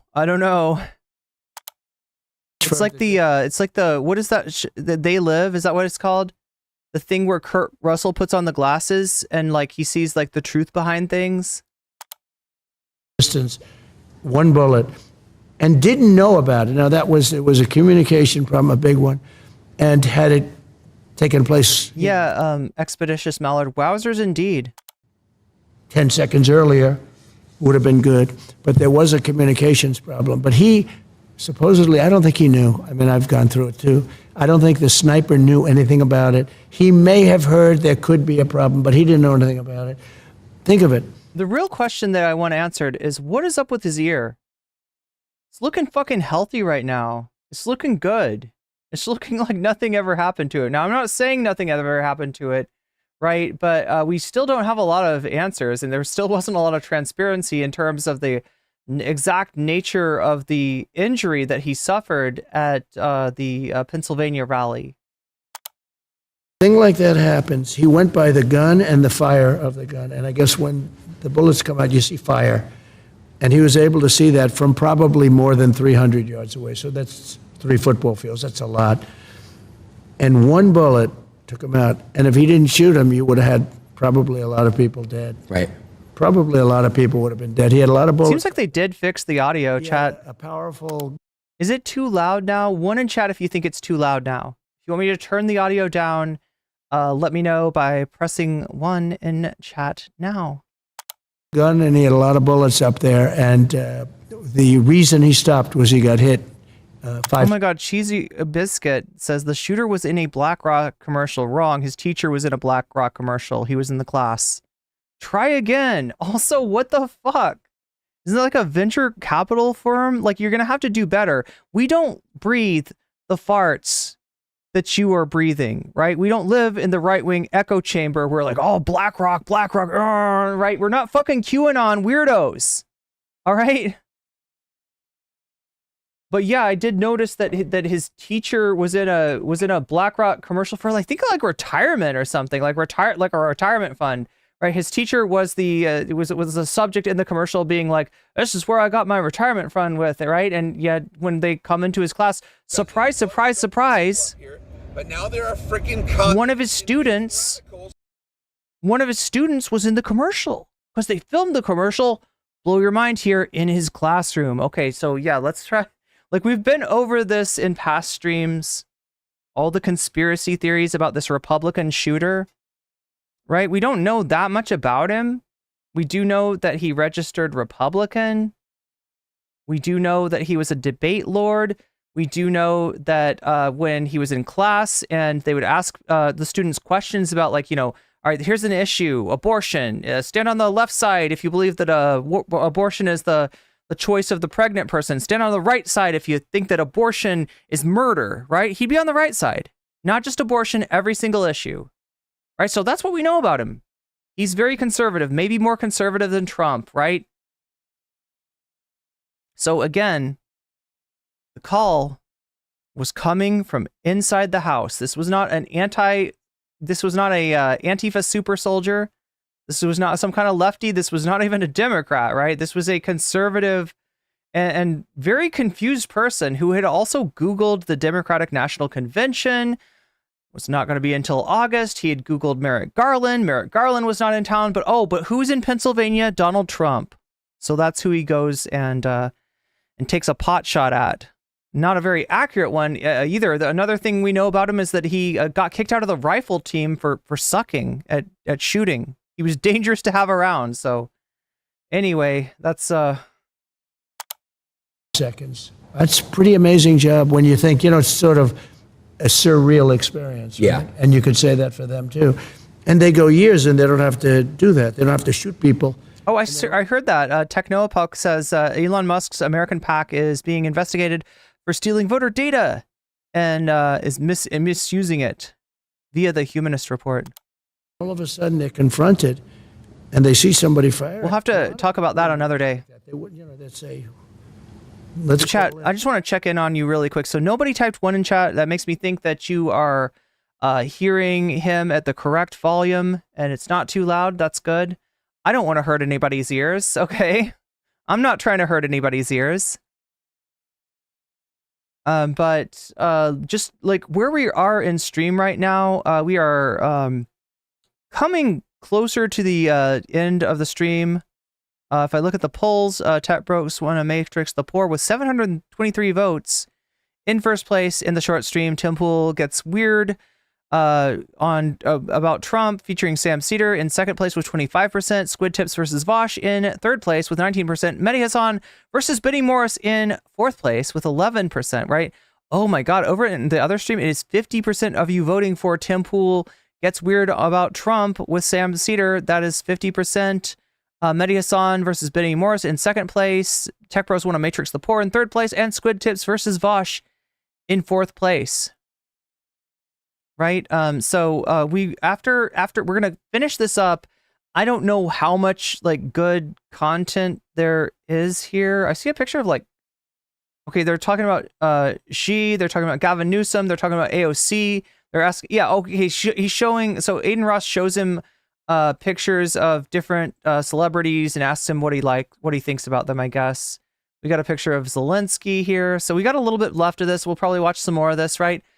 After this, make sure to stick around because we're going to talk about Robert F. Kennedy Jr., right? The independent candidate for president who has a real taste for exotic meat, right? Whether it be goat meat, dog meat, and now we're going to hear about him trying to eat some bear meat, right? He tried to eat some bear meat. It didn't go as planned, and he shares the story with Roseanne Barr, the Ambien queen.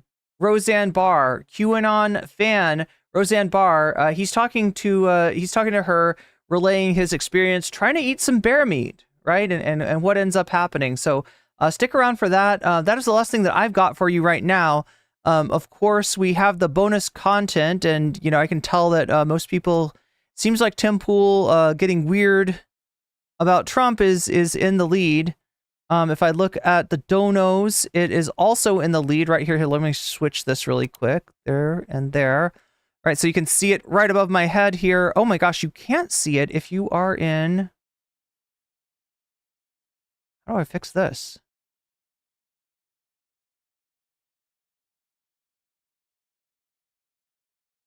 This one? Yeah, there you go. It's right down there if you're watching me on the short stream.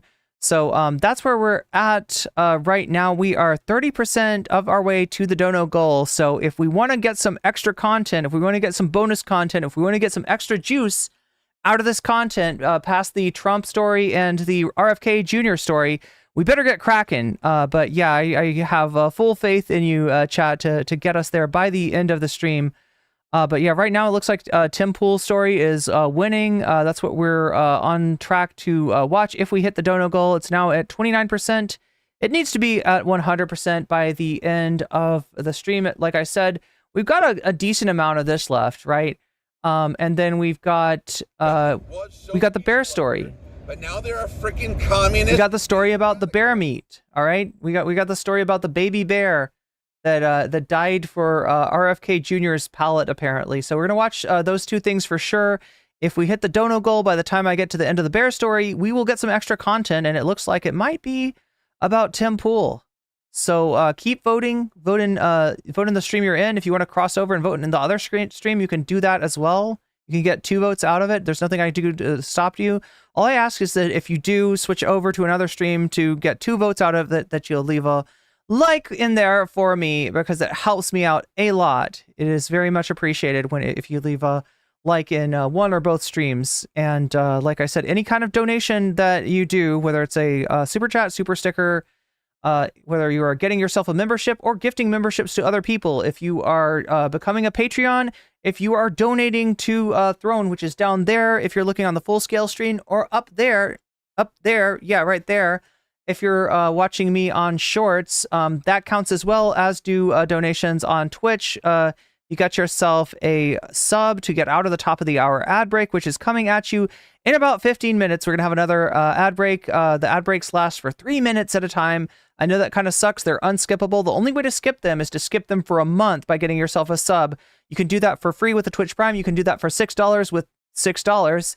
And you could possibly be gifted a sub if you were active enough in chat, just like Ruben is doing right now. Good job being active in chat. You might get a free sub out of it. You might get out of the top of the hour ad break. Anyway, any of those kind of donations will allow you to put your money where your mouth is. Not only will you drive the dono goal forward, making it more likely for us to unlock bonus content, but you'll also be able to put your money towards the subject of your choice, whether it be Tech Bros Want to Matrix the Poor, Squid Tips versus Vosh, Mediasan versus Benny Morse, or Tim Pool Gets Weird on Trump.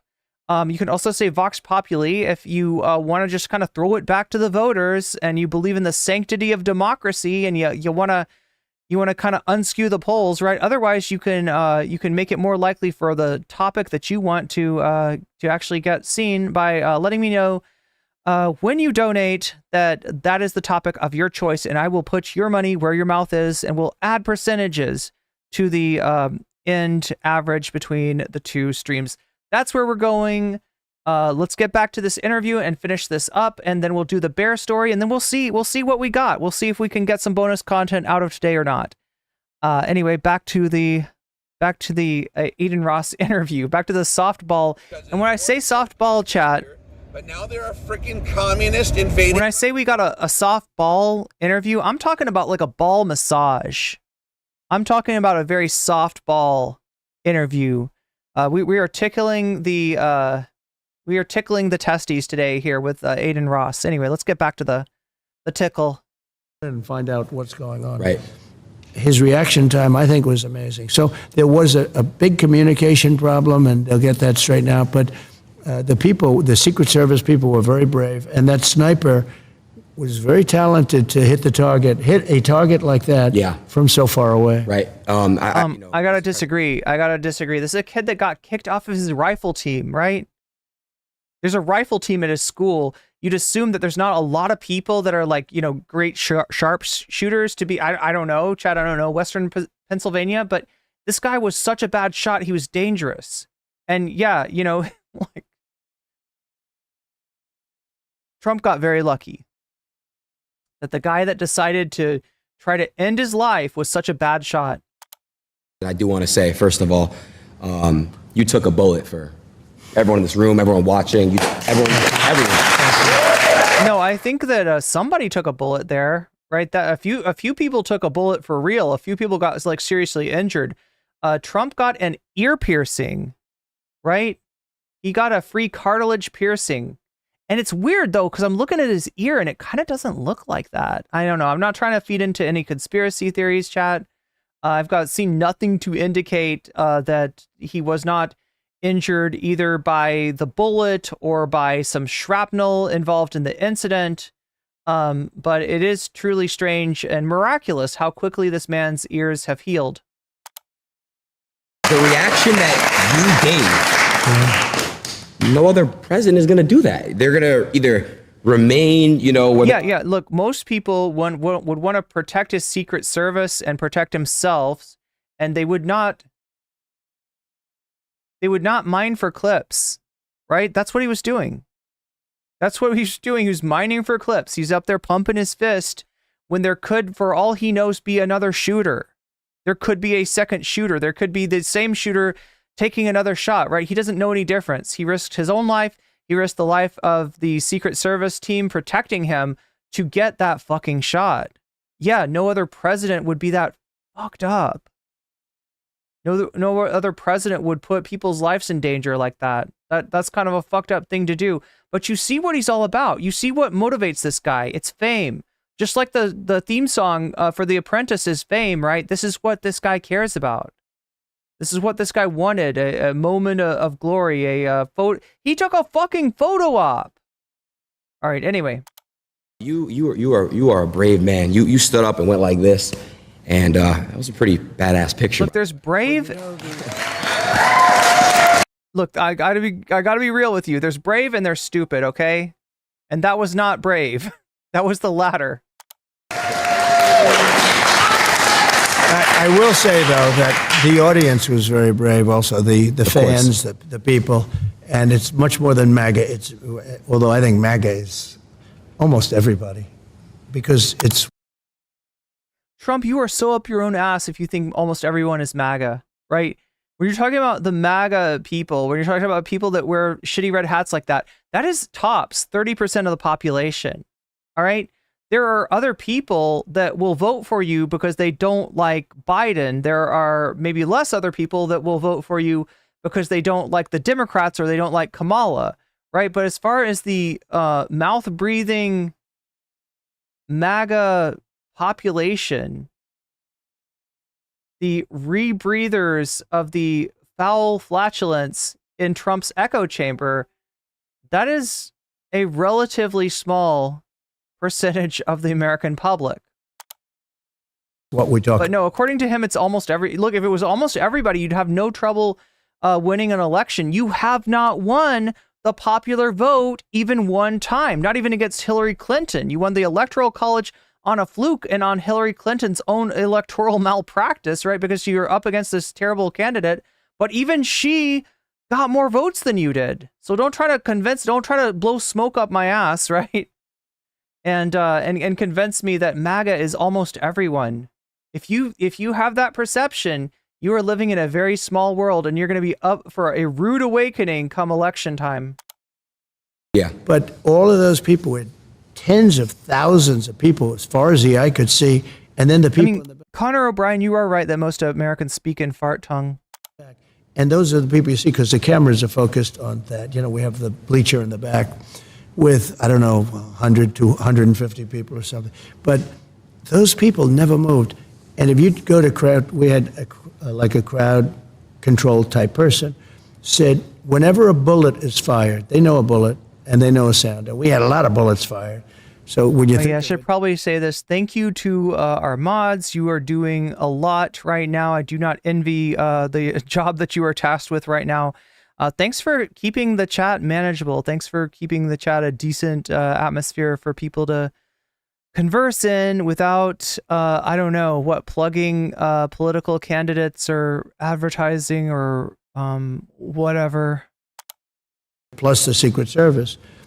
Whenever a bullet's fired, everybody empties out immediately. They immediately leave and they empty out the whole stadium, and they call it a stampede, like in cattle. Yeah. And a lot of people get killed with stampedes. You know, they get literally Stumped walked over. Yeah. Many people die in soccer stadiums. You know, but when a bullet goes off, everyone leaves, almost every time. Yeah. Nobody left.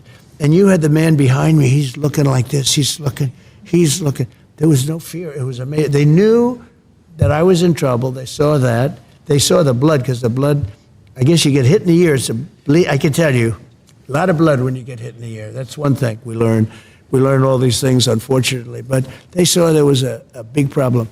Normally, when they hear that, they're all, they disperse. Joe Jack says censoring people saying they're voting for Trump. That's not a conversation. That's a fucking advertisement. And no, you can't advertise in my chat. I'm sorry, Joe Jack. But thanks for asking. I'll give you a second chance even, all right? Fucking Trump 24 is not a conversation. That is an advertisement. And you're not allowed to advertise in my chat. You can't advertise products. You can't advertise services. You can't advertise your OF. You can't advertise Trump. Sorry. You can't advertise Biden, all right? Or Kamala. Nobody left. I mean, you take a look at that. Now, that was a microcosm of what was out in front of me, because the speech was being made to thousands of people. Right. And nobody there was leaving either. It was really amazing. They knew there was a problem. And when I got up, they were confused because Secret Service was lifting me. I guess I was getting up, and I'm looking for my shoes. I didn't want to go on they had stretchers and stuff. I didn't want to go on stretchers. I didn't want to do that. But it was amazing. And they were confused because you could be up, but you're not looking too good. And I felt it was important to let people know that I was okay and our country was okay, in a true sense that our country was okay. And so I did that. And the audience was just, they were, I mean, USA, Yeah. Wild. It was a hell of a horrible experience, but I learned a lot about the love in this country. Think of it. A bullet goes off, everyone leaves, and his bullets going off. They just, again, a true hero. They were heroes. The way they didn't move, you have to watch that group behind, because that was the same as the group in front, the big group. And it wasn't like, geez, normally they'd say, let's get out of here. Yeah, how do we do that's this? true. They just weren't. stood They and watched. saw I was in trouble. Yeah. And they didn't want to move. And many of them were standing up, and they were looking, one man in particular with a floppy hat and wearing like a black t-shirt.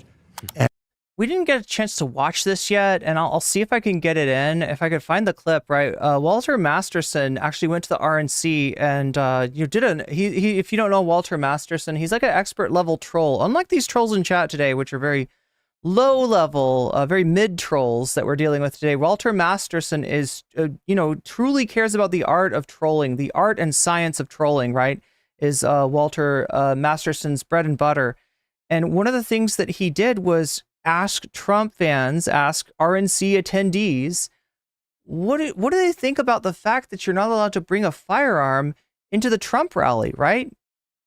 Because they were checking people for, for firearms. They were making sure that nobody entered the rally with a firearm. Now, there's obviously one big place where they goofed with the shooter, right? But in other words, you couldn't be open carrying.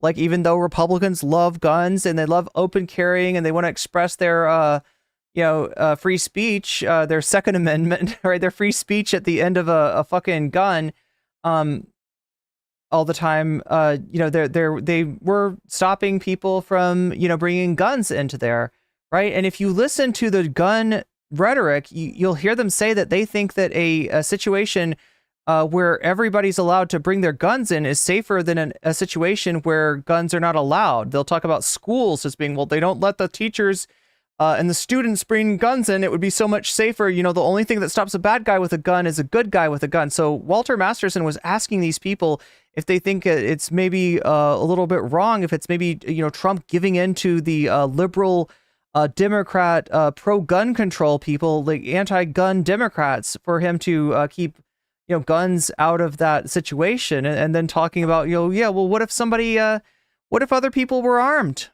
It would be a different situation. That shooter would have gotten mowed down. Yeah, the shooter would have gotten mowed down. So would have 45 people, right? Their shit doesn't make sense. Their rhetoric, the pro-gun rhetoric, that a gun-free zone is a dangerous zone, and people being allowed to carry makes things safer. They don't even live by that. Trump doesn't live by that. Trump doesn't want people carrying into his fucking rally because it would be fucking dangerous. But Walter Masterson was able to get a few hapless Trump fans to be like, yeah, that makes sense. Yeah, no, they should let guns in. They should let guns in. Yeah, let the guns in. Let people bring in guns into the rally. Of course, that's not going to happen. The Secret Service would never allow that, and it would be a really dangerous situation, and he would be in more danger, not in less danger. In fact, if I think that if that was the policy for all political rallies, I think there'd be a lot of politicians getting gunned down. But yeah, I'll see if we have a chance to watch that, because I think that was a particularly good episode, particularly good video from Walter Masterson. And he's out there just looking. It's a fascinating thing to see. And when you hear crowd control people say, we can't even imagine that happened, that shows their love for me, maybe, but for the country. And it was pretty amazing. That's great. Thank you. So Tia says it worked really well in Chicago. Tia, put your money where your mouth is. Okay, so then say what you mean. You think that the rallies would be safer if people were allowed to open carry. Is that what you believe? Do you want Kyle Rittenhouse at a rally? Oh, wait, he doesn't even support Trump anymore. I'm sorry. I shouldn't have said Kyle Rittenhouse. He's voting for Ron Paul. He's done with Trump. But yeah, nice try. Nice try. But now there are I got you a gift. Well, a couple gifts. Oh, good. That's good. Communist oh, here we go. This is the cool part. Sorry, the second gift, a little bit This is later. the election law violation part of the stream. Are you ready for this, chat? We're gonna violate some FEC regulations here. We're gonna make an in-kind contribution to the campaign of one Donald Jameson Trump that is over the prescribed limit. Okay. But I did get you a gift, and I got you this gift because I'm excited. Look, you are. I feel like you constantly get beat on, but you're so strong, and you just, like I said, you live for the people, and you're a hero. I wanna present to you this gift right here. I hope you like watches, Rolexes. Oh, that's a beautiful watch. Yeah. Should I open it? You should open it, and then show the camera. That's a great watch, actually. Good company. There's good company. You like Rolex? They like Jack Nicklaus and Gary Player and Arnold Palmer and all the golf guys and all the other guys too. I do. Look, if Trump somehow finagles himself a second term, that's where he will be through 90% of his administration. He will be out on the course playing golf, even though he complained that Obama plays golf too much, right? Trump beat any golf record that Obama might have had, and I don't think he did. I think it's a way to call the first, to imply that the first black president is somehow being lazy. Well, Trump is gonna be lazier, but that's okay because he's got the white privilege to lay over there as a fig leaf over his disgusting storm drain of a dick. Beautiful. Wow. Thank you. Don't they have nice packaging? Though? They do. Really, really nice. It better be nice packaging. Those things are expensive. Wow, that's so nice. Oh. You know that when he's looking at that, though, he's not thinking about wearing it. He's thinking about how much he could sell it for and, you know, how many of his legal debts he could pay down with that. Yeah, they could see it. This guy owes a lot of lawyers a lot of money. Now I know it's. That's why he chose JD Vance as his running mate, right? Get that Peter Thiel money. Well, my boys said, "Oh, that's such a big show. I don't know what you're doing, but you really are respected. Amazing. I mean, I don't know, chat. Look, I don't know watches that well. I feel like it's not as good as XQC's watch. Do you remember XQC flexing his watch when he talked to Ethan Klein? I got your whole house on my wrist, bro. I don't think that that's Ethan Klein's whole house on his wrist. Right? I think it seems like that's not one of the fancier Rolexes I've seen. Anyway. You know, I go into other shows, nobody does a big deal about it. I do want to say also, Thank you very much. shout out to Nelk Boys. I know you love Nelk. Oh, they're great. They're the greatest. Well, that was through Dana. Yo, the Nelk Boys are hilarious. That's content right there. Nelk Boy. We don't cover the Nelk Boys nearly enough. Dana's very much into this world. Dana's a young guy, sort of, you know? Yeah. He's a young guy. Dana White is a young guy. How, chat, fact check. So peaceful up here, but now they're Fact check. communist invading radicals. Dana White, owner of the UFC. How old is that guy? Isn't he like 50, 60? 30, 300,000? Damn, Pixel Rap. Yeah, it's definitely a Rolex. You're right, honestly. Dana is into this world. We got that confirmed. Be an 18-year-old or a 20-year-old. Yeah. He knows more about you and the Nelk brothers and the Nelk boys. The Nelk He's Boys. going to do their show. And I will tell you, I got a tremendous response. You know, you do some of these big shows, you do like 60 minutes and nobody cares. You do Nelk or you, and I can already see so many people go, I hear you're doing the show with Adin. Oh, wow. I said, I've had a lot of calls. So it's like a new wave. Yeah. It's a new thing. Yeah. Who would think it? And sometimes television is not the big deal. I sort of feel that television will always be television. Yeah. But numbers aren't like they used to be. No, I would say, you know, live streaming and YouTube is kind of like the new age television for, you know, younger people. Yeah. So I did have some clips I wanted to react to. Okay. We got the This is clips. fun stuff I wanted Wait. to get into. Aiden, just a second, all right? I know you're a fan of Sneeko. I know you're a friend of Sneeko. Are we talking about clips? Or are we talking about mags? And if we're talking about mags, maybe the Secret Service needs to come in and tackle you right now. What's he doing? What kind of clips is he gonna use on the former president? We see here the apex of streaming. This is the infinite regress that happens every time that you open OBS, put it on display mode, right? So, oh wait, we got a nested scene here, chat. The nested scene apparently includes a display capture, and that display capture is capturing OBS and showing you an infinite regress of Donald Trump and Adin Ross in some kind of hell dimension where they repeat endlessly into the horizon. Anyway, Get into the reactions right here. This is so cool. I'm actually reacting with you. All right. You know, I put you on Truth. Really? Yeah. Thank you, man. Truth is my voice, you know. Yeah. And it's doing great. Yeah. Everybody should it's doing great. Oh my god, it's lost so many people so much money. What are you talking about, Trump? go on Truth. Yeah. But I will say that I put you on. It's a failing business. And the response was very cool. I love Very it. cool. I love it. Look, Okay. Twitter is a failing business too. It's pretty hard to outfail Elon, but yeah, Trump's managed to do that. So shout out to Nelk, but they kind of gave me this idea. I have two segments I want to do with you. Okay. The first one is use one word that comes to mind to describe that person. Okay? Okay. It's a fun game. Fun. Here we go. Start. Here we go. All Are you right. ready? Who is the first picture? And we got the Nelk boys. One word. Oh, great. I love that. Great. Great. Okay. So you're Excellent. friends with them? Yeah. Are they competitors of yours, though? Not even, honestly. You know, every time that, you know, I speak to Kyle or Steve, it's just only they're love. all great. They're really, really no, good. they're just great. Yeah. But in a way, you would be competitors, but you don't. They're more bigger on. Do I need to get into this, chat? Do you want to hear? You probably don't want to hear the explanation of like which streamers are competitors with which streamers. On the YouTube side of things, I'm more live, so it's a lot. It's a different world, so it's different, but it's kind of like parallel. Look at them. I mean, they're just great people. Ruben says it's not all about money. I mean, yeah, when you burn through $55 billion and you drive down the value of a company, that's definitely not all about money. That's an understatement of the fucking century, Ruben the Blob. I'm sorry, I almost said Ruben the Bitch. No, it's Ruben the Blob is your name. I didn't mean to call you that. Anyway. That was Dana White. He said, you got to do them. I said, who are they? I didn't know. And after I did them, it was like an explosion. You don't know that Nelk Boy's history? We'll have to go over it sometime. I don't have time for it right now, but... All right. Yeah, he qualifies for a senior citizen breakfast. Shakespeare's got a fact check on Dana White's age. Yeah, he said he's relatively young. Look, compared to an Omega boomer like Donald Trump, yeah, everybody's kind of young, right? Like, this guy only...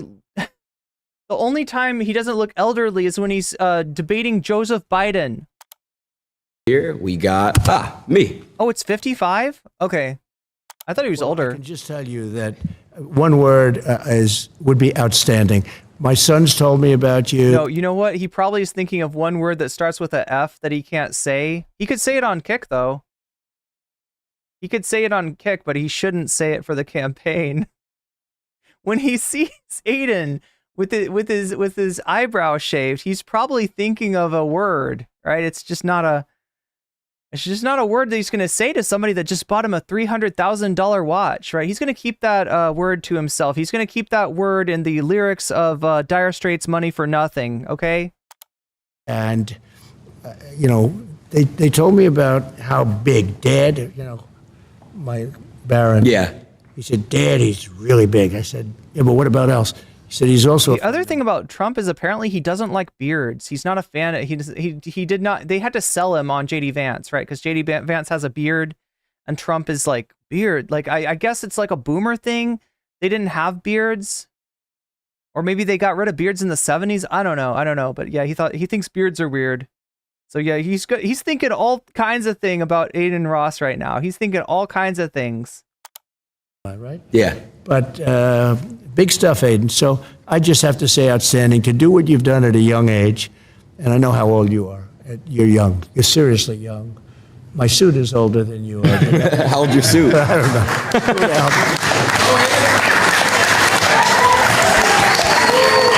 Thank you, Mr. President. All right, let's see who we got next. We got you.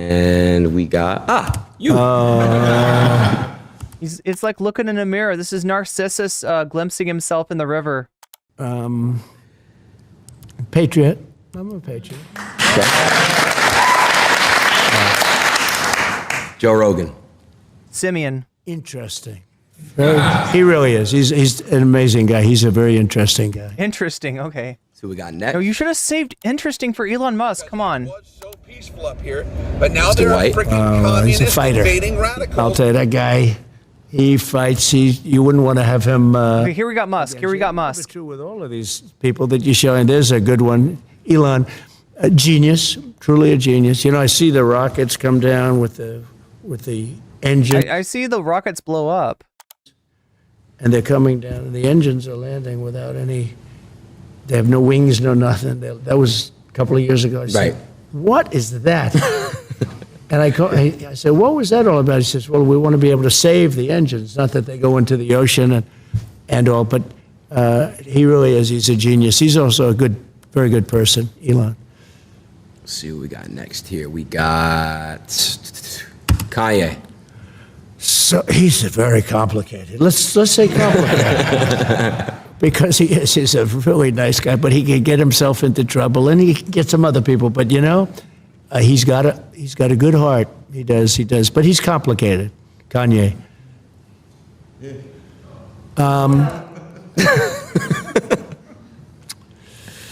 Fake, but in all fairness, look, but she knows it. She's got a thing going. It's a good thing. She's a good thing for her. But there's a certain something she's got. She's got a spark. That's pretty amazing, actually. She's got a good spark. Chat. He's thirsty. That's what he's saying. This is a specific kind of thirst exhibited by right-wingers towards AOC, and is a combination of thirst and hatred. So I'll change it. I'll say spark. She does have. She gets on. You know, when she was running. This is more information than I needed. I did not need this information. And I asked his people, I said, are you careful? This guy was going to be Speaker of the House. It was going to be him, not Nancy Pelosi. And Joe, he is a good politician, a real pro, been around for a long time, many years in Congress. And I watched her on television one time. I saw a clip of her speaking. Oh my God, Chad, I'm going to need more. And I said, who's she running against? I'm going to need to get the blinker. She's running against Joe. I said, oh, does he know what's going on? Oh, he's got no problem, sir. He's got no problem. I said, is he doing any debates? No, he doesn't have to bother with the debates. He's been there for years. I said, tell him I said that he should be careful. Because I saw her. And she's coming for you, Joe. Oh, this is so ironic. This is so ironic. This is the last person. This is AOC. This is the last person that we saw defending Joe Biden before he dropped out, right? She was worried that the Democratic establishment was going to use Joe Biden dropping out as an opportunity to put somebody more beholden to them in. And you know, fair enough. Joe Biden has surprised a lot of people in some of his policies, especially when it comes to labor. You know, not so much when it comes to Gaza. Those are stomach-turning policies that he's had, but yeah, no, she was out there defending him. You know, her and Bernie, surprisingly, and you got Nancy Pelosi trying to call him, and Obama trying to get him to step down. It was kind of a surreal experience, honestly. He's definitely thirsty. He's so thirsty. Evita Peron, right? I said, she's Evita. She's in the streets screaming, shouting. Evita? Hugging people, hugging. Everybody's being hugged. What? I said, he better be careful. And she took him out. Are you calling her a Peronist? What are you saying? So, you know, I give her credit. But she took him out? What are you talking about? She held him up. She tried to. She, you know, ultimately failed, but she's got a lot of sizzle. Sizzle, spark. This guy is fucking horny.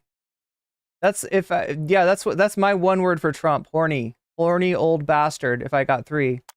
Well, there's a powerful man. He's a powerful man. I know him very well. I know him probably better than anybody in this country knows him, and got to know him extremely well. We had a great relationship until COVID. COVID was a step too far. But we did very well with China. Yo, is he blaming Xi for COVID? It was the China virus, folks. The China did it to us. And President Xi, we did very, very well with China. We took in hundreds of billions of dollars. No president took in 10 cents. I took in. And I exposed China. Look, I want China to do great. Okay, but they can't take advantage of us like they were doing. For years and years, we'd lose $500 billion a year in trade, all of it. But then COVID. Yeah. And what did your trade war do exactly?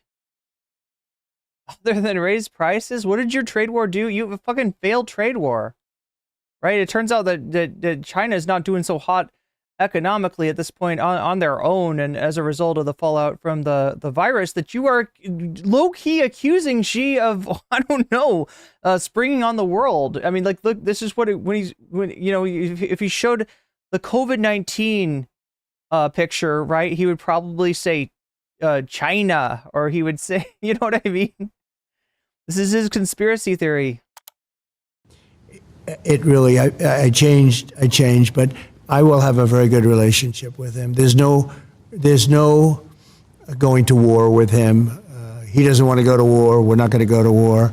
And we had a very good relationship, actually. He was right in this. Look, China has a much better Navy than it had a few years ago, But yeah, China, would not fare well in a conflict in the South China Sea, which is most likely where something like that would break out. Yeah, they're definitely not looking to go to war in the short term. He came to this country, and he stayed here for a number of days, as you remember. And we had incredible meetings, a very famous meeting in the dining room, actually. But he loves his country, and he's very strong and very powerful and very interesting. But he really does love his country, I can tell you that. Let's see who we got next on this list. No, Ruben, I don't think you understand. When he says it's from China, he's not saying like this is the geographical location where the first transmission took place. He's saying he's talking about the country. He's talking about the government. He's not talking about the country. He's not talking about the geography, right? He's literally, and you just heard him there. You just heard him there imply that like this was Xi Jinping's doing, and it makes no sense considering that China has suffered the most from the consequences from the fallout of the pandemic. Oh, here we go. Gavin Newscum. You spelled it. I mean, he's not wrong.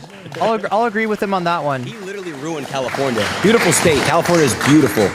He ruined it. And when you watch him, he's always saying, "Oh, we're doing so great." Right, we're not right. doing great. I mean, I have holdings in California, and I own a golf course right on the ocean, right on the Pacific Ocean in Palos Verdes. So beautiful. It's a club. It's big, many acres, hundreds of acres, and it's fantastic. But California is so precious. One of the most beautiful places in the world in terms of weather, For sure. in terms of everything. And they're just destroying it with crime. The crime is out of control. It's a very dangerous place. And Again, this is like there's problems that California has. There's problems that Gavin Newsom isn't doing much to solve, right? Like I said, California would benefit massively from a housing first policy like the one that Finland has implemented.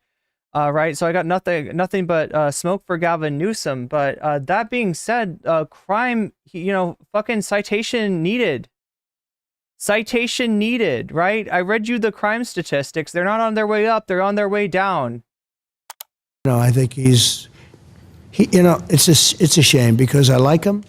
I got along with him great. I helped him a lot. I mean, I feel like you're both scumbags. You should get along with him, right? He's very much a man after your own heart. Fires. I kept saying, why don't you do something about the forest fires? Yeah. Oh my God, you got to sweep remember Trump's comment on the forest fires, right? He's like, the problem is there's all these forests and they're not going out there with rakes. You got to rake the leaves. You got to keep the forest clean, right? Like he literally thinks that you can sweep the fucking dead leaves off and prevent forest fires. And never mind the actual driver of increased forest fires, which is climate change. Never mind that. We're not gonna do shit for that. We gotta keep producing unrenewable energy. We gotta drill, baby, drill. Gotta keep that planet heating up. Because it was so peaceful up here. But he will talk about Communist invading radicals. He will talk about raking the fucking national forests. To have that, there's no management. They have no management control. Yeah, James Membry, rock bottom is when you're a fucking presidential candidate and you find yourself talking to Adin Ross. You have gone through an interview that was so embarrassing and so exposing that you are coping and seething so hard, and you need somebody like Adin Ross, the seat sniffer, right? The Andrew Tate seat sniffer. You need Adin Ross to give those balls a nice massage. Yeah. I'd call that rock bottom. Over the forest, I said, you have to do things. But I got along with him great, but he has not done the job. No. He has not done the job. Oh my God, James, you should have joined us earlier. I went over the numbers. He's not winning. All right, you need to check the polls. All right, he was doing well. He was doing well against a walking corpse named Joe Biden. But as soon as he got a real opponent to run against, things have changed. And she is now ahead. If you believe Nate Silver, she's got a 67% chance of winning the election. I would say that that's an overestimation. I think that, I don't know where Nate Silver got that number for, but it doesn't sound right to me. But yeah, no, objectively, he's losing. And he's a loser. And he's never won the popular vote. He's won the Electoral College. He's faced off against terrible candidates in Hillary Clinton and Joe Biden, right? So, you know, he's done better than he should have, but he's still never actually won the majority of the votes, and he never will. Got a few more. Let's see what we got next. Trudeau. Yeah. He's turned very liberal, actually. Wait, what? Turned very... What? Has he changed? Has he fucking changed? What are we talking about? He's the son of Fidel Castro, and could be. I mean, anything's possible. What? In this world, you know? You're going to learn as you get older. What is bro talking about? You've seen a lot already for your age. Per age, I would say. Per year spent, you've seen as much as anybody. But Justin Trudeau is... I get along with him very well, actually, but he seems to be going very progressive. And okay, sorry. People of Canada are not liking it. Look, I mean, if they... this is the second fact check that we have had to do in real... I don't know, maybe more than two, right? We're doing fact checks today. We're serving up the fact checks just like we're serving up the top of the hour ad break every hour on the top of the hour for 3 minutes at a time. And if you're watching me on Twitch and you don't want to go through that unskippable ad break, you can get out of it for $6 or for free by using a Twitch Prime sub. You could also possibly get a free sub if you are just active in chat. Sometimes people give gift subs. You're more likely to get one if you're seen in chat. People will see that you don't have a sub, and maybe somebody will take pity upon your soul and get you out of that ad break. But yeah, we got a fact check here from AP News. Not too hard. A story claiming that Fidel Castro was the father of Canadian Prime Minister Justin Trudeau is not true. I can't believe I'm having to read this. The Canadian government denied it. Cuba has never claimed it, and Trudeau's parents never visited Cuba. This is a conspiracy theory worthy of like birtherism, right? This sounds like the birtherism for Justin Trudeau. Until several years after Justin Trudeau, Trudeau's parents never visited Cuba until several years after Justin Trudeau was born. So what is the theory that they went to Cuba and Fidel put his cigar in Mrs. Trudeau and outpupped? Is that the theory? Is that what he's basing this on? This is kind of wild.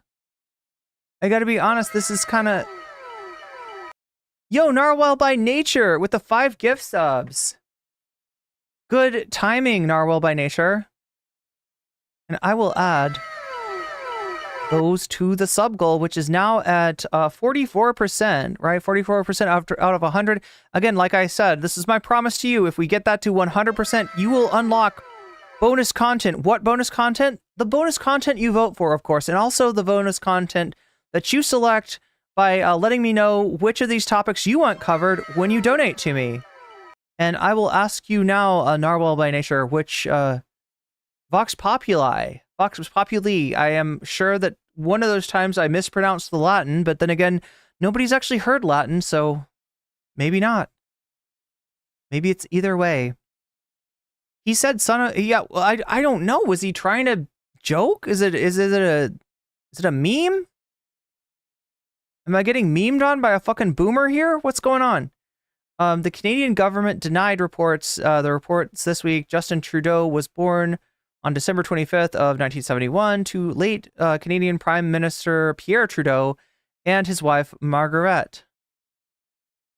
Trudeau was born a little more than 9 months after the marriage of his parents and more than 4 years before Margaret made a much publicized first trip to Cuba and met Fidel Castro. So literally, his mom met Fidel Castro 4 years after he was born. That apparently sparked a conspiracy theory that he is somehow That's some amazing commie sperm there, right? Fidel Castro's sperm went back in time and impregnated Trudeau's mom 4 years before they met. That is some amazing sperm. Wait, what are they feeding them in Cuba? I don't know, but Margaret was 22 when she married the 51-year-old prime minister and was subject to intense public media scrutiny. Experts say that it would have been impossible for an earlier visit to Cuba to go unnoticed. Cuban media have been unusually open about the death of Castro's oldest son, Fidelito. little Fidel, describing it as a Sudoku after a long depression. And with substituting the word Sudoku in there for another word that starts with an S that YouTube doesn't want me saying. Neither state media nor independent reporters covering the death have reported the existence of said Sudoku note. So there we go. Fact checked for you in real time. Trump is once again full of shit. Yeah, best sperm ever, right? This is amazing sperm. Unbelievable. Let's roll him back and see if we can tell if he's joking. Could he be joking? Am I getting memed on? Am I getting troll? We do some trolling around here, chat. I don't know if you know this, but Trump has said that we do some trolling. So we'll see if we think we're being trolled or not. Yeah. He's turned very liberal, actually. They say he's the son of Fidel Castro. And could be. I mean, anything's possible in this world, you know? You're going to learn as you get older. Look. You've seen a lot already for your... All right, I'm going to call this what it is, right? He's being a little bit of a... Weasel. He's doing a weasel. That's right. Did everything right and they indicted We indicted you, you weasel. You literally lying. Weasley little liar. Anyway, let's get back to the Weasley little liar. Per age. His ball massage. You've seen as much as anybody. But Justin Trudeau is... I get along with him very well, actually, but he seems to be going very progressive, and the people of Canada are not liking it. I mean, if they had a good conservative person, which maybe they do, maybe they don't, I don't know. But somebody that's a strong conservative would win in Canada. Canada is very unhappy about the way they've been treated as people. But I got along with him well. Now, this man I really got along with well. We had... You're in love. Rocket Man. We had... You're in love. Button. He said, I don't know what else to say. I have a red button on my desk. And I said, no, I have a red button too, and mine's bigger than yours and mine worked. There's nothing funnier, chat. There's nothing funnier than a thermonuclear destruction of the entire planet, extinguishment of human life. There's nothing funnier than that, all right? Patrolling the Mojave Desert almost makes you wish for a nuclear winter, and we could have gotten one. It was hilarious stuff. A really hilarious stuff. Month and a half. He was very, very tough on President Obama. Very tough on everybody. It's the hermit nation, and it really is. I mean, I said to him, "Do you know Elton John?" No. I said, "Did you ever hear the song Rocket Man?" And I actually played him the song Rocket Man. He said, no, I've never heard it. I said, you're Rocket Man. He said, no, you call me Little Rocket Man, not Rocket Man. But I tell you what, so we had a very nasty 2 months. People were actually worried about it because it could have been dangerous. But President Obama told me that this was the single biggest threat to the United States, was Kim Jong-un of North Korea. And one day I got a call from people that wanted to see me about him, and he wanted to meet. He did not want to meet with Obama, did not want to meet with anybody. Because he needed to find a big enough sucker to leave. This is the guy that, look, I've told you about Trump and how he cheats at golf, all right? Kim Jong-un, in his lie about his sporting acumen, put Trump properly to shame, all right? There's a long history of this. There's a long history of obvious lies and exaggerations that have come out of this man's mouth. So he probably thought, I finally found somebody that is goofy enough to believe me.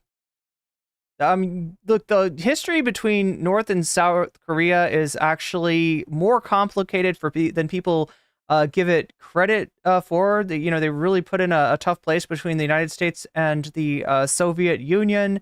And the initial government that was put into place, kind of a puppet government of the U.S., much like the government of South Vietnam, definitely not representative of the people. That being said, North Korea has metastasized into a dynastic hellhole. And, some of it's due to the, sanctions from the United States. Some of it's due to their weird... dynastic leadership and the strange revisionistic philosophy calls itself Juche. That's not it calls it, you know, considers itself some form of Marxism, and really, you know, vastly deviates. But anyway, it's too complicated to get into right now, and I don't think that's what Trump is. I don't think that's what Trump is putting forth. His nuclear capability, he does, and we've checked that closely, and he does. I got to know him very well, and I got along with him great. He's very smart. He's very strong. He's the absolute leader. You know, a lot of people say, oh, maybe he's not the leader. He's the absolute. When he's around, his people are standing up at attention. I've never seen. We were at a. Oh yeah, he loves that. He wants his people to, like, this is what he says when he comes across any authoritarian government. His General Kelly, said that he was constantly having to remind Trump when he would say things admiring Hitler and the Nazi government, of how loyal the generals were. Now, in reality, yeah, like Hitler, some of the attempts on Hitler's life actually, you know, came from pretty close to his inner circle. But like, Trump doesn't know history. He doesn't know what he's talking about, right? He just admires the strong man, the authoritarian figure, the dictator, as it were, and the command, the absolute authority he has over his people, right? That should scare you. They had 20 people on his side. If you're not scared, you should be. People among, you know, looking at each other. Right. In Singapore, we had a meeting in Singapore. It was the biggest press conference I've ever had. There were thousands of paparazzi. I've never seen anything like it. I think people said they've never seen anything like it. I was walking in, he was walking in. We met in the middle, remember? And yeah, of the course. place just went crazy. But we got along very well. He's very, very smart. And, you know, he's a real power. He's a real power. I think he's upset that I'm not there. Nothing would have happened with him. We would have gotten along with him fine. I was trying to get him to do, you know, his country is, you talk about location. I'm a real estate guy. He's right between, think of this, Russia, China, one side, and South Korea on the other. I said, you have a great piece of real estate. You could make so much. You could have gorgeous. I could put a golf course here. Come on. I said to him, think about gorgeous condos going up on your shore. He's got a lot of Yo. He's got ocean frontage on both sides, right? We got oceanside property. We would have had no problem with him. Now he's getting very angry with us, and he's getting very angry with, I understand he doesn't like her. He doesn't know her. Yeah, I don't know. Maybe you massaged his balls just right. I don't know, Trump. But he forms opinions, and he doesn't like her. And he thought that Biden was just... Have you been talking to this motherfucker? Have you been talking to Kim Jong-un? Out of office?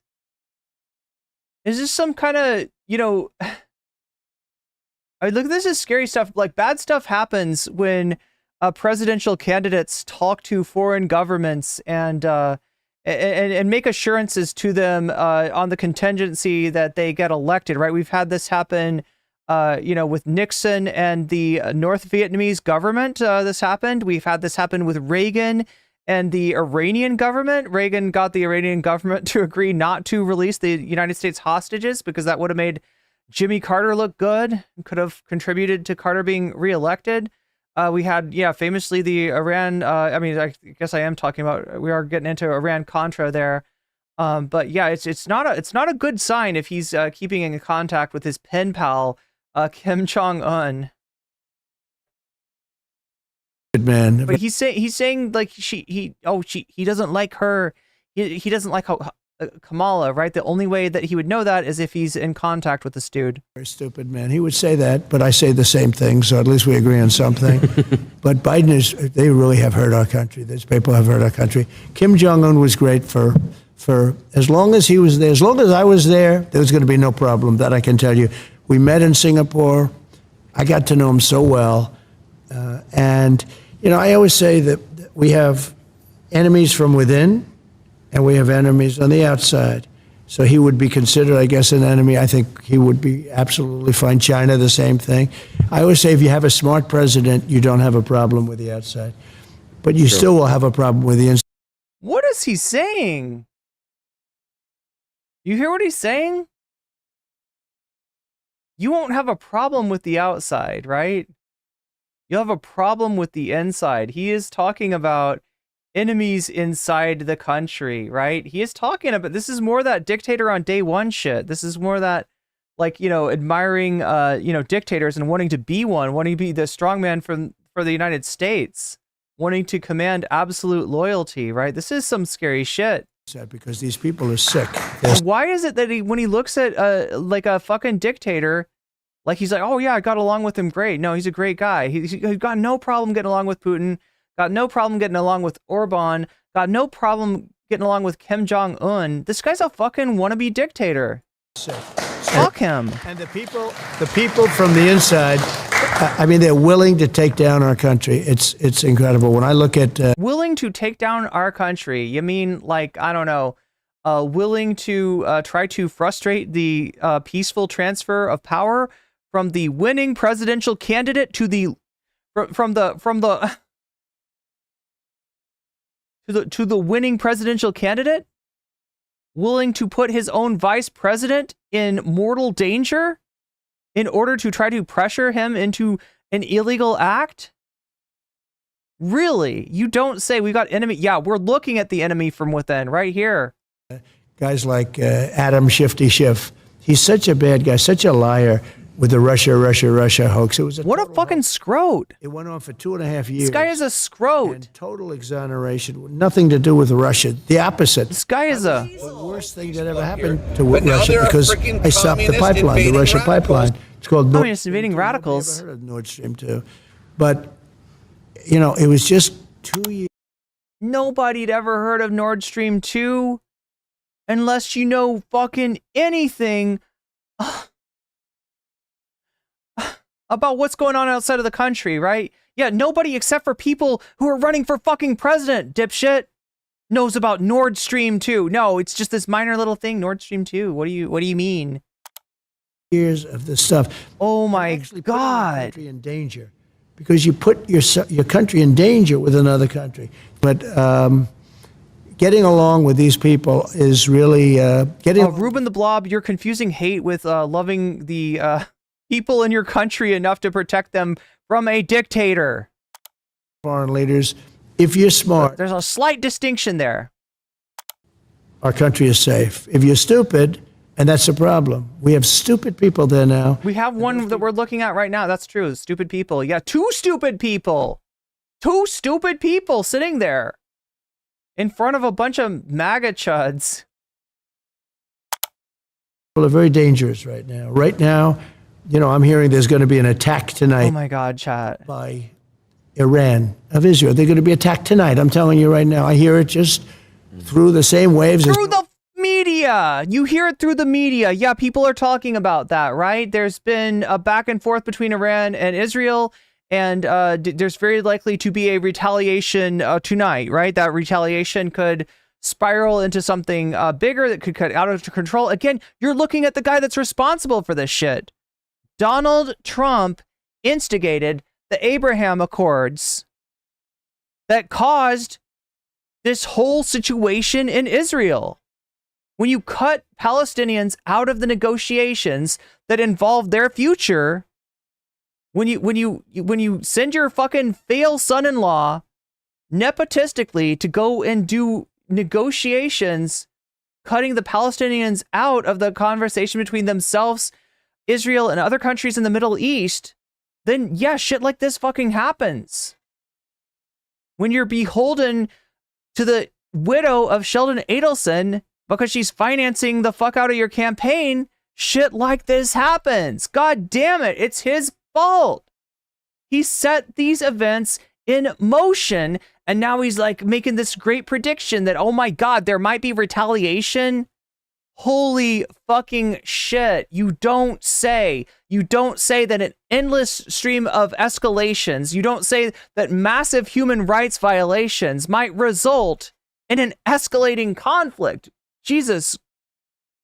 No top secret information or anything. Right. But I hear that Israel's going to be attacked tonight. If I were president, nobody would even be talking about that word, because it wouldn't happen 100%. And it's so, but when you have Pelosi and when you have Schiff and you have all these people, I mean, when you have people like Schumer, you have all these people. These people are a danger to our country.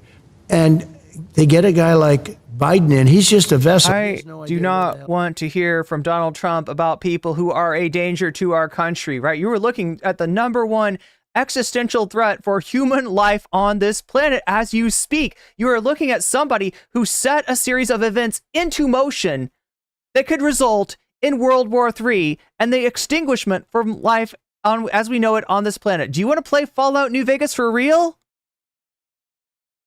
This is your guy. This is your candidate right here. He is. He's their perfect vessel because he'll do anything that they want him to do. Right. So we really have dangerous people. They go after their political opponent, like me. I mean, me being especially.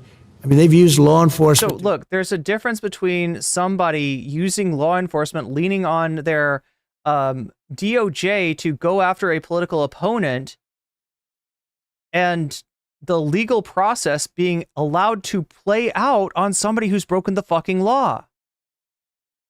And even then, he's still got people that he put into place during his corrupt administration. He's still got the illegitimate Supreme Court to watch his back and literally like give him this like unitary executive authority where he can declare anything, he can declare an official act. Therefore, any crime committed in pursuance of that is not a crime, right? Go after me. They've come at me with everything. We just won. This is the guy that ran his first campaign saying, lock her up, lock her up. Ran his first campaign trying to lock up his political opponents, right? He got in office and the people that he selected put some kind of guardrails on him to be like, no, Mr. Trump, we are not arresting your fucking political opposition. No, Mr. Trump, that is not what we do. Right. But at this point, he's gotten rid of everybody that would be any kind of check on his power. And he's got a bunch of fucking sycophants that are not only going to let him do whatever the fuck he wants to, but have written up a proposal for him to take full dictatorial control over the country. That's called Project 25 that you should probably Google, because it very much may impact you negatively should this man be returned to power. Big case in Florida, you saw that. That was the big case. That was the biggest of the cases, and we won that conclusively. We had a brilliant and very fair judge. I mean, if I have fair judges, I win every case. But they put you in cases where the judges are totally corrupt. Where, like in New York, where the whole legal totally corrupt judges. You mean like the ones you put on the Supreme Court? Is that what you're talking about, Amy Coney Barrett? Are you talking about Justice Thomas? Are you talking about Justice Alito, who've literally accepted gifts from like rich people? Yeah, which corrupt judges are you fucking talking about? Eileen Cannon? Who are we talking about, Trump? System is actually bringing down. This guy knows about corrupt judges because he's the corrupter. And bringing down the city because the corruption's so bad. But we have to solve the problem from within. The problem on the outside, if you have somebody smart, you can handle it easily, actually. But the problem from within, we have people that truly hate our country. We have to solve that problem. I want to get this right with what I'm about to say, because you had said something about crooked people, and I want to say I want to get crooked Joe Biden, crooked Hillary. Who are we talking about? Are we talking about little Rhonda? Right, that's why I'm pulling out my phone. The same DA, Fannie Willis. Right, Fannie Willis. She treats you very unfairly. She goes. That's unfair. Look. When you have an office place romance, it's very corrupt. It's very corrupt, right? The fact that that she's being intimate with one of her employees implies that what? Explain to me what that was, right? If she was fucking a Trump campaign official, maybe we could talk about corruption, but it'd be corruption on the other side. What the fuck are you trying? What is your actual point? What is your actual narrative? In what way do you think that Fannie Willis's office place romance, probably inappropriate office place romance, is going to negatively impact you? What is bro talking about? The name of Fannie, even though it's Fani, she wants to pronounce Fannie. She's little French, French accent, and her lover, Wade, invading right? Yeah, Mr. and Mrs. Wade. Would you say she's very unfair? Well, no. She's very unfair. She had sex with somebody. How dare she? Only to me. This is the guy that fucked Stormy Daniels while his wife was pregnant. Really, Trump? Really? There are many people. She wanted to indict a senator, a couple of senators, I understand, that had nothing to do with it. Yeah. You know, there are many people, and this has taken place in Georgia. Georgia's phenomenal. Georgia's a great. Did she want to indict senators who were part of the fake elector scam? Oh my gosh. How dare she? How dare she hold people accountable for trying to steal a fucking election, for fraudulently naming electors for a candidate who did not win? Oh my fucking God, this guy. People of Georgia. I've done great with the people of Georgia. Yeah. Alabama, South Carolina, North Carolina. Yeah, you lost Georgia. That's congratulations, Trump. You've done great with the people of Georgia. Unfortunately, not a majority of them, or else you would have. I think what if you won Georgia? I don't know, Chad. I don't remember how close the last election was, but yeah, he lost Georgia as well. It's pretty freaking weak. But Georgia is so good, and she's destroying it, and the governor should do something about it because you told Raffensperger to find you a specified number of votes that you did not get. You told Raffensperger to alter,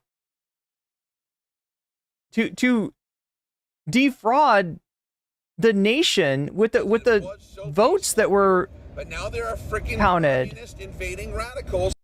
Like, he literally calls up the fucking attorney general and tries to get him to find him enough votes to win an election he fucking lost. That's what we're talking about. That's what we're dealing with. these are innocent people. These are patriots. 1 second, I was just gonna. Innocent people. There we go. I'm sorry, dude. I'm sorry. Innocent people, just like the guy that said. Everything right, and they indicted. And they indicted me just because I committed a fucking crime. He's used to getting away with crimes, right?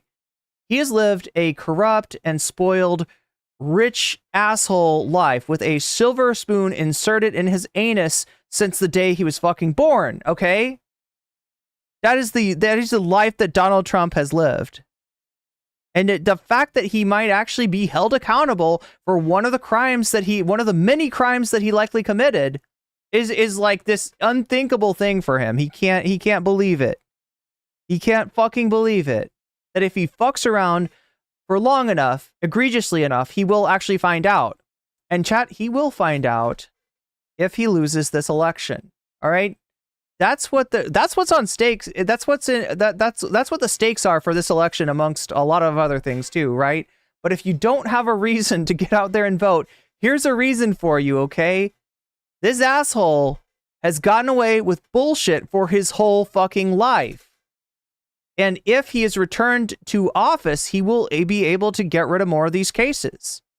If he loses, however, one of these many charges that are chasing him, and more charges that could honestly be filed, right? One of these charges will bite him in the ass, and he will be convicted and he will be sentenced. Now, I don't know what that sentence will do. Usually rich people like him do not go to jail. If they do go to jail, it's like a country club jail.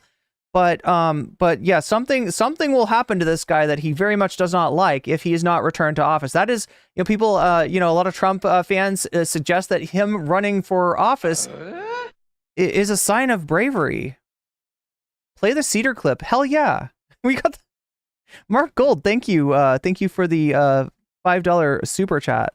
And I will put your money where your mouth is, going towards the Sam Cedar clip with Tim Pool, which has now got an extra 20%, and we are now at 49% chat. We're almost halfway there. Now, I gotta point it out to you. We're kind of close to the end of the stream. All right, we got like 15 minutes left of this. We got, I don't know. We're gonna watch the RFK Bear story. I don't know how long that'll take, but if we get to 100% of the dono goal.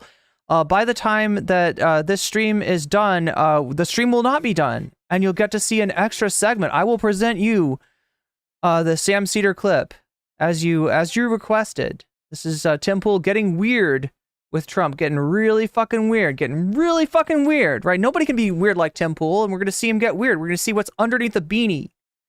via Sam Cedar if we hit this sub goal. That is at least what's winning right now. It looks like Shorts, you're voting for Tech Bros, Want to Matrix the Poor. Tim Pool Gets Weird in second place.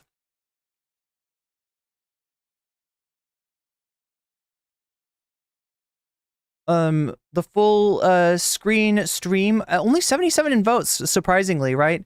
We've got 77 votes. Vote if you have not already. Make sure to like the stream if you haven't already. That's very important, and it helps me out a lot, right? Tim Pool Gets Weird, featuring Sam Cedar at 50%, Mehdi Hassan, Biddy Morris at 22%, Tech Bros, Want to Matrix the Poor, 17%, Squid Tips versus Vosh at 13%. So yeah, that is what's winning. That's also winning in the donos.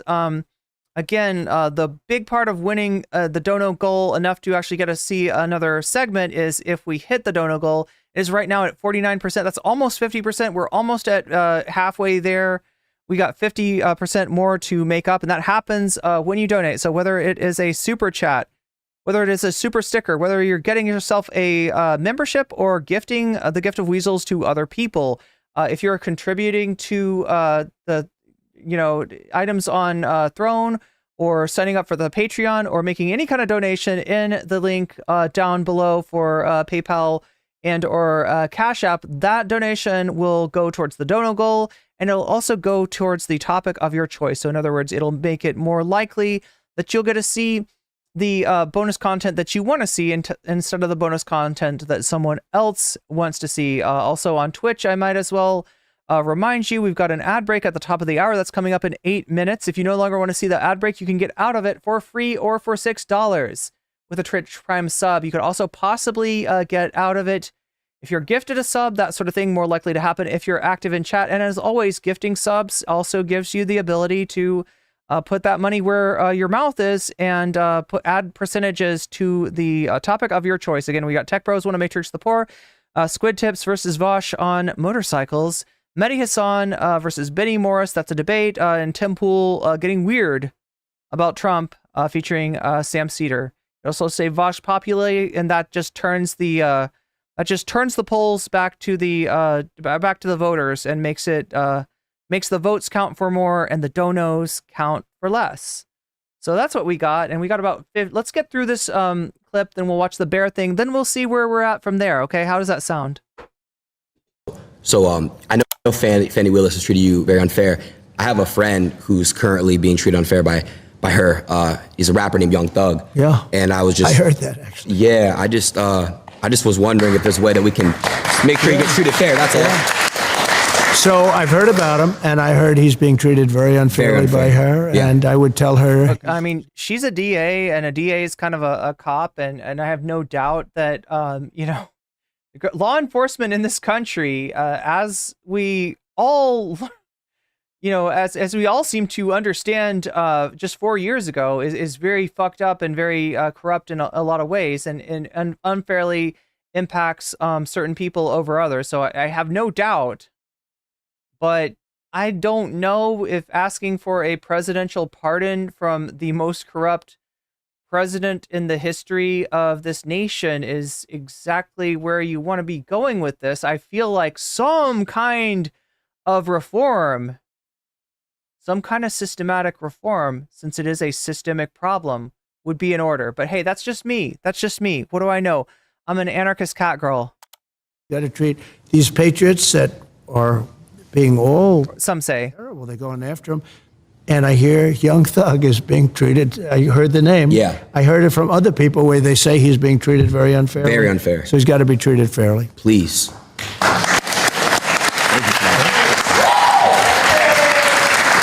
So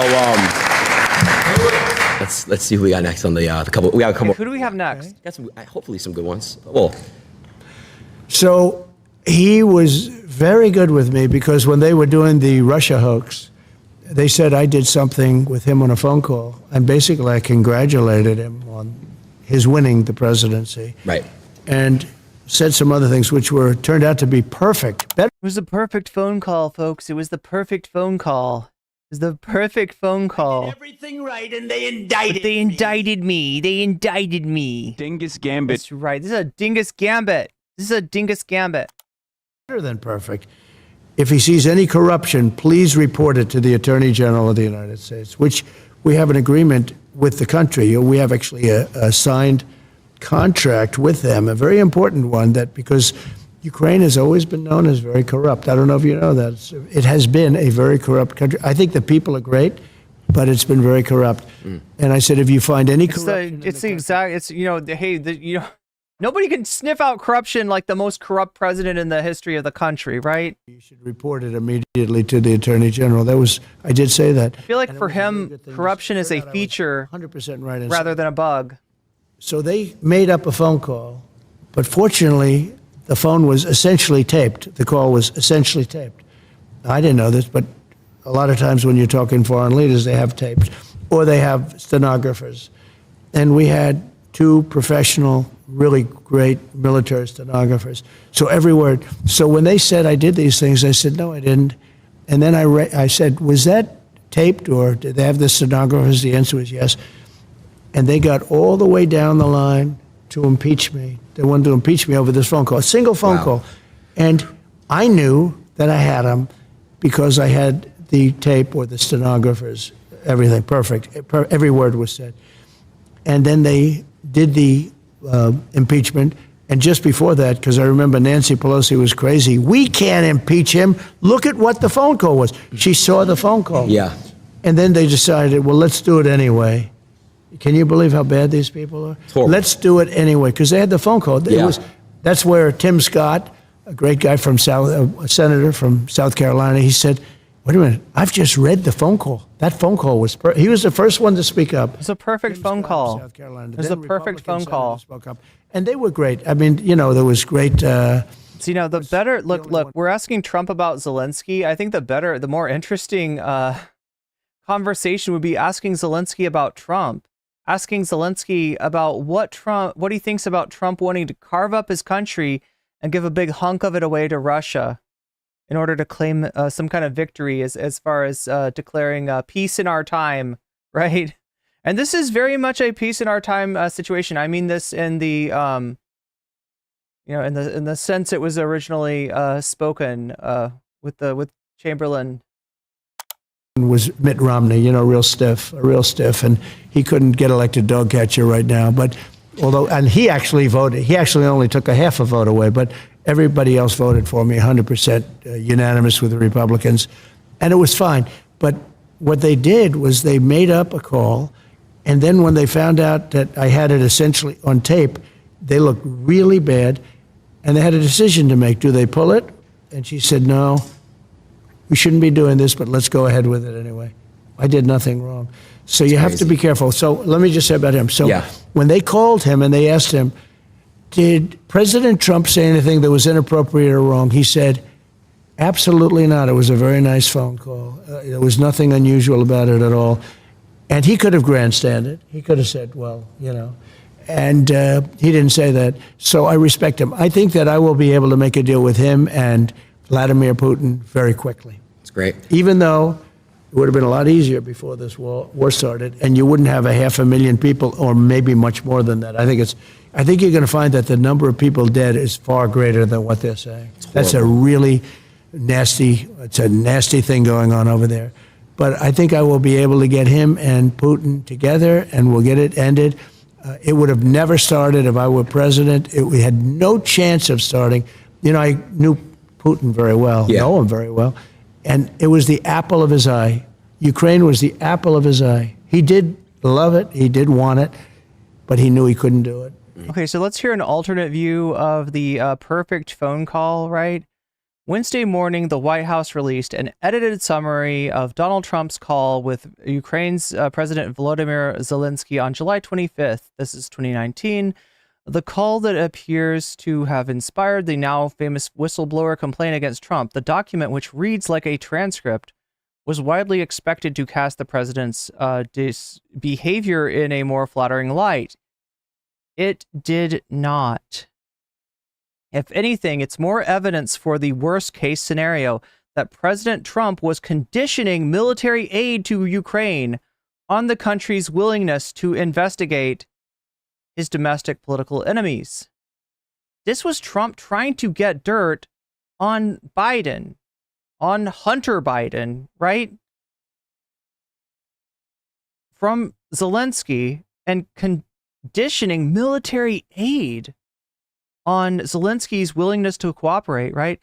In summary, Zelensky asks Trump for an increase in military aid, specifically to purchase more Javelin anti-tank missiles useful in Ukraine's ongoing conflict with Russian-backed separatists in the east. So this is before the invasion of Ukraine, but there were conflicts with Russian-backed separatists in the Donetsk and Luhansk provinces, the oblasts, right? And so this is why he's asking for more aid. And Trump responds saying, "I would like you to do a favor, though. Do us a favor." The favor turns out to be about 2 investigations. Trump would like Ukraine to conduct one about a bizarre and unfounded theory about Ukrainian possession of a Democratic email server. Jesus Christ, this is like QAnon shit.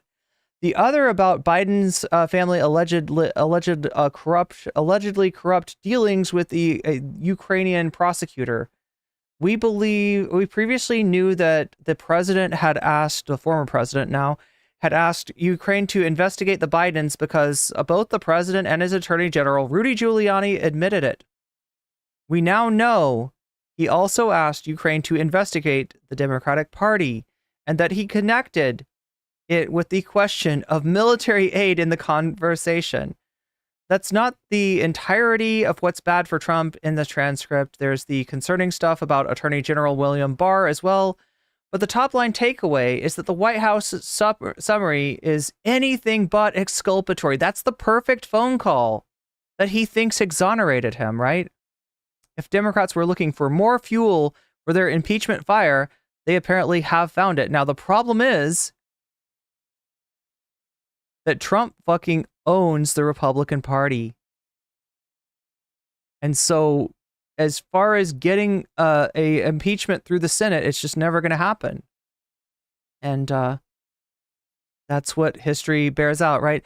The biggest takeaway from the summary, it sure looks like a quid pro quo. It's important to note at the outset that this call summary is not quite a verbatim transcript of what Trump and Zelensky said. It's written like a transcript with direct quotations assigned to each leader, but it is not an authoritative transcription of the audio recording.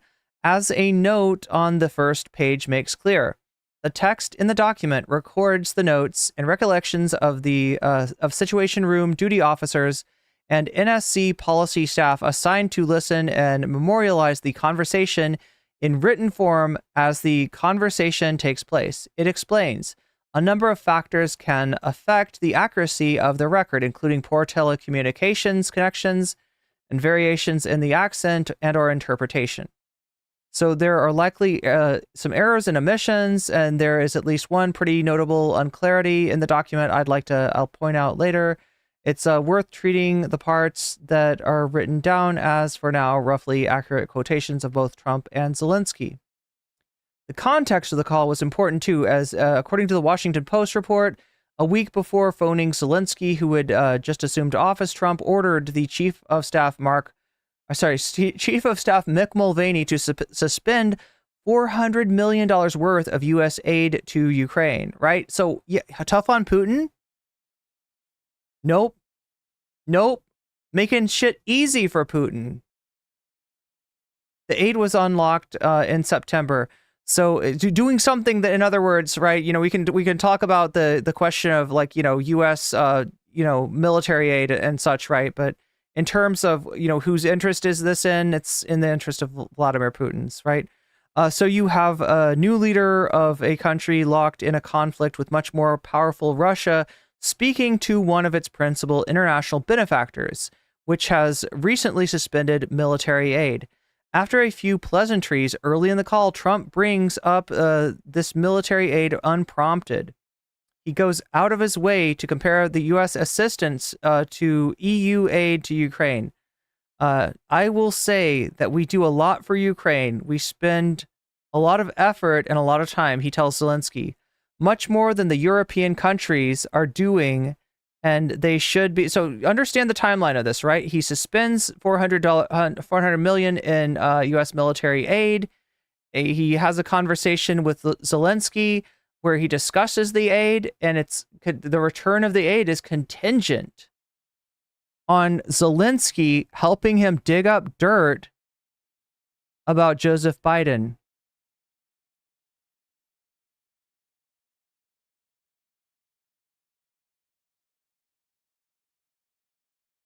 Okay, so here we go. Here's the money shot, right? You ready for this? Zelensky, I would like to thank you for your great support in the area of defense. Why is there a period there?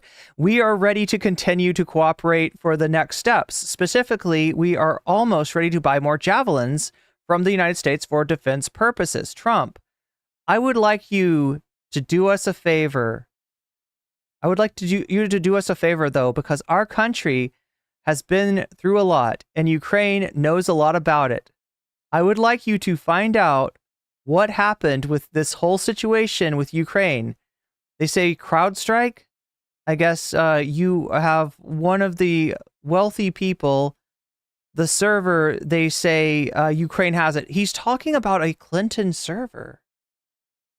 The word, though, in Trump's line makes it clear what's going on here, explicitly connecting the request for aid to Trump's request for a favor. After Trump initiated a conversation about how important U.S. aid is for Ukraine. And that favor is investigating the server. So there's the conspiracy theory part of it, right? We're talking about Clinton's. Now, you might be tempted. Okay, so we're not talking about Clinton's email server. God, this is a rabbit hole, isn't it? Trump references CrowdStrike, a California-based cybersecurity firm, which suggests he's talking about something different. CrowdStrike is a company that linked Russia to the hack of the Democratic National Committee back in 2016. Trump seems to be floating a conspiracy theory promulgated by his attorney, Rudy Giuliani, that it was actually Ukraine that hacked the Democrats and tried to frame Trump and Russia for it.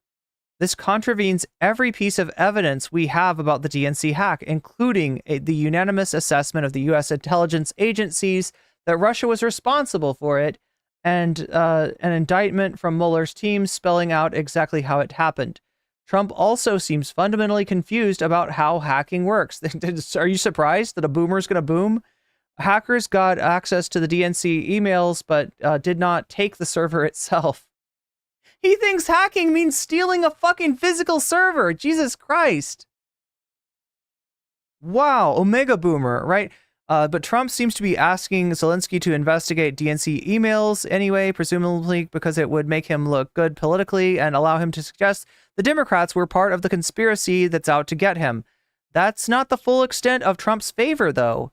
He also asks Zelensky to look into Hunter Biden's business dealings with the Ukrainian company, as well, that's Burisma, I'm sure, as well as the totally substantiated allegations that Joe Biden was corruptly working to shield his son from prosecution. The other thing, there's a lot of talk, I think this is Trump, right? A lot of talk about Biden's son, that Biden stopped the prosecution, and a lot of people want to find out about that. So whatever you can do with the attorney general would be great. Biden went around bragging that he stopped the prosecution. So if you can look into it, it sounds horrible to me. So there we go. Conditioning military aid on political favors in an attempt to dig up dirt on his political enemies. That is what the perfect phone call consisted of. Anyway, Chad, I don't want to bore you too much with the details, but there we go. Let's finish this up. We finish this up. We're almost finished. I don't know if we're going to get to that bonus content, but we are 50% of the way there. So, if you want to see that happen, donate. He would not, he knew he could not do it. He would have never done it if I was president.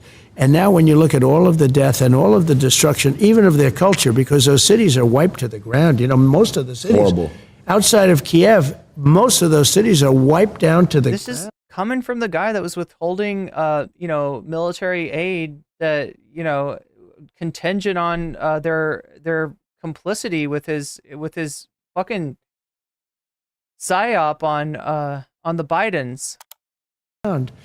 And it's so sad. And when those buildings come down, there are plenty of people in the, people think those buildings don't have people. They have a lot of people in those buildings that People do not think that buildings don't have people. What are you talking about? want to leave. And those buildings come down. They're big buildings, big, heavy buildings, and they come down. And the people are crushed. Instantly, they're crushed. Horrible. Missiles hit them. I wanted to touch base real quick on the inflation thing. So, I know I saw you when you went to go speak in Nashville. Yeah. So, you talked about crypto. You said that crypto can help with debt. We're going to talk about inflation now. Great. That's who I want to hear about inflation from. Adin motherfucking Ross. You mentioned that's somewhat like gold.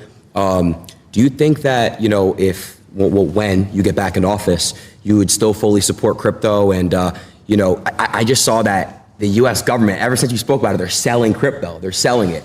So what would you do if you were in office with crypto? It's something they shouldn't be doing because they should be trying to build it. So if we don't do it, China's doing it, other places are doing it, and they're doing it anyway. Yeah. And it's a very modern currency. It's a very modern form. And I know a lot of very good people that are really into that world and into that market. They're smart, they're good people, and they think it's going to be very beneficial. And remember this, though, it's very important. It's like AI. Do you love it? Do you not like it? If we don't do it, China's going to do it. You're not gonna like it when the world is suffering under the effects of climate change, and you have to explain to your grandchildren that there was this thing called crypto that was really fucking cool, but it took giant, systems to mine coin for some fucking ungodly reason. And when you're talking about AI, the same thing. People are going to do it. Yeah. And we can't be left behind. And crypto is right in that sphere. And it is a form of currency. And again, China's already doing it.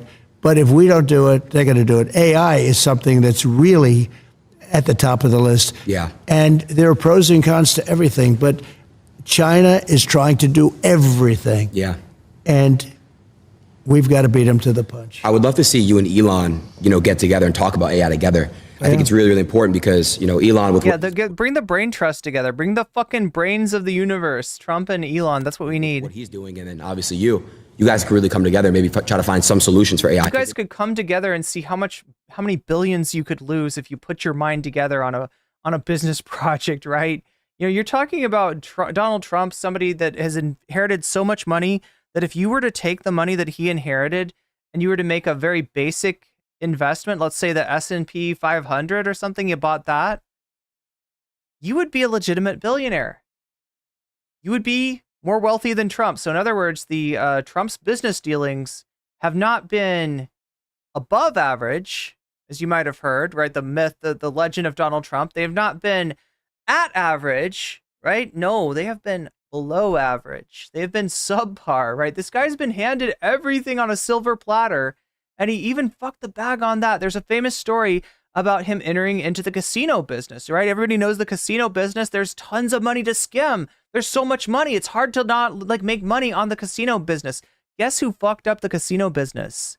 Trump.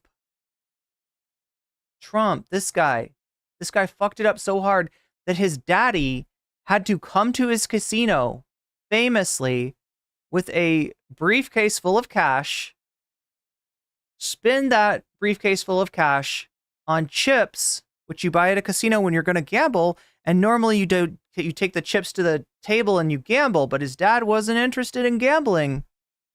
His dad was interested in those plastic chips.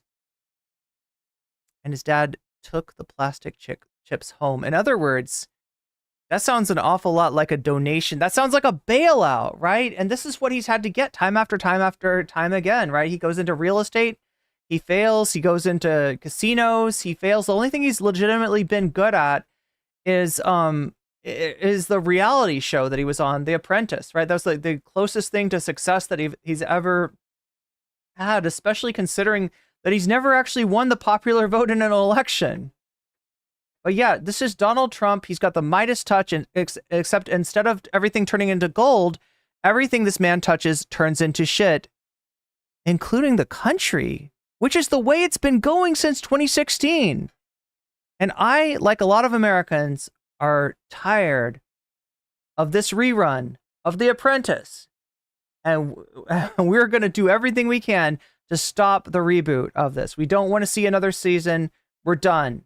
We're done with this guy. Let's be fucking done with this guy. Let's be done with this nightmare. I can't promise you get back to brunch, considering I can't afford a mimosa, but we'll get back to something. All right? We'll get back to life. How about that? It is getting out of hand. You see a bunch of fake stuff. It's really getting crazy. It's, you know, one thing about AI that's interesting is, and who would believe this, to really be at the top of it and to dominate, because China's very much into the artificial intelligence, right? Yeah. Even the name is sort of a weird name, because artificial intelligence sounds like, it's not really a very good name when you think about it. It's No, artificial. it's not. Yeah. It says like fake intelligence, right? But I mean, look, so I'll be honest with you, okay? We don't have AI. We have massive learning models. We have language algorithms, all right? That's what we have. That's not artificial intelligence. It's not anywhere close. Like, could this research, could this technology lead someday to artificial intelligence? Possibly, but yeah, it's not anything approaching intelligence yet. So you need massive amounts. Yeah. What about his work in Home Alone 2? That's a good point. Electricity. Yeah. And if you don't build twice the amount of electricity that the country currently has, now think of that number. You need more electricity. There we go. So he's willing to drive the world off a cliff into permanent, life-altering, humanity-fucking climate change in order for a fucking blockchain technology for people to scam other people. That's what we're doing.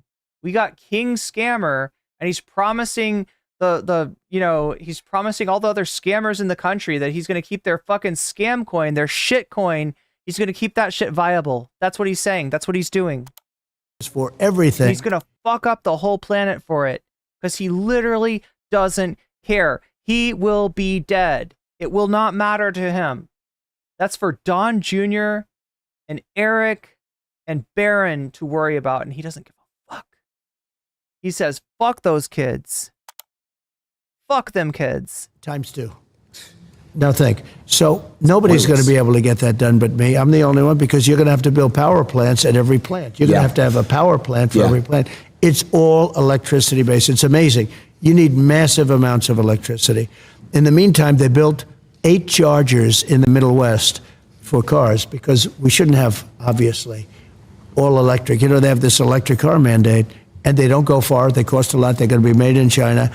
And under Biden, he wants everybody to drive an electric car. No more gas-propelled cars. No more. Okay, I got to be honest with Biden, right? If Biden actually gave a fuck about climate change to the extent that we need him to, if Biden was willing to make massive, drastic change right now to try to save the planet, because honestly, like, the shit that Biden's doing now should have been undertaken, like 20 years ago.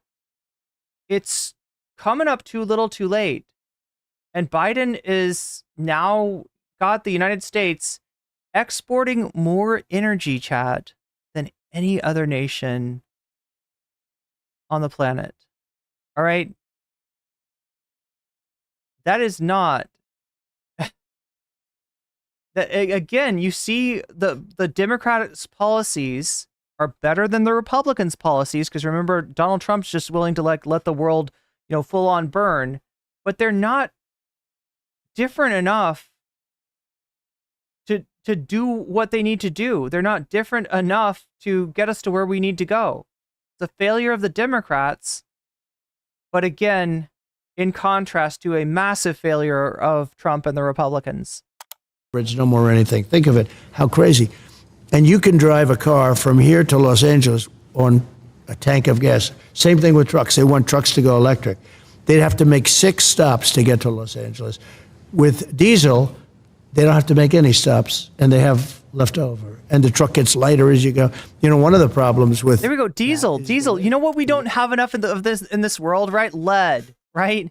You want to talk about violence? You want to talk about crime? One of the biggest suspected drivers of both of those things is actually leaded gasoline. And since that has been de-emphasized in, in terms of vehicles, right, that you've seen those rates go down. But here we go again. He wants us to breathe more lead. Weight of the batteries is so heavy, it's 2.5 times heavier than a truck. Oh my God, are we going to talk about batteries? Do we get to talk about sharks soon? With diesel. I want to talk about the sharks. Rebuild all of your bridges all throughout the country. And I asked, the trucking industry supports me because of this. I mean, they probably like me, but they support me because of this, because they're not going to have an industry. I said, when you explain that you're going to have to rebuild all of your bridges in the country, when you explain that to the government officials that come and harass you, don't they say, oh, I see, well... Oh my God, infrastructure projects that would provide jobs? No, we don't want those. We don't want those. It doesn't work. Just that one thing, it doesn't work. When you explain to them that you have to stop... You mean we could save the fucking planet and at the same time give people jobs? No, we can't have that. We can't have that. 6 times for 4 hours a stop, and you talk about a supply chain problem, right? But I said, when you explain that to people, just tell me, do they say, oh, then we can't really do it? Because, it makes sense. We can't do it. Of course, yeah. It's all right. You could have a child go into a meeting, and within 1 minute or 2 minutes, they would convince you that it doesn't work. Maybe sometime, but I think it's essentially never going to work. In my opinion, it'll never work, because you're always going to have a weight problem. You're always going to have, it's never going to be the same kind of a thing where you can drive for 2 days without stopping. It's just not going to happen that way. And I said, what do they say when you go in and explain this? They don't care. They say, we don't care. We want you to go electric. And one gentleman, the biggest guy in the business, he said to me, all my life I've been buying trucks. For 50 years I've been buying trucks. And every year they got better, bigger, stronger, more beautiful. Every year for 50 years they became more efficient. You're about to see a truck when you walk outside of this interview, right? We're going to see a cybertruck sitting there. More fuel efficient, better pollution control, everything. XQC is going to be there. Let's do that. We'll go back 50 years, more than that. He said a truck 50 years ago would have been better than what they're making us use right now.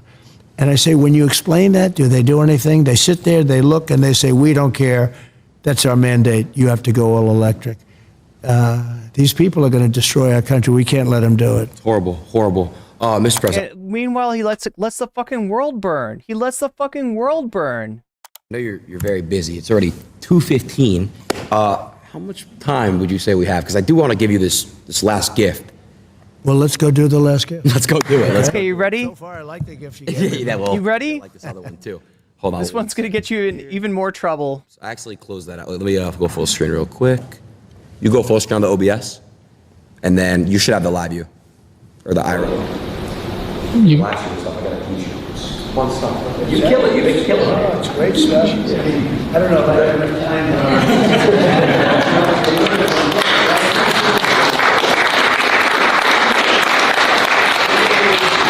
All right. So this next bit is outside. Okay, let's go. Let's go. Let's go. Come on. Sounds good.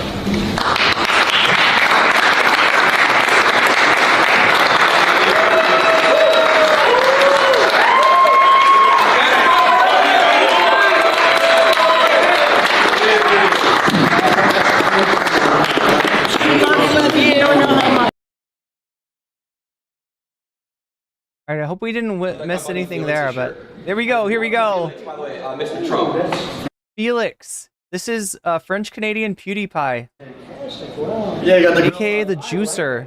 I know, that's what I noticed. So maybe we're going to hear an explanation for this. I don't know if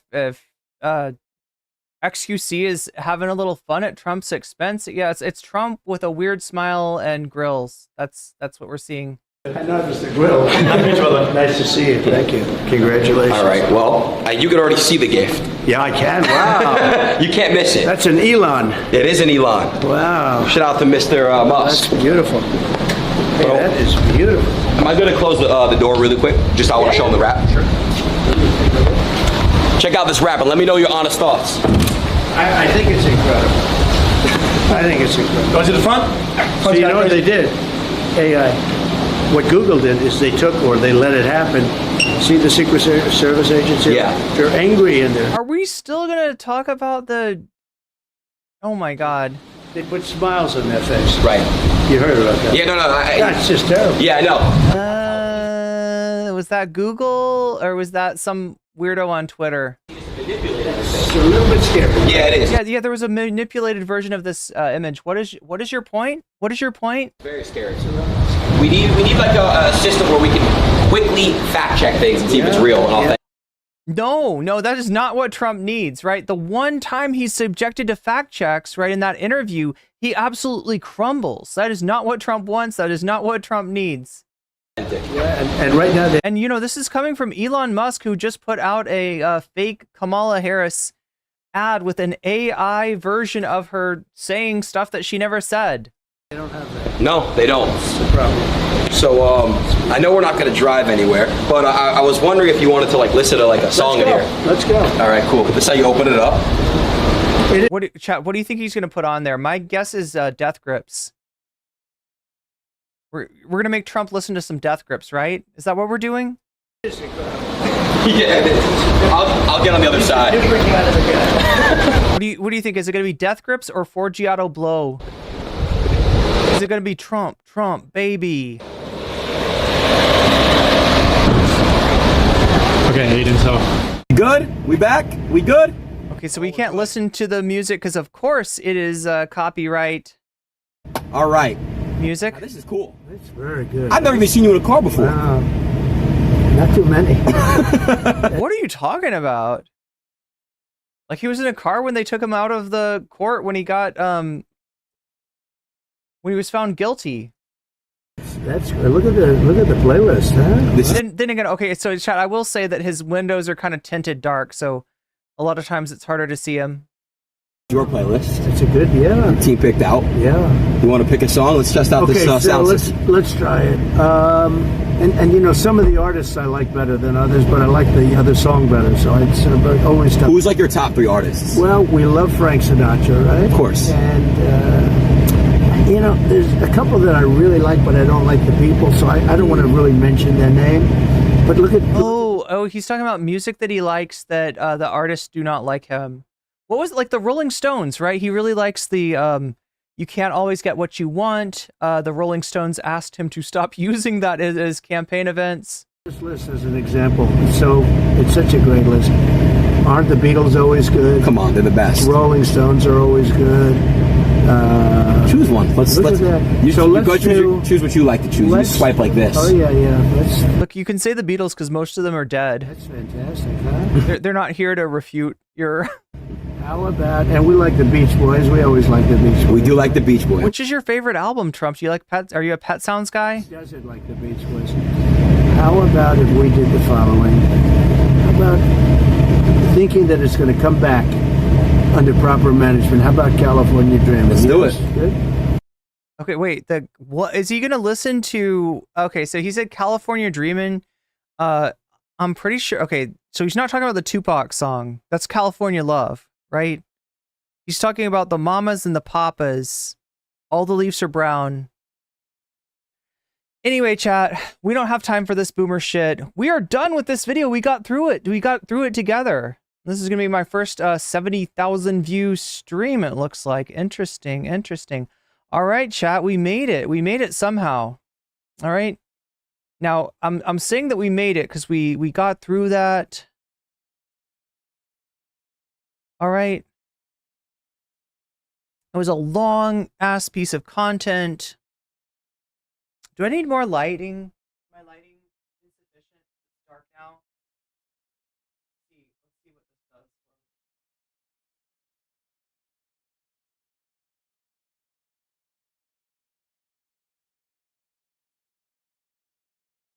Here, I gotta hit the button for more light. There we go, slightly better. Yeah, that's okay. We'll deal with that. All right.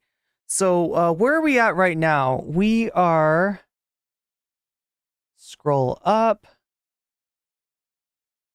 49% of the way towards the dono goal. Now, I won't lie to you, we're pretty close to the end of the stream, so it is do or die time right now if you want to see this extra content that I got for you. So far, it looks like you do want to see that extra content.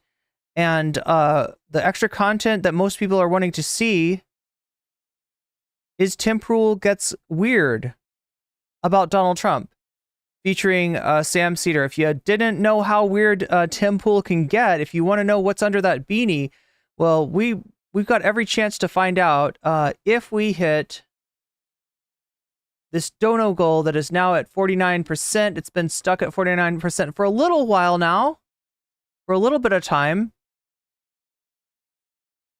Trump was in a car when he had COVID. He had a window open at that time. But yeah, so altogether, yeah, I averaged the votes, right? You can vote in short stream. Most of you in shorts are voting for Tech Bros Wanna Matrix the Poor. Second place is Tim Pool Gets Weird featuring Sam Cedar. Over on the other stream, it's 49% Tim Pool Gets Weird, and 21% Mehdi Hassan versus Benny Morris, 17% Tech Bros, and 12% Squid Tips. So overall, it looks like the Tim Pool content is the favorite of people in chat. It is also, strangely enough, the favorite of the people that are donating to the stream.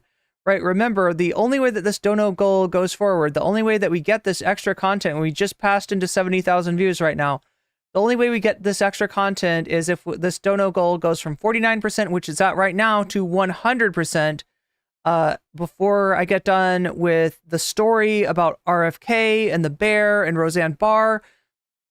Sounds like some good content in and of itself, and you get that part for free, right? But the part that's not for free is what comes after that, which is one of these topics. And the topic that looks like it's getting the most attention right now is Tim Pool Gets Weird. Remember, when you donate, whether it's a super chat, super sticker, it's if you're getting yourself a membership or gifting the gift of weasels to other people, passing on the weasel, right? That counts as a dono, and you can direct that money at the topic of your choice. It'll also push the dono goal forward, get us closer to that 100%. What else counts? Signups for Patreon count. If you sign up for Patreon, the link is down in the description.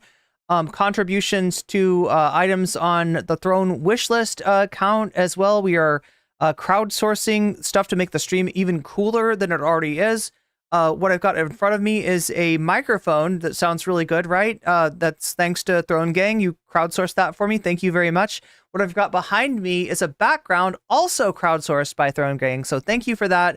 And if you want to join the Throne Gang and contribute to that, that also counts as a donation. It will also drive us closer to the dono goal and allow you to put that money where your mouth is and add a percentage to the subject of your choice, right? What else do we have?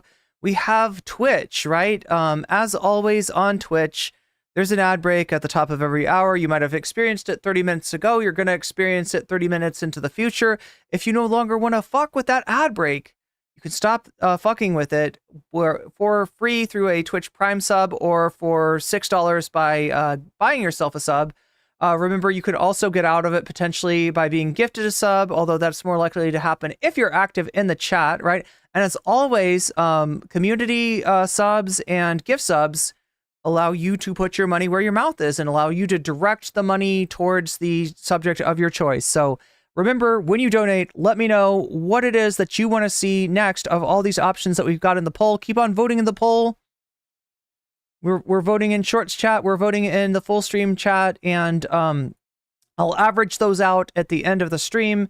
And we'll see what's ahead. And we'll also see if we get from the 49% that we're at right now to the 100% that we need to be at in order to unlock said content. All right, so with that, chat, I'm going to take you into the world of RFK and Roseanne Barr. Little story about a bear, a hapless bear that ran into the wrong people, okay? Are you ready for that? Are you ready for that? Are we ready, chat?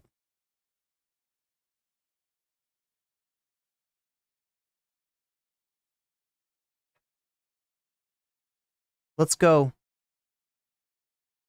All right, this is a short story. This is a quick story. So if anybody wants extra content, speak now through a form of a donation or forever hold your peace and wonder what the story about Tim Pool's What's under the? You'll never know what's under Tim Pool's beanie. In other words, right? This is your chance to find out, though. We'll see if it happens, Chad. It's gonna have to be quick. Anyway, let's take a look right here. I think I gotta press several buttons as always. It's important to press a variety of buttons. I got a button there. I got a button here. I got a button there, and I got a button here. God, I don't like how that. Let's try that again. I don't like that. We do it one more time. Yes, that's what I'm trying to do. There we go. That's how the button should go. All right, so this is a story about a little bear, a little baby bear. I was taking a group of people falconing. Falconing. Normal ass shit. You got falcons. You have some kind of a leather gauntlet, I think it's called. And the falcon perches right here. And it's got some sort of a, I don't know, is it like a leash or something? You undo the leash and you let the falcon up into the air, and the falcon goes and hunts for you. It goes and catches something, it kills something, and it brings it back. So that's what RFK is engaged in. We're here in the house, the lovely palatial estate of one Roseanne Barr. Friend of conspiracy theorists everywhere, I guess. Up in Goshen, New York, up in the Hudson Valley. And I was supposed to meet them there at like maybe 8 or 9. I was driving up maybe, really early, like 7. And that woman in a van in front of me hit a bear and killed it. A young bear. So I pulled. Okay, wait just a second. We got to get the moments here. And that woman in a van in front of me hit a bear and killed it. A young bear. Look at Roseanne's face. Watch her face throughout this story, okay? So, yeah, wait. really Sorry. The zoom in is perfect. And that woman in a van in front of me hit a bear and killed it. A young bear.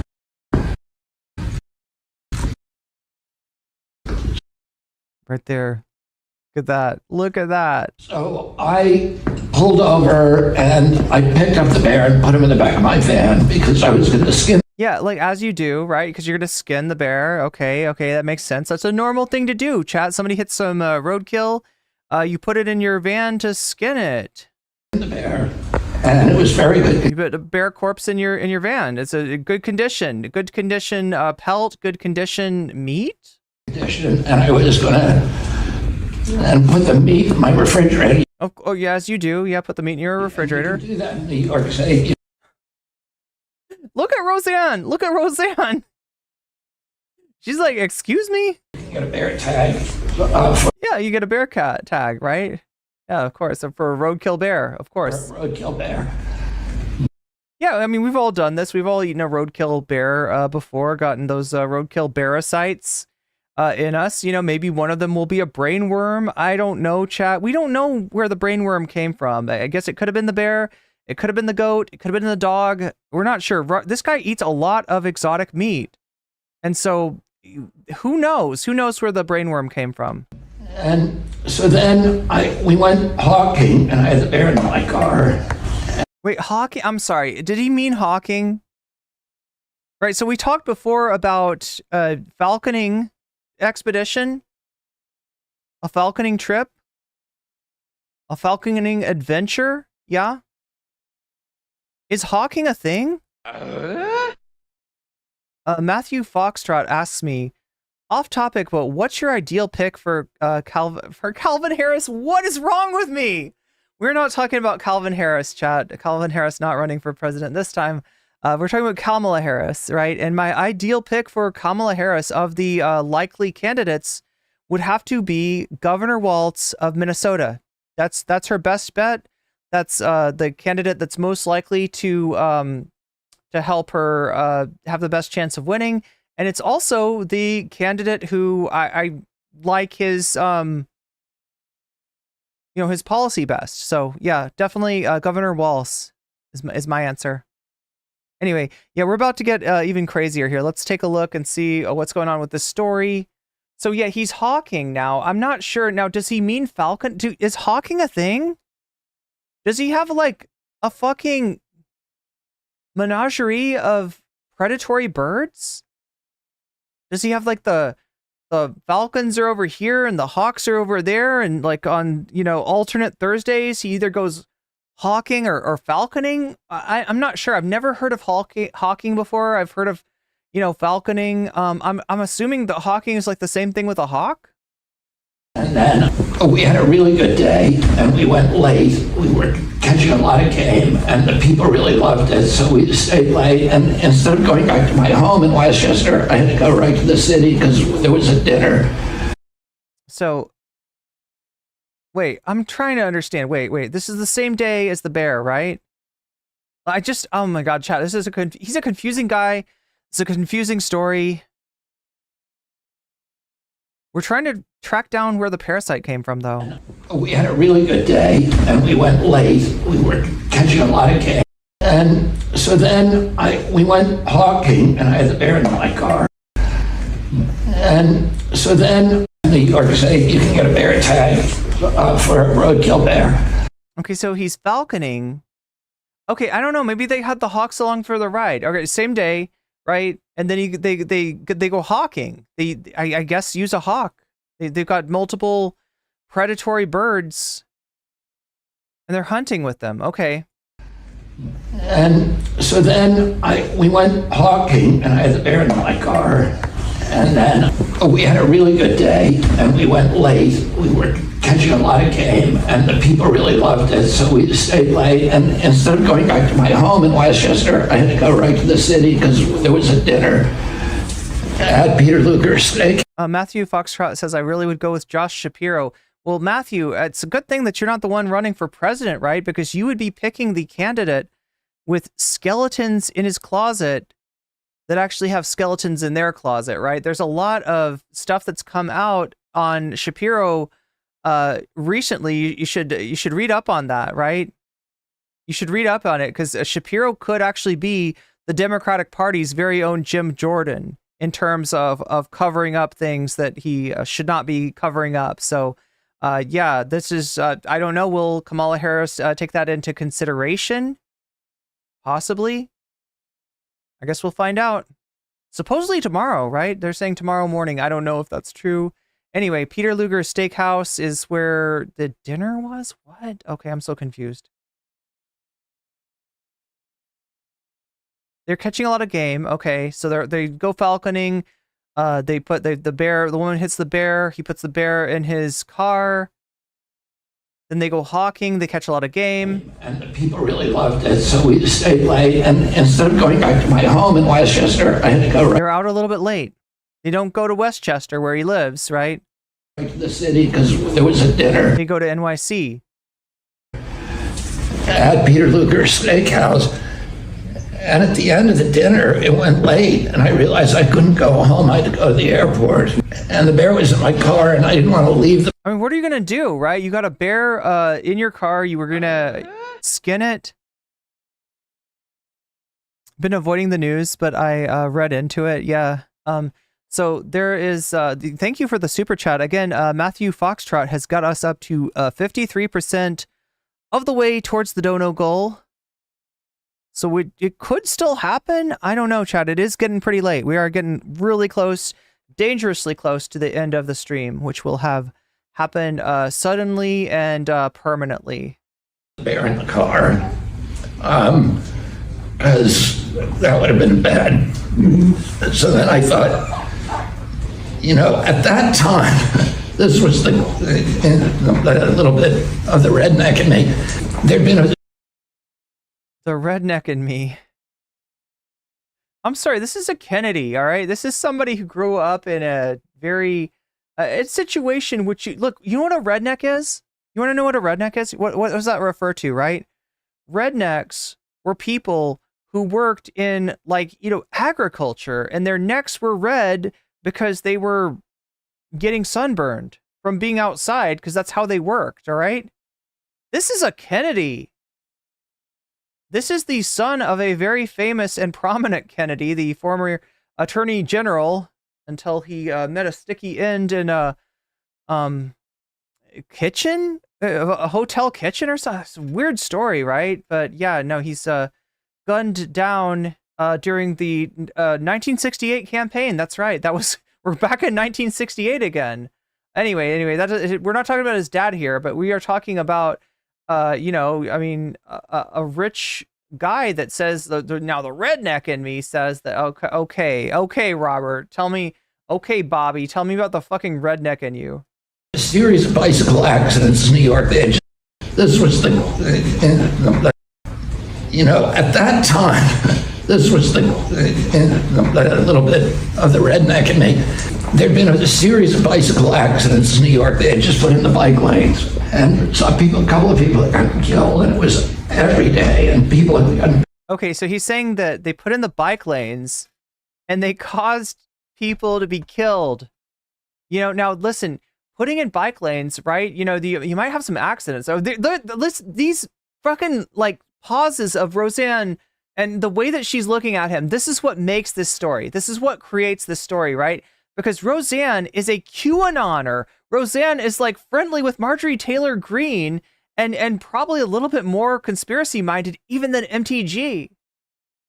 And she is looking at this guy what the fuck? What the fuck is wrong with you? Who did I invite into my kitchen? Who is this guy? Badly injured. Every day it was in the press.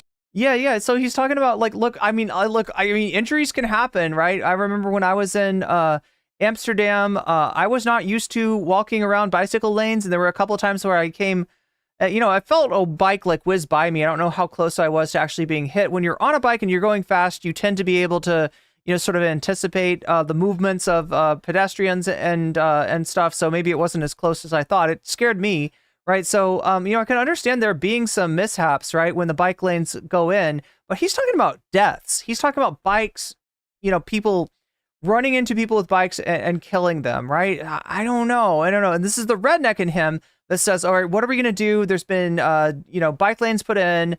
There's some bad press about cyclists, I guess, and danger from the, biking lanes, which, overall, okay, biking lanes are put in there to prevent deadly accidents with automobiles. But regardless, right, he's got the redneck in him that doesn't like the cyclists, doesn't like the spandex. I don't know. Doesn't like the commuter cyclists either that don't have spandex, whatever. And so what is the redneck going to do? And so I thought, I wasn't drinking, of course, but people... Excuse me? I didn't imagine that you were drinking. But now I wonder if you were? Were drinking with me who thought... Other people, not him. Okay, other people were drinking. This was a good idea. Well, wait, you're the one that's sober. Shouldn't you be the cooler head that prevails if it's not a good idea? Look at this. All of these, freeze frames from Roseanne are just priceless. I said, well, oh my God, that one was really good. No, we gotta see it. Oh my God.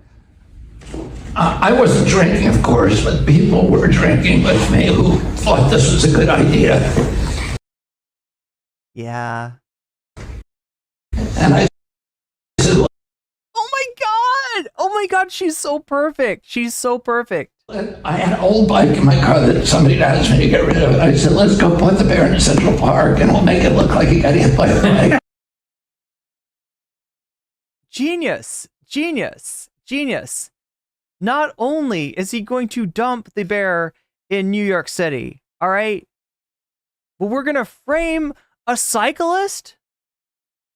This is nature lover Robert F. Kennedy here. Funny for people. It's really funny. So everybody thought that's a great idea. So we went and did that, and we thought it would be amusing for whoever found it or something. Oh yeah, really amusing. Yeah, really fucking amusing shit. The next day, it was it was on every television station. It was the front page of every paper, and I turned on the TV, and there was a mile of yellow tape, and there were 20 cop cars. There were helicopters flying over it. And I was like, oh my God, what did I do? And then there was some people on TV in Tyvek suits with gloves on lifting up the bike, and they're saying they're going to take this up to Albany to get a fingerprinted. Okay, so do you get what's going on here? Do you get what's going on? Right? He would have probably got away with dumping the carcass of a bear in Central Park, as there's no way to trace it back to him, right? Assuming that nobody, there we go again. There's another freeze frame for you, right? Roseanne Barr's face is telling a million stories today, okay? But he would have gotten away with this. But he decides to be cute and frame cyclists for killing the bear that was killed with a car, I guess upstate? Is that where he was? Was he upstate? When they're falconing, when they're hunting? I'm guessing this isn't in Westchester or the city, right? So it's got to be like upstate or something, right? That and so, you know, he tries to frame the cyclist, but he puts a bike next to the bear, right? His bike with his fingerprints on it. That's what he does. I was worried because my prints were all over that bike. Luckily, the story died down after a while, and it stayed dead for a decade. And I would have gotten away with it too if it weren't for you kids, you meddling kids and your bear. The New Yorker somehow found out about it, and they. Also, check out what's on his table. Okay, now chat. I don't eat meat at present, right? I haven't eaten meat in a few years. But growing up, my family was like my dad was like super big on meat, and we ate a lot of ribs, right? That kind of looks like a rib. The only difference is it's pretty big. Can anybody tell me? Can anybody who eats ribs tell me what animal has that kind of rib? Because that thing looks like, I don't know, that rib looks like the size of his forearm, right? That's a pretty thick rib. That's a pretty long rib. What kind of animal makes that kind of rib? What is that? Is it the bear? It's the bear. Soul Life says it's the bear. I was thinking like an elephant or something, right? That's a big hunk of meat there. What are they eating, right? And we know this guy likes to eat exotic meat. So it could be like anything. He's collecting, when it comes to parasites, chat, RFK's, philosophy is gotta catch them all. They're going to do a big article on me, and that's one of the articles. So they asked me, the fact checker. Right there, down below him, okay? Wait, oh shit, it's harder for you to see it, isn't it? Shall we... See what I'm talking about? That's a big hunk of meat. That's a fairly large rib right there. What does that rib belong to? That's what I'm asking you. What does that rib come from?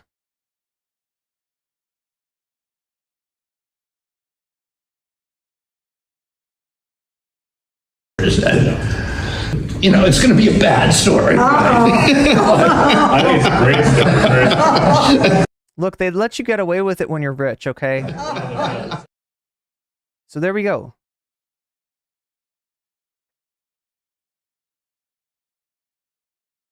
That's the story of the bear. As wonderfully illustrated by the reaction of Roseanne Barr. Look, you didn't need a streamer this time. Roseanne Barr was your streamer. Roseanne Barr's reaction told us everything that we needed to know. It's a beef rib? For real? It's only beef? Is it buffalo? It could be buffalo. This guy likes to eat exotic meats.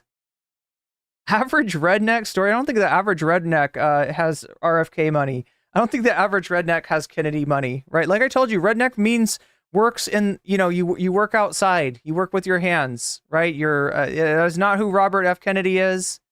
That is not who any of these people are, right? They're wealthy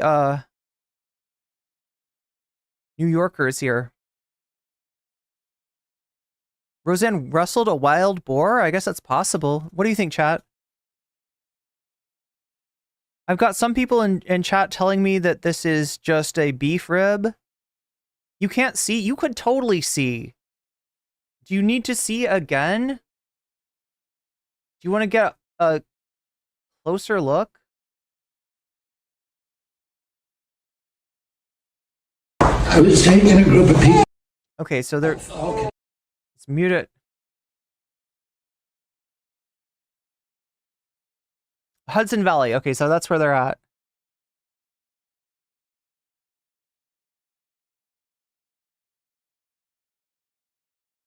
Okay, right there. It's that piece of meat right next to him, right? That's what we're talking about. I'll try to pause it and give you some more. Is that just a regular rib?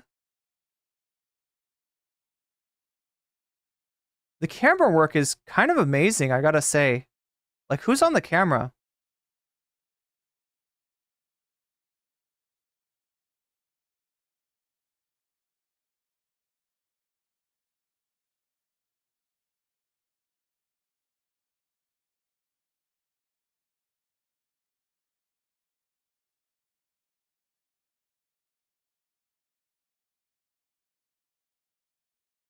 This guy's life is wild. He goes falconing in the morning. He goes hawking in the afternoon. Somebody hits a bear, so he puts it in his car for meat and for the pelt. Going to Peter Luger Steakhouse for dinner. A little late. Getting out there. And you got to go to the airport. You got to catch a flight. So we can see part of it right there. Let's get a better view.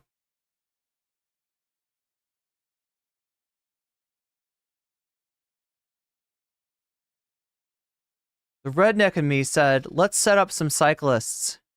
Let's make this look like a bike killed the bear. That'll be hilarious.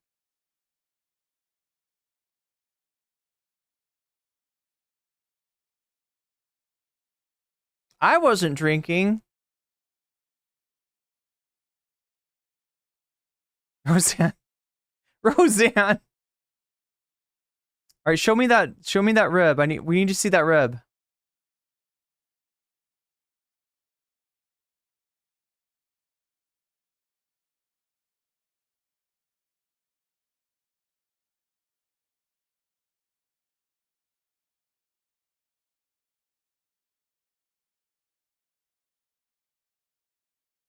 Yeah, I mean, you can see a little bit of it there. Right there. There's the rib. There we go. That's a pretty good view. I don't know. I mean, maybe it's not as big as I thought it was. Maybe it's just like an optical illusion of where the camera is. What do you think, chat? Is that just a cow rib? Is that just a regular rib? Is that like a normal rib there?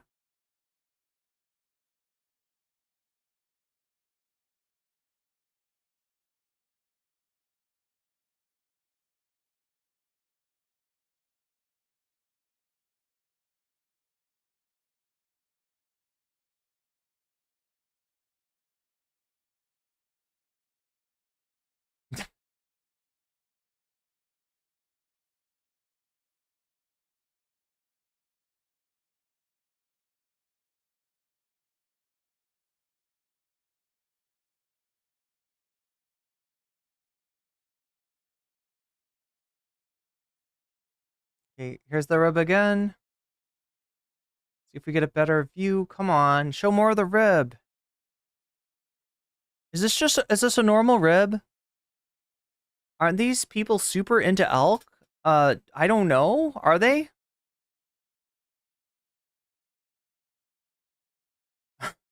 Yeah, you could be having dog ribs. That's a, possibility given that it's RFK. Could be a goat rib. It's a normal rib, says Dell. Yeah, is this just a normal rib? From this angle, it doesn't look that big. when I was seeing it before, it looked like the size of his forearm, right? And I'm thinking, is this an elephant rib?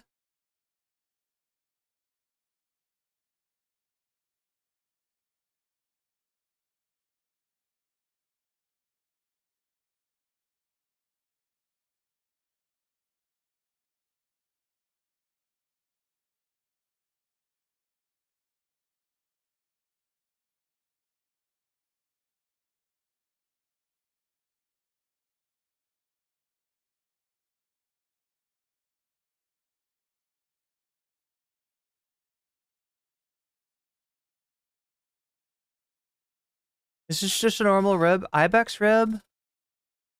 Somebody said buffalo rib. Is it a horse rib? Never seen ribs get this thick.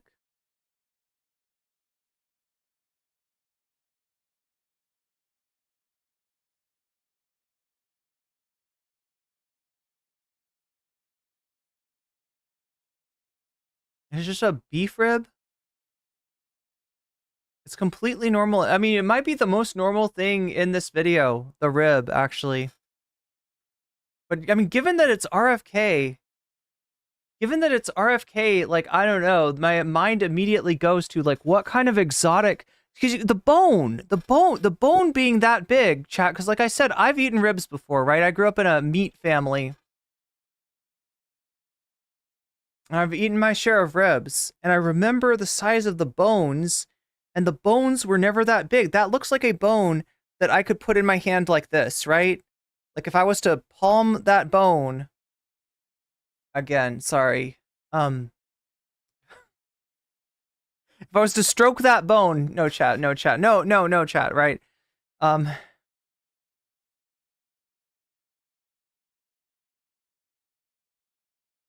I was to caress that, okay. Now, if I was to hold that bone, I feel like it would be like, you know, just like it looks like a big old bone. Why is that bone so fucking big? That's what's throwing me off. It's the bone. Why is the bone so freaking big? Lotus, I cannot give you medical information or medical advice. Sorry.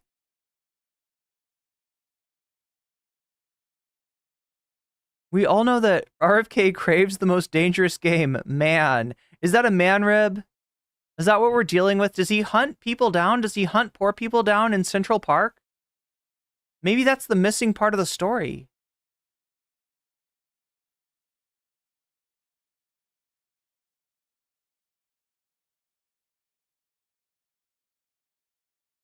The walrus bone? It's a big cow. It could be a big cow. Maybe it's just a big cow. Maybe my family never ate big cows. Maybe they always ate small cows.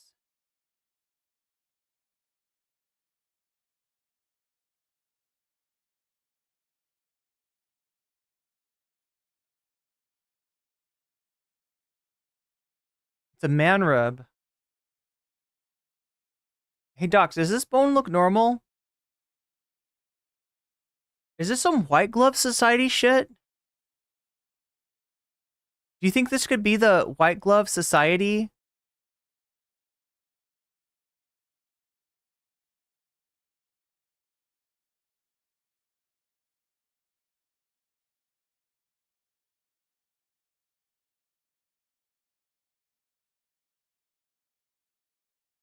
Is this Space Cow?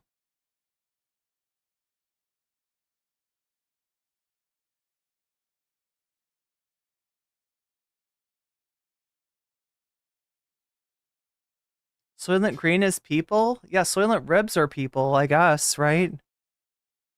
It's a buffalo rib, says George Coggins. Yeah, I don't know, chat. We need to call Dr. Wait, who's Dr. Bones from Star Trek? More human than human? It's like extra, it's superhuman? Bone? Oh my gosh, chat. We only got 80 likes on the full-scale stream.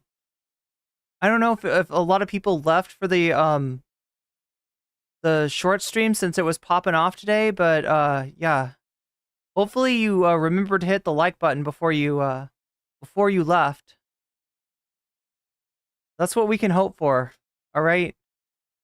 Trump was, wait, oh my gosh. What is going on with this stream?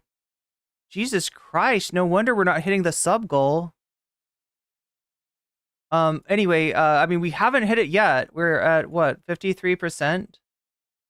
I don't know, chat. I'm about to hit the end stream button. It's not looking good unless somebody is so intent on seeing this extra content, this bonus content, that that we can make it happen right now. We are swiftly running out of time.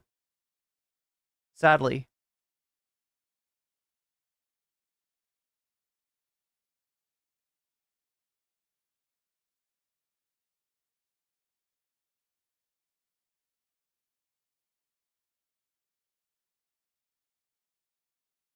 Yeah, kind of strange, right? The 2 days that we've smashed records in terms of the overall views on the streams, right? We're about to hit 75,000 views, right? That we're approaching like a 100,000 stream one of these days here. So things are getting pretty good.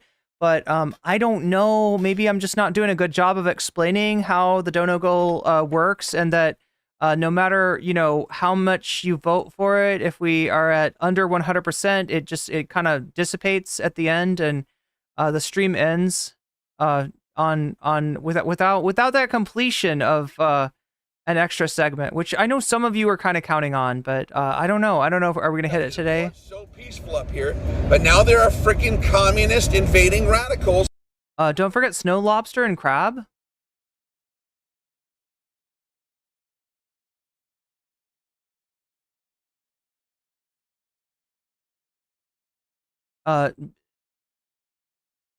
Salahuddin says Mehdi destroyed Benny, who contradicted himself. Yeah, that's on the agenda too, or at least it was, right? Yeah, so we had let's see, 4 topics today, right? Tech Bros want to matrix the poor, Squid Tips versus Vosh, the argument about motorcycles, Mehdi versus Benny Morris, that's an argument I'm assuming about Israel and Gaza. And then Tim Pool Gets Weird, featuring Sam Cedar. It kind of feels like people were feeling the Tim Pool content today. And that's especially true of the donors, but it looks like we just ran out of steam in the last minute, and we didn't get towards the dono goal. So yeah, I'm gonna call it in a second here. I'm gonna call it.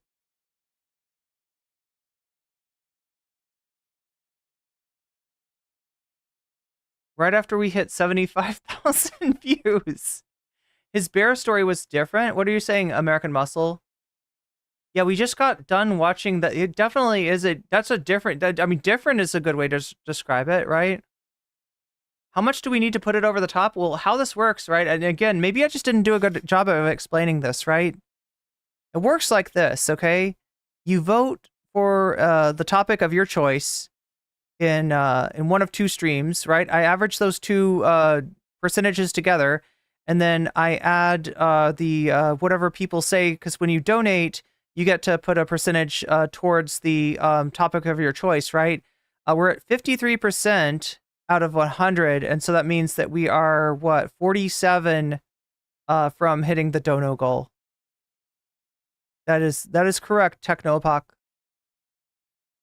Look, there's a famous phrase, okay, in the part of the country that I come from, and that is, sometimes you eat the bear, you're RFK, sometimes the bear eats you.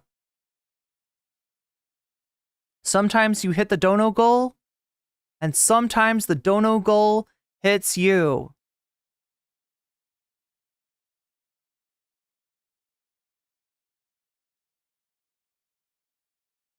American Muscle, that is a bitch-made comment if I ever heard one. That is a comment of somebody who loves to be used and abused by the capitalist class. And it's a weird out of nowhere thing to say. Why are you talking about communism? I'm trying to talk about bear meat here. Mike Avery with the $10 super sticker. What is that super sticker? That's a lemon. It's got a heart. And the heart is like beating out of its chest. Damn. That puts us within what, 37% of the sub goal? I'm talking about bonus content, Michael. If you never tasted the sweet, sweet taste of bonus content, you wouldn't know what I mean. But yeah, I offer a chance to get a little bit of extra content. I offer certain content for free and certain content as a reward if we hit the dono goal. But if we don't, that's okay too, because sometimes you eat the bear and sometimes the bear eats you. Sometimes RFK finds you dead by the roadside and he throws you into his car. He skins you, but then he's... Yo! That is some let's go money right there.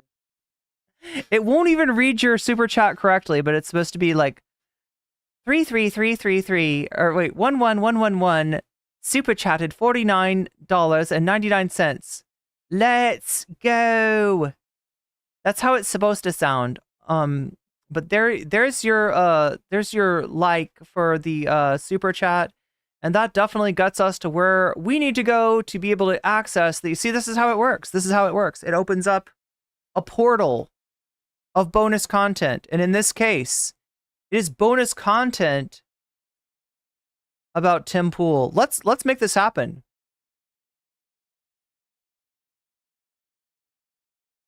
Are we muted? We are. Media to combat the weird tag. I've noticed Ruben and Tim Tool.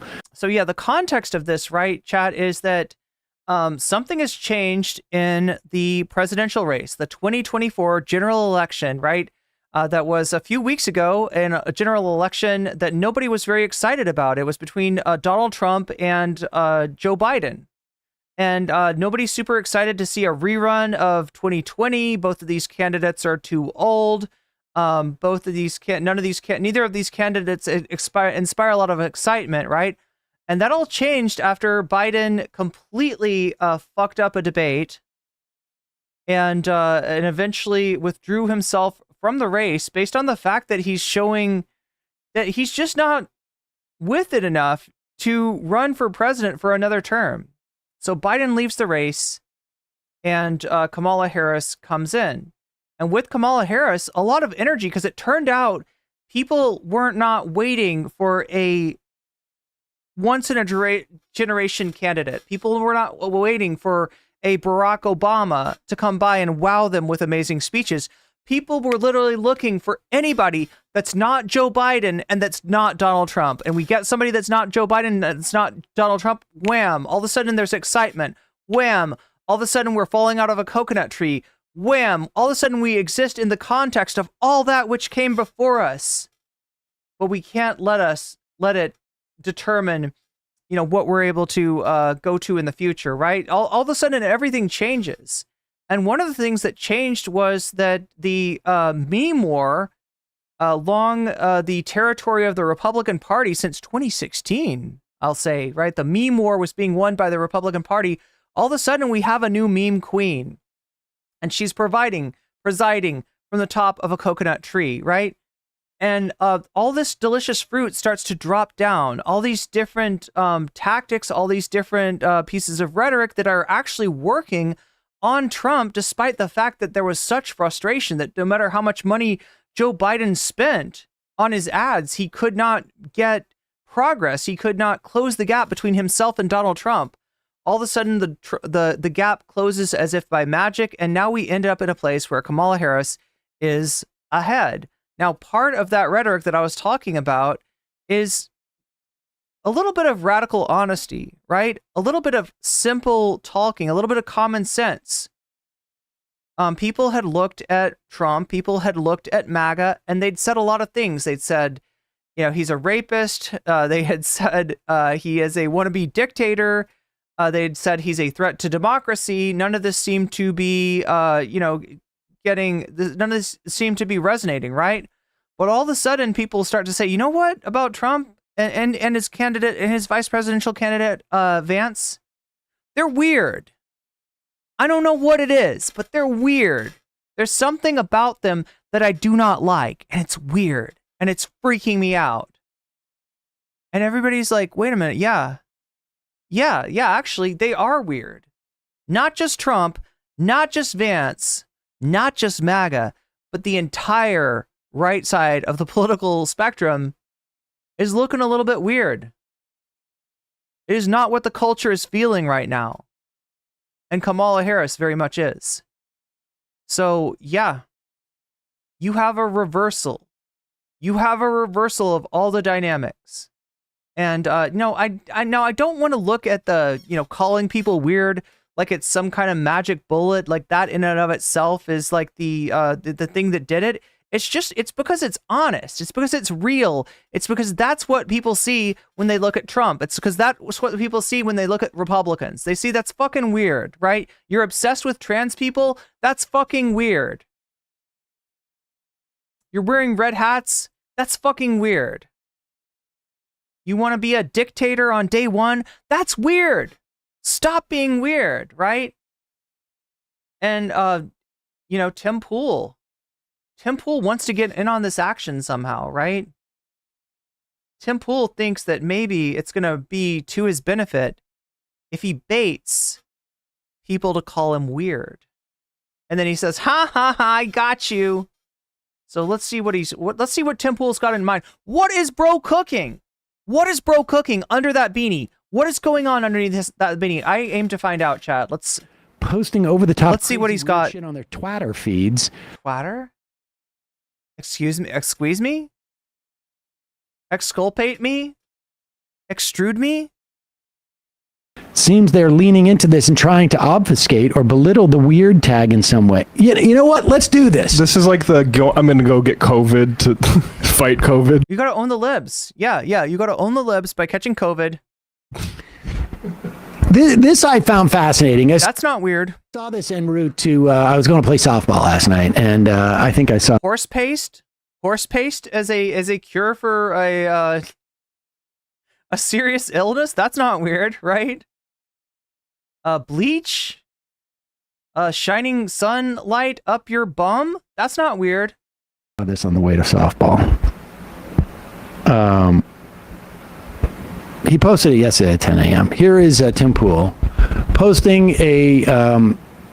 So, chat, what do you think about this? Because to me, this looks like bait. This looks like bait. All right? We got an obvious AI image. Donald Trump in golden armor. Now, this is weird, right? Because you see this a lot. You see this motif a lot. But usually when you see Donald Trump as a knight in shining armor, you see him not as he is, right? Not as a roly-poly bucket of fun like he is in real life, but as an alpha male, as a man that's been hitting the gym. You usually see like a vision of Donald Trump that is, is a gym bro Donald Trump, right? And in this case, we don't have that. We have the same body proportion that Trump actually has. We have the Trump bussy, the Trump booty, kind of sticking out like it does. This is a Trump that could probably twerk at a rally if he wanted to, right? And he's holding a giant hare rabbit. I'm not sure what the distinction is, Chad. Does that look like a hare to you? I'm wanting to say hare because it doesn't look like many rabbits I've seen, so I'm saying maybe that's a hare. It's giant. It's not, it's bigger than rabbits should be. All right. And then the quote. You'll never have want or loneliness again, Trump said.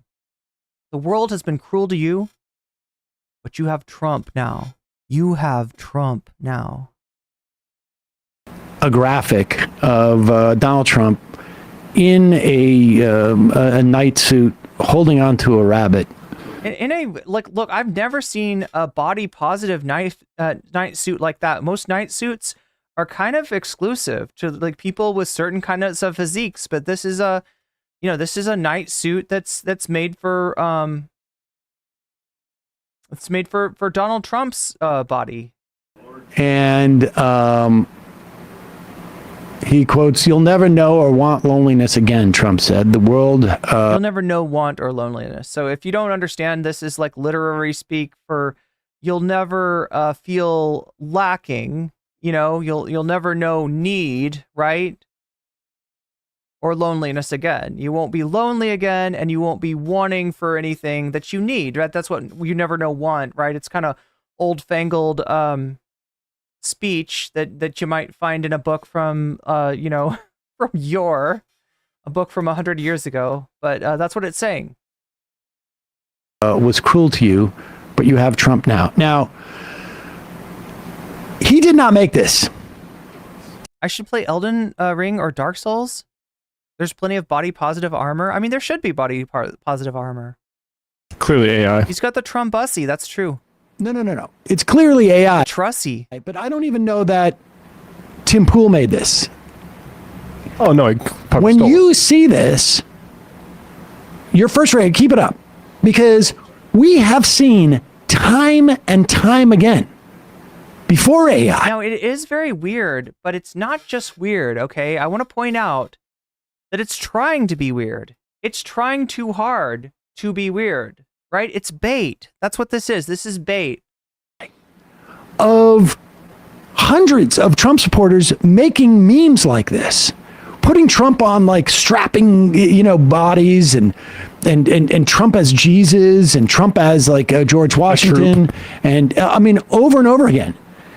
So Tim thinks he's being smart here. Now, part of the problem and the challenge that Tim has when he does this stuff is that he... Yeah, wait, who is that one, who is that one right-wing, like a comic artist that draws Trump, or used to draw? I don't think he likes Trump anymore. He used to like Trump, and he would draw him as like a big, burly, strong man. Like he drew Trump with a really, you know, aesthetic physique. Ben Garrison. Right, so yeah, it's not just Trump fans, it's also grifters like Ben Garrison, people that are trying to make the most out of the Ben Garrison buff Trump. All right, here we go. I'll give you a few examples here. All right, now these are old. I don't know if Ben Garrison even fucks with this guy anymore.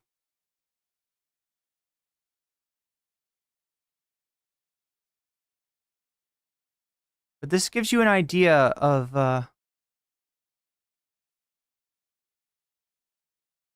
what Sam is talking about, right? So yeah, here we have, and this is the great thing about Ben Garrison's cartoons, right? If you don't know what's going on, don't worry, he labeled it for you, okay? Democrats, first of all, this is terrible deadlift form, okay? You're gonna you can see from the pain emanating from their backs that they're not using the proper form in their deadlift, right?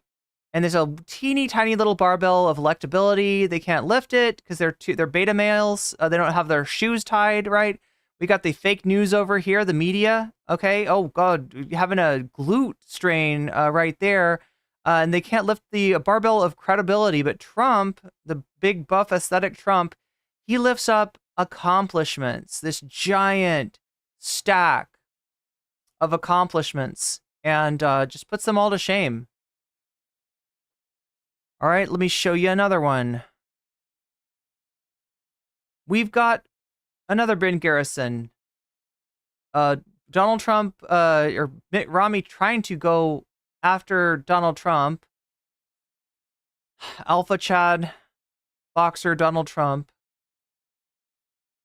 Trump says you're swimming after the bell, but he can't hurt him. He can't hurt big strong Trump. So here we go. We got another one here. Trump is beating up Trudeau. Obama is Trudeau's corner man. Hillary Clinton is down here with a sour face. She's saying, "I almost won, and so can you." Who is this guy? How dare you lose? I don't know. Is that some Canadian person? I can't tell. Oh God, and he's got half blackface on too, right? He's got a pot leaf on his on he's got a pot leaf tattoo. Trump, now this isn't wrestling, right? It's an illegal move that Trump's about to do here, but yeah, he's your turn, Sleepy Joe. He's gonna beat up Joe Biden next. This is not how boxing works. This is more like pro wrestling. And we got who is this? Don Cherry? I have no idea who that is. Looks like Two-Face is out for the count. Oh, okay. Two-Face is Trudeau, right? He's Two-Face because he did blackface, I guess. Oh, Barack Obama here says, "Don't worry, I'm half black too. Have some more soy." He's giving him soy. That's why he's losing, because he's drinking too much soy and he's got Twitter birds coming out of his head. Anyway, here's another one, another example of Ben Garrison. We got triumphant Trump here, again, the aesthetic body, neocons, SJWs, and the mainstream media shooting out charges of racist, bigot, and sexist at him, but they just bounce off of him because he's big, strong Trump, right? And then if you didn't think that was enough, we've also got one more example for you. This is Slam Dunk Trump. Oh my gosh, this is during the primary, right? So beautiful, luxurious mane of hair. This is Super Saiyan 3 Trump, actually, right? This is SSJ3 Trump. You can tell he's gone Super Saiyan 3 because he's so buff and he's got this hair, right? That's how you know. If you could see his eyes, they would be blue as well because he's a Super Saiyajin. Anyway, he is dunking Ted Cruz. This is Ted Cruz saying, "I can't bounce back anymore." Dunking on Ted Cruz, right? It says slam dunk. Glenn Beck holding up a sign that says Cruz. Yeah, so Glenn Beck and generally like evangelicals were supporting Ted Cruz. Didn't matter. Trump won anyway. He says God hates me. God hates me. I don't know what that's about, but yeah. So these are examples of how Trump has been portrayed in media, and this is what Sam is saying: is that for Tim Pool to try to go weird, to try to troll and own the libs by posting something that's like excessively weird, and then getting them to buy into it, right? It doesn't work because what we're seeing here is too similar to the portrayal, to the vision of Trump in the eyes of his supporters like Ben Garrison. All right, go on, Sam. He's not smart. And so he thinks he's like leaning into this and reappropriating weirdness. But what he's doing is reminding us that actually this is very believable. I know Tim is putting on a show. I've seen a couple of tweets he's been doing lately, and it's quite clear that he has been doing that. I hadn't seen Ruben because he blocked me. And Tim's doing this as a way of like, because he thinks if he reappropriates the weirdness, it will in some way make it less, I guess, poignant. But the fact is that he's reminding everybody that there's a lot of conservatives who actually buy into these type of like pictures. Yeah, this is a genre. This is a genre. This is what birthed QAnon. And then if you scroll down, and this is what's really sort of funny. Somebody says, y'all get mad when Dems call you weird and you post things like this. And Tim writes, I have never been mad at Democrats calling me weird. I'm trying to be as weird as possible every day. Now, got him. Let your freak flag fly, Tim. Genuinely weird people, like in the way that we talked about the distinction yesterday, weird people who celebrate their nonconformity and know that they're out, a little bit different than the norm. So look, what Sam is talking about is self-awareness here, right? A more modern way to say this would be to own your cringe, embrace your cringe, right?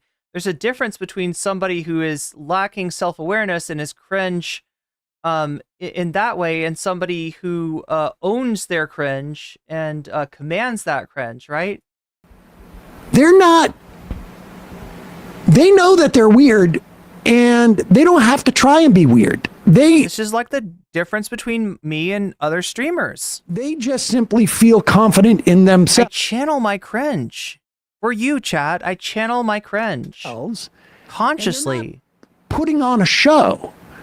That's what's like genuinely like fun weirdness. Yeah, they're being themselves and interpreting the feedback, whereas Tim is like, I'm going to try to be weird to market myself. I'm going to try to be weird now. And then he writes, as Like, yeah, this is a Takemeister soon of as the sorts. Democrats ran the line weird, I was ecstatic and doubled down. And he doesn't realize So peaceful up here. but he now thinks there are he's freaking doubling down communists on invading like radicals. cool fun weirdness. I am curious at what if he's been like if he talked about this on stream. But in fact, what he's doing is showing just how out Yo. of touch he is with normal people. Well-adjusted and even weird. Sasha G, thank you for the gifted membership to Del Lynn. Del Lynn, you've just been weaseled. See what I mean? That's a good thing. You gotta be self-aware about your cringe, right? Anyway. Weird people who are, capable of realizing, like, I'm not, I don't follow. Mehdi Hassan? He's just being, like, creepy weird, not fun weird. And he doesn't get this. In the same way, Oh crap! I should have put this. like when he went and like, here's $20,000 to give you a skate park, and everybody was like, dude, go away.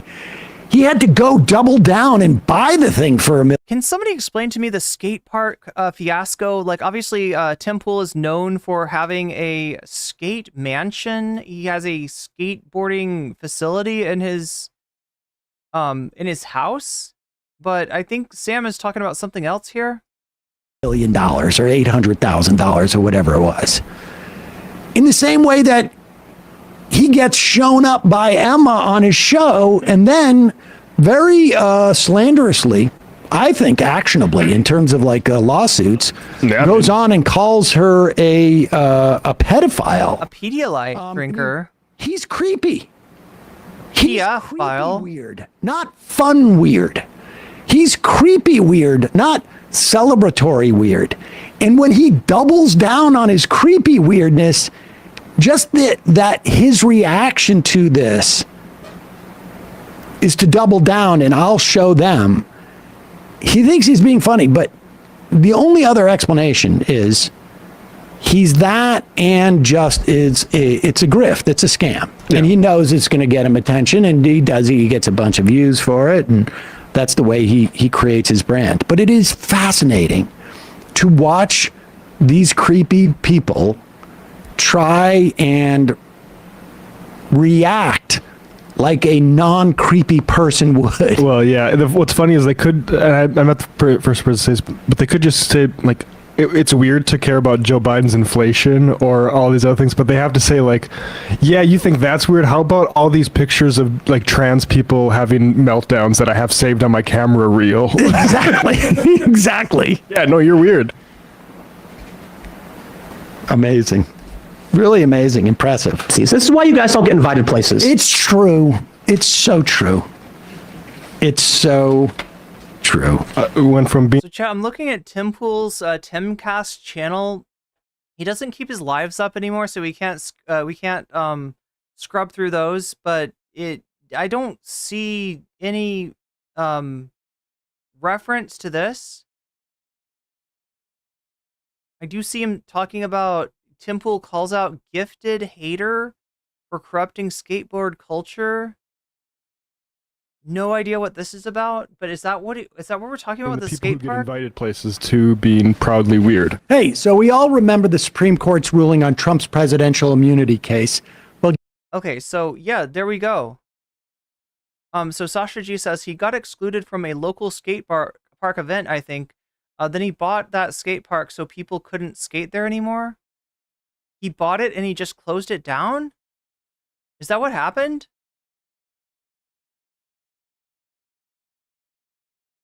Some locals are trying to buy a lot from a community skate park and didn't want Tim to be involved. He bought it out from under Tim and from under them and nixed the project. I mean, is it worth it looking at his video of this? For over 800,000, he bought the land under a local free skate park because they didn't glaze him up when he introduced himself, basically? Is it worth it to, like, look for Tim Pool's?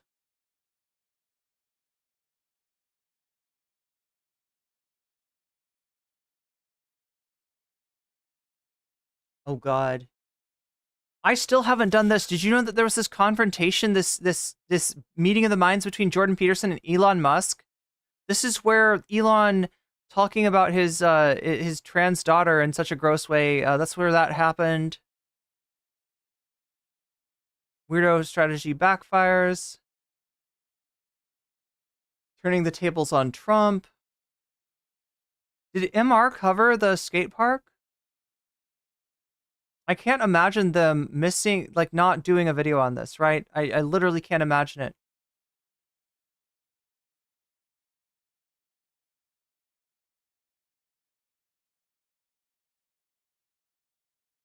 I don't see any. Maybe they just haven't put out the video yet.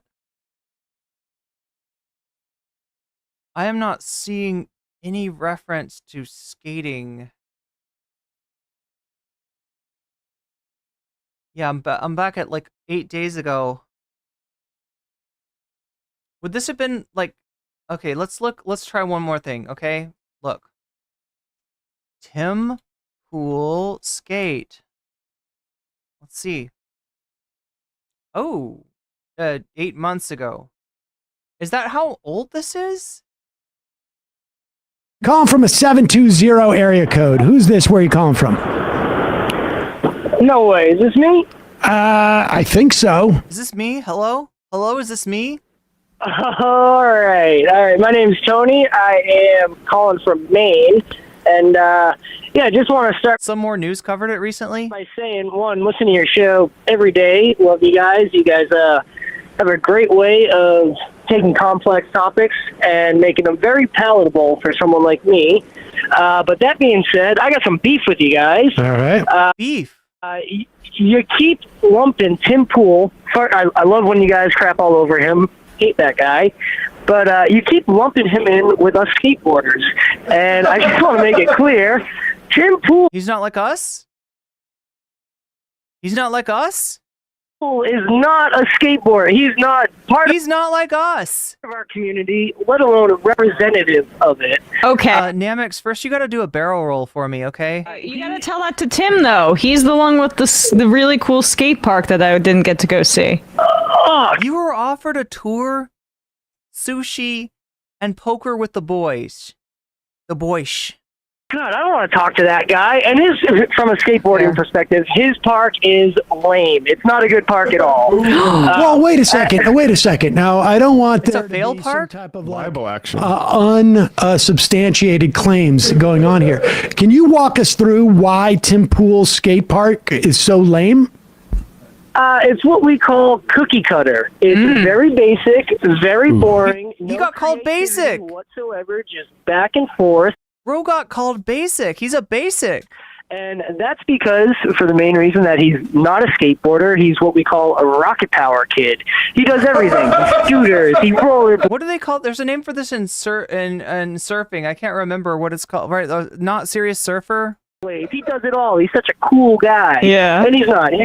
He's just a kook. So if I understand what you're saying, Tony, I just want to be explicit on this because I am not part of this community.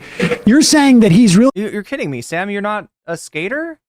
More of a dilettante poser than an actual skateboarder. Is that... Anybody remember what it's called with surfing? Is that correct?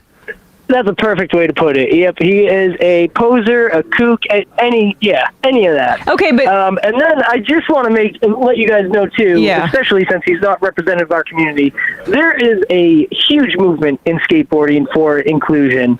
There's a huge movement to give trans skaters, non-binary skaters, queer skaters, skaters of color coverage and stuff. So I just want to let you guys know that when you disparage skateboarders and lump them in with Tim Pool, it's not representative of not how cool. Feel. Well, we'd never not cool, MR. Though, but I just have to ask. You say he's a rocket power kid. Which rocket power character do you think most exemplifies Tim Pool?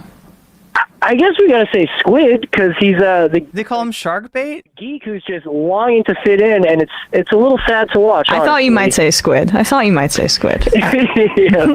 Let me ask you this: Have you ever seen any of the tricks that he does? I mean, are the tricks good or bad based upon your experience? You know, I'm not gonna lie. He does have a couple tricks that I'm like, all right, I got to give credit where credit's due. I couldn't do it, but yeah, it doesn't mean that he's a skateboarder. I see. All right, that's fair. I mean, that's maybe why he's so ostracized within that community. Is that what you're saying?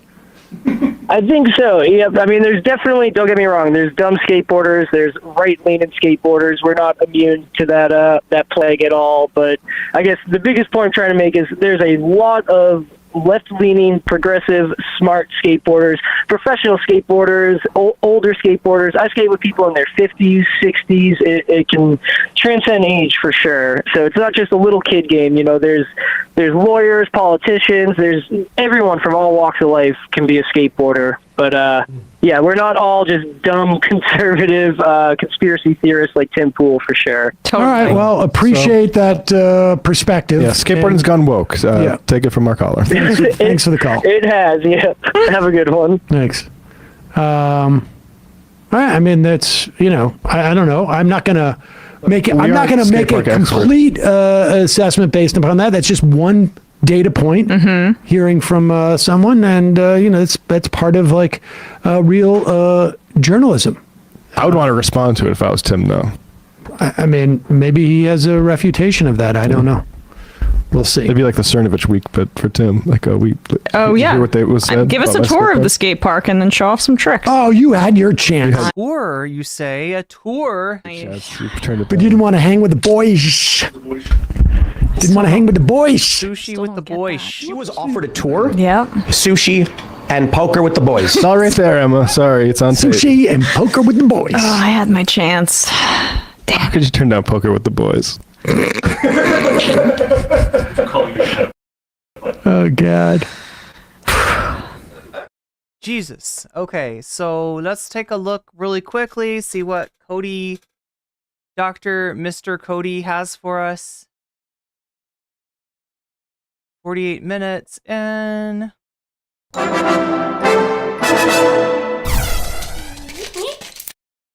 Summer camp. Tim is constantly struggling between his laid-back skate bro persona and his deep-seated rich guy asshole brain. You can watch him suppress it in real time like he's the Hulk on a Japanese game show. Back in 2023, a DIY skate Temple buys and closes DIY skateboard. The quartering is on the case. Park near Tim ran a best trick contest, and being the Wait, did those two get along, Aglaith?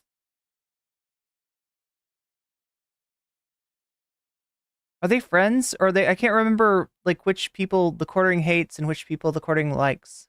chill skate punk he is, Tim tried to donate toward the prize money and got hilariously rejected by the. Okay, he tried to donate towards the prize money for local DIY skate jam, best trick contest. People holding the contest. You know, because he sucks. And he tried to insert himself into their event. And as a response, Tim, totally not mad, announced that he was going to buy his own land to build his own skate park. Don't you already have a skate park, Tim? Remember your weird compound park? Anyway, it turns out that several months later, Tim would buy the land that DIY skate park was on, the one that rejected him. He did it under his extremely ironically titled shell company, Will of the People. And when that DIY skate park went on Instagram to tell everyone what Tim did, Tim half denied it, tweeting, quote, "I am being accused of spending $850,000 to buy the land under a DIY skate park because they wouldn't let me skate there. While the idea of me buying $1 million plot in 3 weeks is absurd, I do own it though. I will Excuse me? Allow them to believe every bit of it because it's based." Okay, so it's absurd to think he purchased the land, but also he does own the land. So he did purchase it, but he totally didn't do it out of spite, but it would be totally based if he did, which he didn't, but so cool if true. Boy, that really sounds like a stupid person trying to That sounds like some Schrodinger's douche. Lie about doing something mean. He also claimed that he totally would have let the DIY group stay on the land he purchased under them, which one assumes is also based of him, and then seemed to imply that they were pedophiles or something, which again, based. This is all... It's kind of a Destiny move, isn't it? Very based. And so ultimately, it sure seems like Tim wanted to be involved with these... $4.89 for 7 to 11. Wait. Oh, from 7-Eleven. 7-Eleven sushi.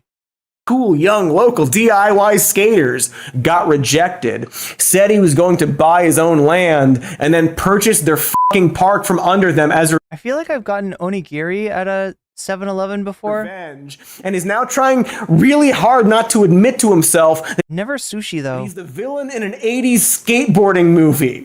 The rich conservative land He's literally that guy, isn't he? developer forcing everyone to play with him because you don't get it, kids. He's actually... That's when you have to have a dance. Yeah, that's when you have to challenge Tim Pool to a skate off, right? And the winner gets the land. really based if you get to know him. And I think the reason why Tim can't reconcile his desire to be this hip skate dude and political journalist / commentator is because his opinions are uncool and mean. He has the body of a youngish Gen X dude and the brain of a 90-year-old Facebook conservative stockpiling ammo. I'm sorry, youngish Gen X dude? Allow me to demonstrate. I do think it's fair to be like, my child is not old enough to learn about sex ed and the birds and the bees. When it comes to... Wait, onigiri? Am I mispronouncing it? I thought I was mispronouncing it before when I called it an onigiri. I keep on going back and forth.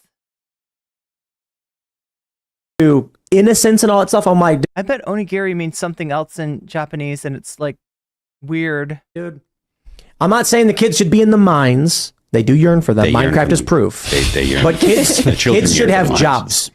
Children should be working. And I will say that What the fuck? with absolute vigor. Hey dudes, I'm It is onigiri. with you with vigor that kids should have jobs and not learn about sex. Check out my band. I named it after my political podcast. Also, I don't care if you die. No amount of children dying should justify someone having their rights taken away. That's just it. That's just it. My lord, Tim, you can probably guess that he's talking about guns there. There are a lot of clips like this, clips that I don't really need to debunk so much as let speak for themselves, where Tim will just say the type of silly and obviously wrong stuff you hear on Fox News. Here he is rambling about how he watched an AI video about Christmas and mourned his lost nostalgia because people name their kids Muhammad or something. What? I saw on Instagram an AI-generated video which created the most intense version of this feeling. I would say it's akin to some kind of nostalgia, some kind of like feeling of home. What is bro talking about? A cabin with a full 20-foot glass wall from the hilltop overlooking the town with heavy snow falling, a fireplace, and a TV playing cartoons. You want to share that feeling. I always pronounce onigiri the same way that Zoro does in One Piece. You want It's one of my favorite things in life, chat. Onigiri. My favorite onigiri is, wait, do you still call it onigiri if there's umeboshi in the center? Is that an onigiri, or do you call that something else because it's like a dessert one? It's kind of like a dessert one, right? It's not a savory one. It's like a sour. Well, I mean, I guess it's kind of like it's got some salt. It's like sour and salty. And it's so good. Is that a dessert? I mean, I think of umeboshi as like a dessert. Children to honestly, umeboshi is one of my favorite things, and I have not had it in so long. I need umeboshi in my life. Know these feelings. Something truly fascinating. Now, I think this is why people say I'm upset when I hear that Muhammad is the most popular name. Because it's that thing you grew up with, that connection to What are you talking about, Tim? To your roots, to your history, the feeling. Yeah, the sour plum ones. Yeah, exactly. It's got a little bit of, what is it called? Like beef, oh, I can't remember that leaf. It's like beef steak leaf. You get, it's going away. Shiso? It's shiso. It's got shiso in it. Yeah. Things. For starters, flavored with shiso. Akin to some kind of nostalgia. Tim, that's just nostalgia. Also, you don't have kids to share that with. Also, yes, nostalgia goes away. That's why it's nostalgia. Also, you can still watch cartoons in the snow. In fact, you can watch cartoons from the 80s thanks to streaming. And the only reason that might go away is because the snow itself is going away for some reason. Also, he was going to say because the streaming services are taking the shows down or something. It's not truly fascinating. You like the AI video of snow and cartoons because when you were a kid, you watched cartoons while it snowed. And when you were a kid, you didn't have to worry about anything, and you just want to go back to simpler, easier times. It's not complicated or deep. Why are you talking like that? But mostly, Tim, you know who else had a weird Middle Eastern name? Jesus. Bad opinion, Tim. Which is kind of like... I don't understand the opinion. I don't understand the opinion. It's the top 10 boys' names, and Mohammed is on the list, and it makes him upsetty spaghetti? Top 10 most common boys' names. Oh, okay, so it's because it's in Europe, and he sees Mohammed, and he's like, wait a minute, Mohammed's not a European name. Wait a minute, what's going on here? That's really, like, that's what this guy's on about? That's really what this guy is on about? Cartoons, because when you were a kid, you watched cartoons while it snowed. And when you were a kid, you didn't have to worry about anything, and you just want to go back to simpler, easier times. It's not complicated or deep. Why are you talking like that? But mostly... But it is still called an onigiri when it has umeboshi in it? Tim. You know who else had a weird Middle Eastern name? Jesus. Bad opinion, Tim. Which is kind of like a bad guess. Wait, they call them jelly-filled donuts? Opinions are just the guesses of the Or is that what they changed them to in One Piece? After all. Man, there are so... Is it the 4Kids version? Many clips. We're gonna be here forever. Let's keep it moving. Here he is getting mad at his own website for being too woke about immigration. Capital to handle the massive influx of... Wait, there's blueberry wine? What the fuck? There's blueberry wine? Why did nobody tell me there's blueberry wine? Okay, chat, that's it. I gotta get rich. I gotta get rich. I need to be able to drink blueberry wine. I didn't know that was a thing, and I didn't think money was important, but now I realize that it is because blueberry wine is a thing, and it's probably expensive. It's probably too expensive for me. Asylum seekers? Come on, Adrian. Chat, I'm gonna change my channel to like a umeboshi channel. That would be awesome. Okay, no, I'm gonna change it to like a biochemistry tutoring channel, and I'm gonna get super rich, and then I'm gonna be able to drink blueberry wine every night because that sounds so lovely.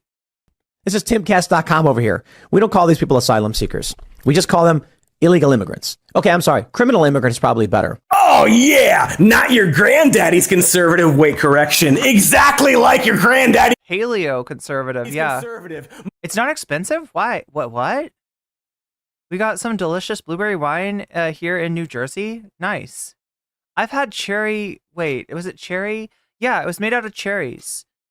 I had a friend who's like, I think his dad had an orchard or something like that. And he brought out some different wines from different stuff that they grew in the orchards. And one of them was cherry. And I was thinking like, oh God, cherry wine, this is going to be the best thing ever, right?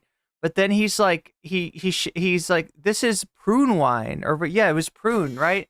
And I was thinking, well, I don't want to drink prune wine. Like prunes are gross. I don't like prunes. But somehow the prune wine was like immaculate. It was like the best thing ever. More! Give me more! Strawberry, blueberry, and so many different fruits you can make into wine. I hunger! When the mob comes to your house. Your mother was a hamster and your father smelled of elderberries. See, I can't have elderberry wine, though. Like they did to the McCloskey. I gotta leave that alone. And they threaten you. And they tell you they're going to take your home and burn it to the ground. And if you try to defend yourself, they're going to come out in the media. They're going to launch these finance campaigns and say you're the bad guy. That's right, cool kids. It's Mr. TP here to say that the left will burn your house down. For the record, he's talking about a GoFundMe for one of the guys who was killed going after Kyle Rittenhouse after he'd already shot someone. Tim is furious that people are heroizing a guy who thought he was stopping an active shooter, standing his ground, something the right loves to glorify. Sounds like a Chud Logic thing. Tim is pissed. I don't know. Maybe Tim's just mad that this victim was referred. Oh wait, Manischewitz is like that? Okay, no, I have had Manischewitz wine, and I gotta say, that's not wine for drinking, right? It's wine for ceremonies, okay? That wine has got a particular use, okay? And it is to, conduct a ceremony with wine that nobody's gonna drink, and to not be wasteful with, the good stuff. I think, isn't that what Manischewitz is all about? Isn't that the whole purpose? I had forgotten. Is it really made with like stuff like strawberries? I haven't had that in such a long time.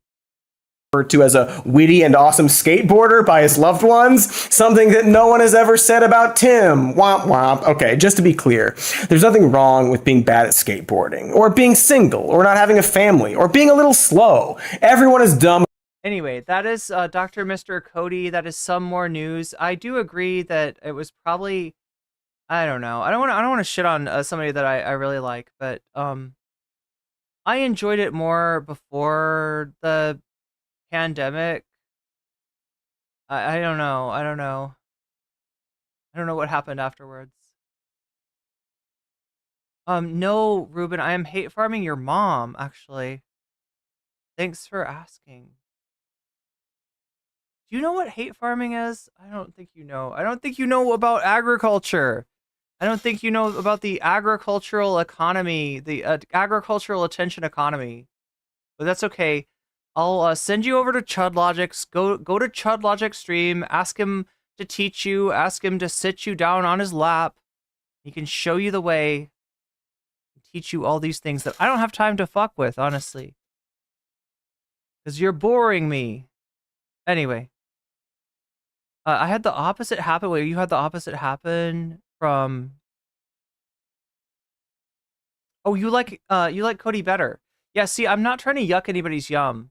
Right, I do like, I do think he's really funny.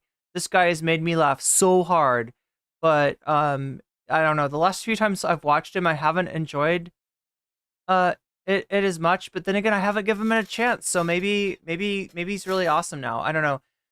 Yeah. Also, he's sometimes on Behind the Bastards with Robert Evans, which is a podcast I really like.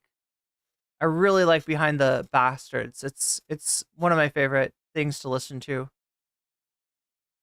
But yeah, I definitely don't want to your mom. That's right, Miska. We got some regular show viewers in chat, right?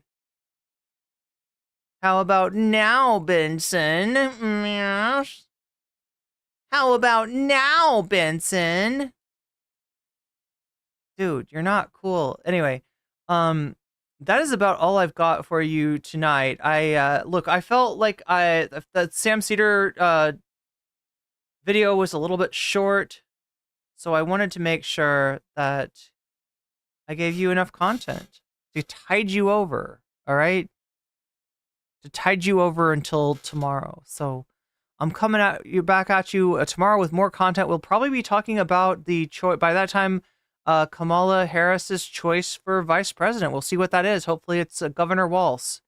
But until then, I've been nocommentchick, and I hope I hope you're entertained. I hope you're vastly entertained. How did you get a hold of an ALF, Ruben, without paying the requisite fee for a sub? Yeah, 77K views. That's not bad. But I gotta get to bed, and you gotta get to bed, and I also have, I believe, if I look at my, if I look at the dono goal, I also have a Fallout New Vegas stream for you, so look forward to that very soon. And, yeah, I'm I'm gonna get to bed, chat, because it's super late. Many thanks. Thank you to everybody out there. Thank you to the Thumb Gang. I massively appreciate those of you who hit like on that stream, particularly on the full scale stream, and particularly if you're gonna go and watch in the shorts chat because you're having fun with like the number of viewers that are there, right? Make sure you always hit that like button on the way out because it helps me out greatly, and I massively appreciate that. So yeah, I will see you all again tomorrow. Much love, and take care of yourself and each other. God, it's 11 o'clock. Otherwise, I'd play it tonight. We're gonna have to find a time to play it. Maybe tomorrow night. And then we got the premium streamium coming up soon. Look forward to that. And yeah, my brain is not gonna work much longer. So I'm gonna go to bed now, and I will see you again tomorrow. Good night, everybody. Good night, Ruben.